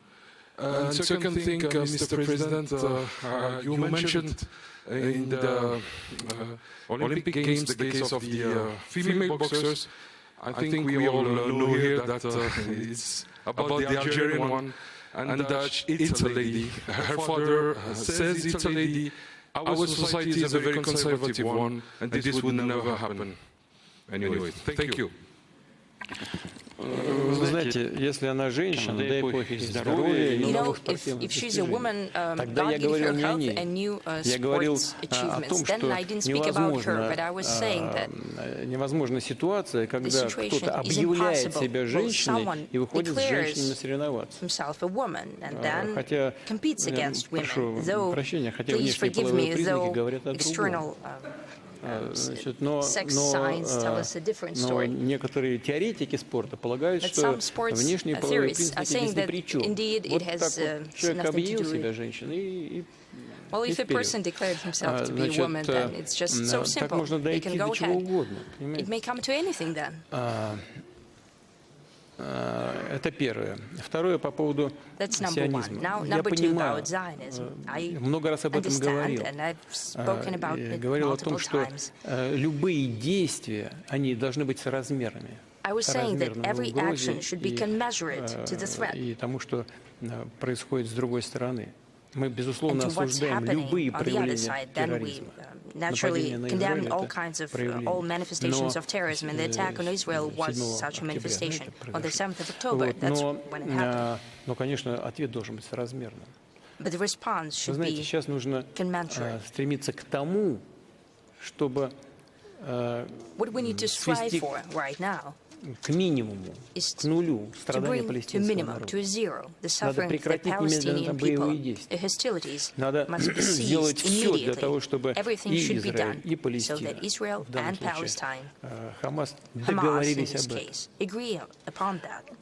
Можно сколько угодно обострять, обвинять, значит, осуждать. Но сейчас самое главное — прекратить боевые действия немедленно. Вот Израиль ведет там боевые действия, да? И, казалось бы, уже там негде воевать. А боевые действия продолжаются. Вооруженные формирования того же Хамаса, они воюют. Ну и как долго это может продолжаться? Или вот на юге Ливана 63 тысячи, по-моему, группировка по нашему представлению стоит. На южную часть Ливана зашли войска. Но основная группировка стоит на границе. Нельзя доводить и там до трагедии. Надо искать пути к тому, чтобы найти взаимоприемлемые решения. Вопрос, они вообще есть? Это возможно? Я считаю, что да, возможно. Как это не покажется странным. И у нас есть даже свои соображения на это. Мы пытаемся даже разговаривать со всеми участниками этого конфликта. Пытаемся нащупать, что могло бы быть приемлемым для всех. И в целом там свет в конце тоннеля может и замаячить. Вот, мне кажется, вот над этим сейчас надо всем нам думать. Полагаю, что это возможно, как это не кажется наивным. Но это возможно. Мы в постоянном контакте. Буквально со всеми. Если не каждый день, то каждую неделю. Вот давайте попробуем идти по этому пути. Я очень боюсь хоть что-то разрушить из тех усилий, которые мы сейчас прилагаем. Мы и с некоторыми нашими партнерами в контакте по этому вопросу. Общее желание. Мне кажется, я говорю искренне, то есть не кажется, я говорю искренне, мне кажется, что мы здесь в правильном направлении движемся. У меня такое чувство, что на сегодняшний день уже практически все вовлеченные в этот тяжелый процесс участники, они все уже не хотят, как минимум, не хотят дальнейшего развития в сторону конфронтации, а наоборот тоже думают о том, как идти какие-то договоренности. Давайте и мы работаем над этим. Это, как не покажется странно, у самих конфликт с Украиной, но поскольку к нам тоже обращаются многие участники конфликта с этими идеями, с предложениями, мы в естественном контакте со всеми, то мы на этом треке тоже стараемся как-то внести свой, так скажем, аккуратный и скромно посильный вклад в решение этих проблем. У вас раньше были очень хорошие личные отношения с Нетаньяху. Они сохранились? Я стараюсь ничего не портить, только все улучшать. Но сегодняшние условия, они своеобразные очень. Что там говорить? Они накладывают отпечаток на все. An impact on everything, including on our relations. I used to have good relations with Macron as well. I used to talk to Scholz as well, but at some time they thought that it's unnecessary. Well, I had good normal relations with Trump as well. I don't know whether he wants to talk or not. I was in good relations with Biden. We've met with him in Switzerland and when he spoke on the phone. We joked and laughed. Так, вот Саудовская Аравия. Saudi Arabia, please.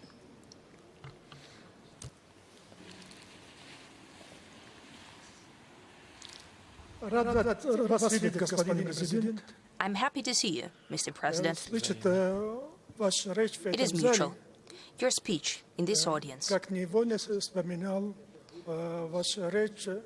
brings along the memories of your Munich conference speech in 2007. Indeed, the world order stopped being unipolar. We now have three great powers, the US, Russia, and China. It seems that these countries will compete against each other. A hot war between them is unlikely, because each of them have weapons of mass destruction.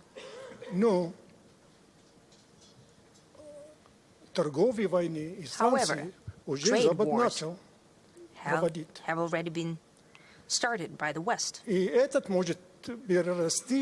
that might evolve into financial wars. Therefore, my question, Mr. President, is Russia prepared for such evolution of events, especially if these wars are long-term? Or do you think the world order has another scenario of development? Thank you. Ну, во-первых, в качестве в число великих держав, безусловно, надо включить Индию. 1,5 миллиарда человек. Самые большие темпы экономического роста среди крупных экономик. Культура такая древнейшая и так далее. И перспектива. Очень хорошая перспектива роста. Ну, есть и другие быстро развивающиеся страны, которые, безусловно, будут входить в число государств, оказывающих большое влияние на текущую политику, на мировое развитие и на будущее человечества. Смотрите, что с Индонезией происходит. 300 миллионов. А в некоторых странах Африки. Вот. Саудовская Аравия, кстати, играет очень большую роль в мировой энергетике. Одного этого достаточно. Одного движения, одного слова наследного принца достаточно для того, чтобы повлиять на мировые энергетические рынки. Влияние колоссальное. Вот что касается тех стран, о которых вы упомянули, вы сказали про соперничество между ними. Но вы знаете, здоровая конкуренция, она всегда хороша, она никому не вредила никогда. Я говорю это без всякой иронии, правда. Это просто вызывает к жизни внутренние силы той или другой страны, помогает ее развитию. Монополия плоха. Ну, там за океаном говорят, что только один случай есть хороший, когда монополия хороша, она своя. Но это шутка, потому что на самом деле это плохо. Она подрывает внутренние основы, внутреннюю энергию роста тех, кто сидит на этой монополии. Поэтому здесь ничего такого особенного нет. Главное, чтобы вот эта конкуренция естественная не перерастала в агрессию какую-то одной страны в отношении другой. Главное, чтобы выработанные и согласованные между всеми участниками международного общения правила, именно согласованные, а не кем-то придуманные ради себя и в своих интересах, чтобы они соблюдались, чтобы вот эти ограничения, санкции, которые мы называем нелегитимными, не принимались и не использовались в качестве инструмента конкурентной борьбы. Почему я говорю нелегитимные? Потому что они противоречат действующим международным нормам ВТО там, и так далее. Поэтому они нелегитимные. Что же здесь легитимно? Это очевидно. Но их политизируют, а потом используют в конкурентной борьбе. Ну, введение санкций против России или введение санкций против Китая. Часто это идет во вред тем, кто это применяет. Ну, США и Китай, у них огромный объем экономического взаимодействия. Ну, вот мы применили в отношении Китая санкции. Дальше что? Значит, и сами себе, может быть, в ущерб что-то сделали. Вот, в Европе, например, значит, ограничивают китайские товары, They're limiting вводят some ограничения. Chinese goods. They А на чем introduce Европа сидела? Сами же европейцы признают два главных преимущества. Относительно дешевые энергоресурсы из России и дешевые товары ширпотреба из Китая. Ну и чего сейчас будет? Не прикроют это. Добровольно взяли, отключили наши энергоресурсы. Относительно дешевые, повторяю. Но вот мы видим, на грани рецессии там все балансирует. Если сейчас откажутся от достаточно дешевых китайских товаров, что будет? Инфляция. То же самое в Штатах. Там проблем достаточно. Достаточно проблем. Тройной дефицит. Значит, 34 уже миллиарда там долг. Значит, дефицит внешней торговли. Дефицит, значит,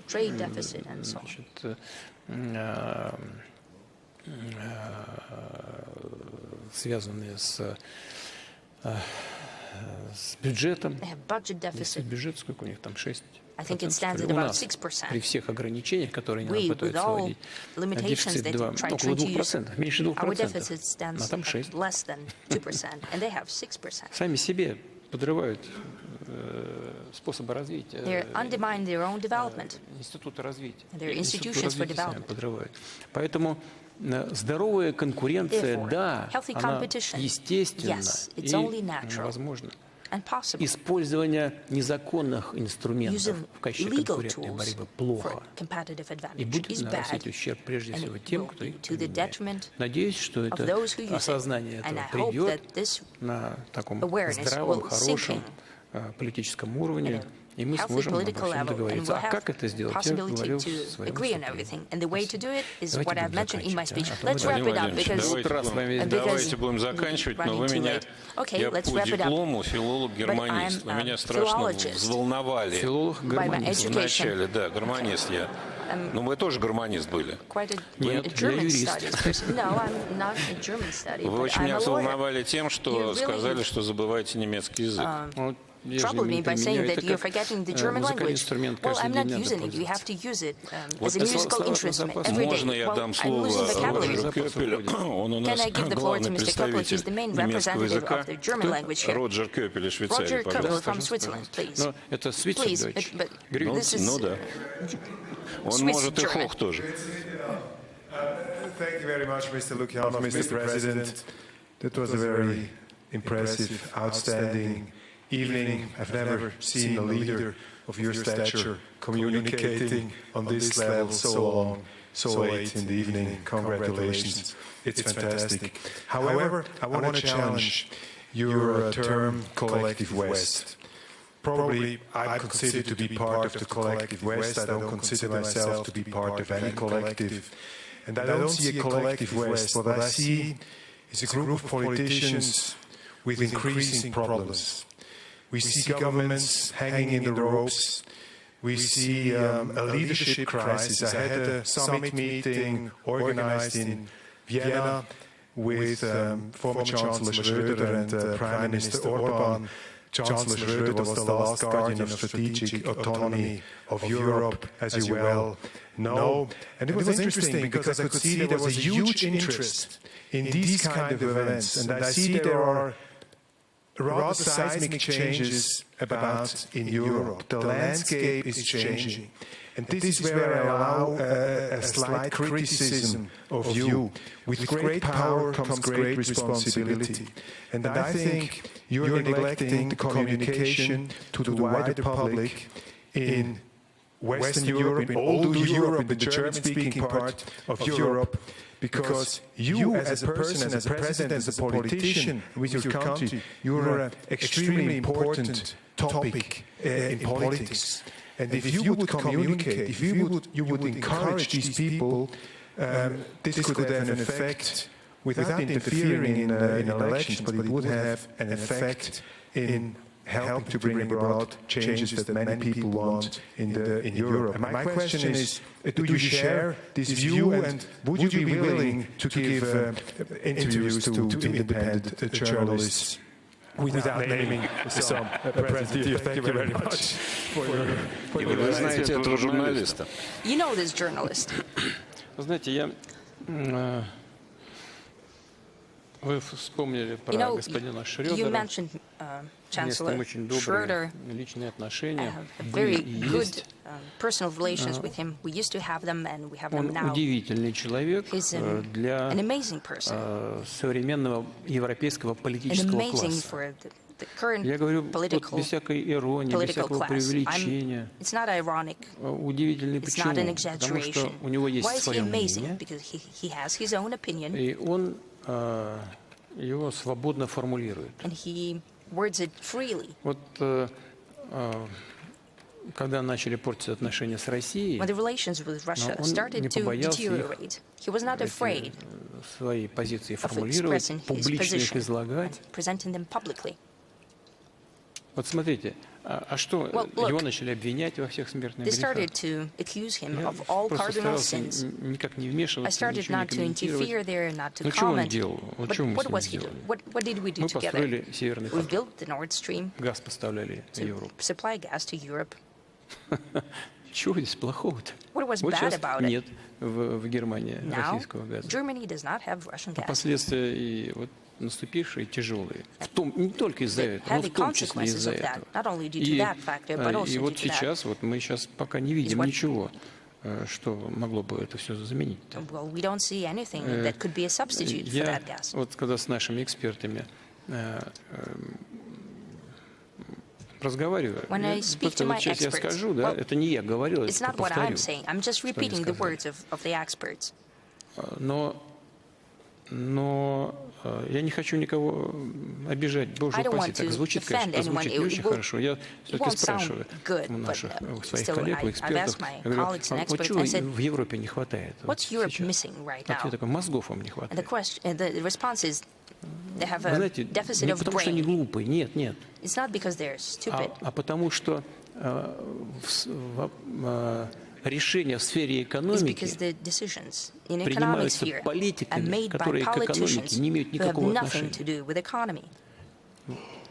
Решения политизированные, не просчитанные и не имеющие под собой реального обоснования. Это касается и зеленой повестки. Благородная вещь, борьба за климат. Ну, конечно, благородная. Это нас всех настораживает, да, некоторых пугает. Но специально пугать, чтобы потом протаскивать решения, которые не реализуемы. Но это же нечестно по отношению к избирателям. Ну, нечестно просто. Вот зеленая повестка хороша, да, хороша. Нужны новые инструменты, технологии, но нужно. А можно ли прожить вот такой экономики, как Германия, исключительно на новых технологиях зеленых? Но невозможно сокращать объем экономики. Или вернуться к угольной генерации, как сейчас происходит во многих европейских странах, в том числе и Федеративной Республике. Вот под давлением раскачали общественное мнение, напугали людей, взяли, убрали атомную генерацию, потом угольную, потом и газ не нужен, потом все-таки одумались, газ начали поставлять по разным каналам. Шрёдер это делал.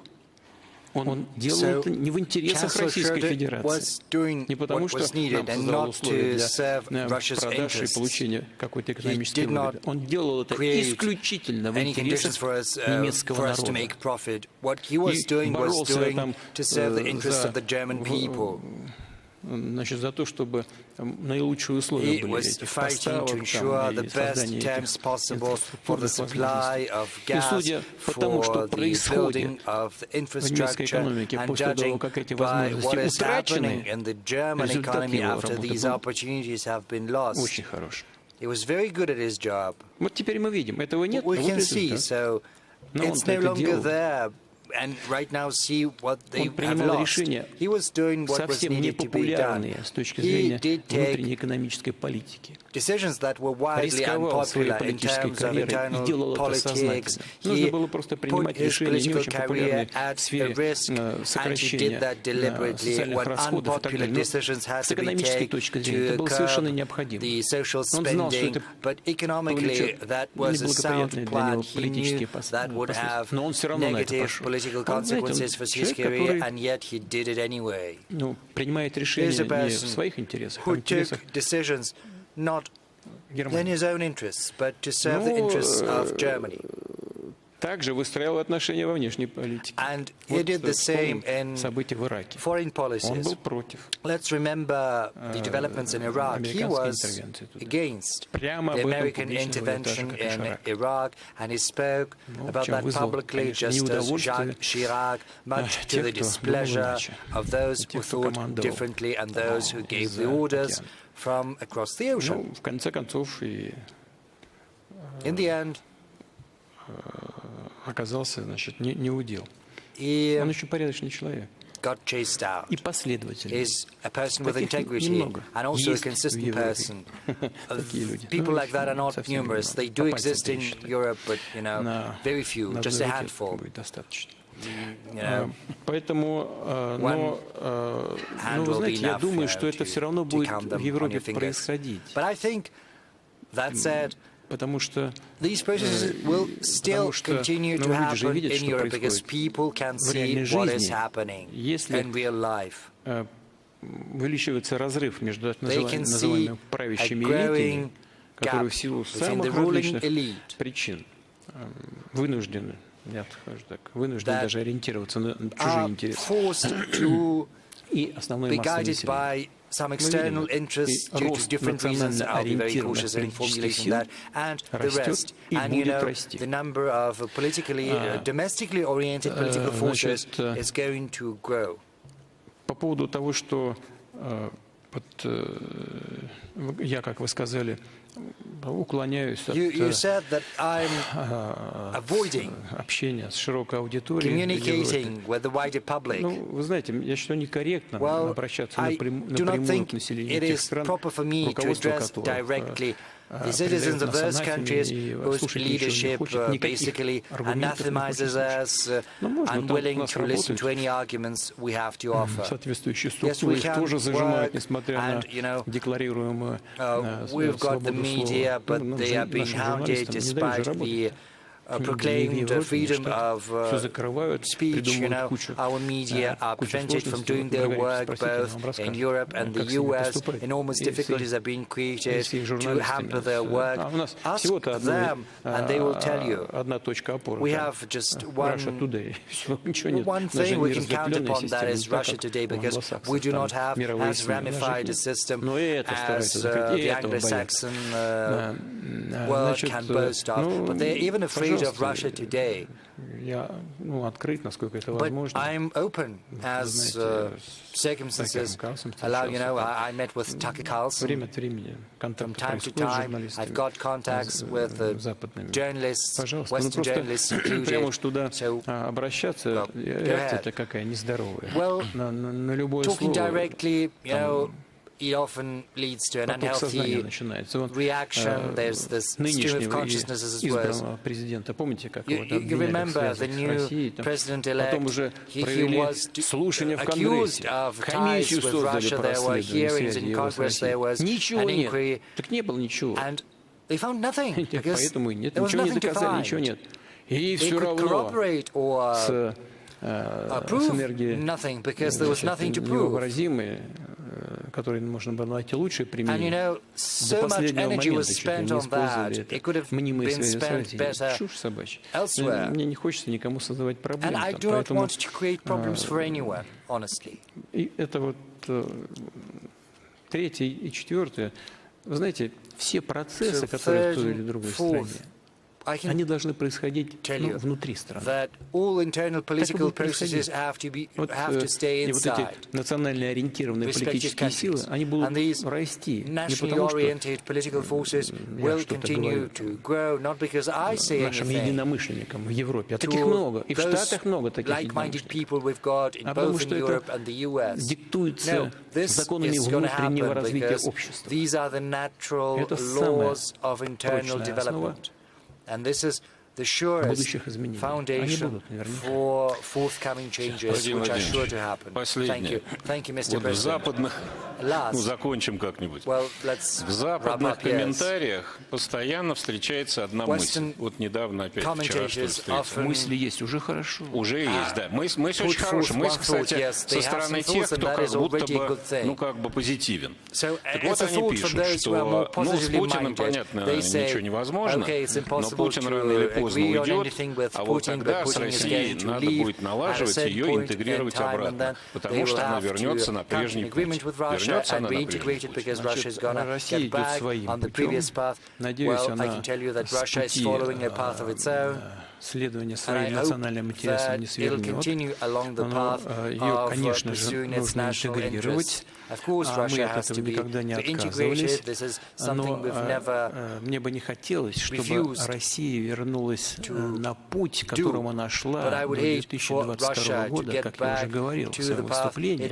А это был путь, который был сопряжен такой скрытой, завуалированные интервенции в отношении нашей страны, направленные на подчинение ее так, своим интересам каких-то других стран, которые считали, что они имеют на это право.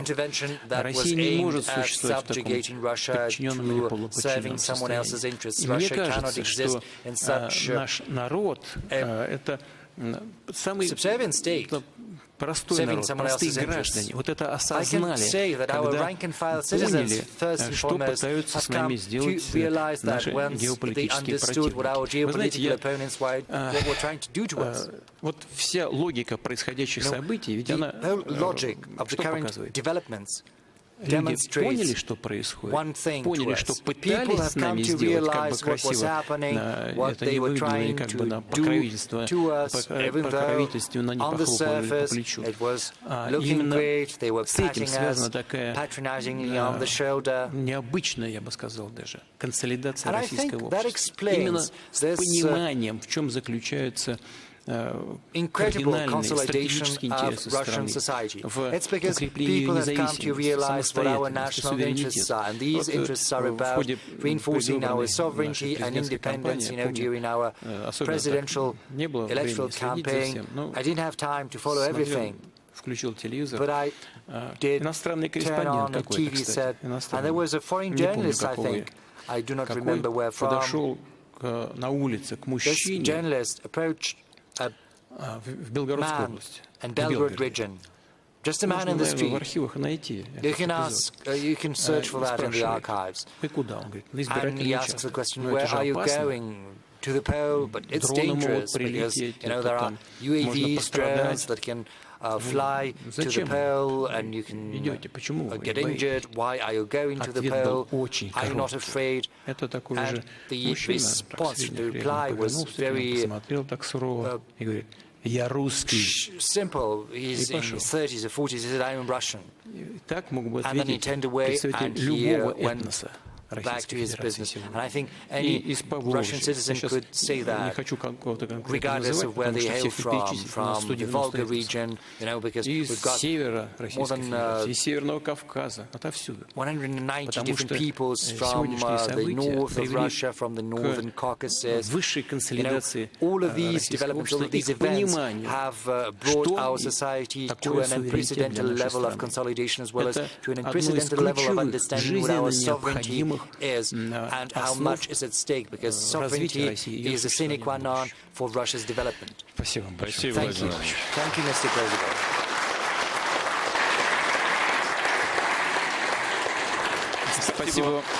Спасибо большое вам и нашему ведущему. To you and to our moderator, I offer my thanks to you.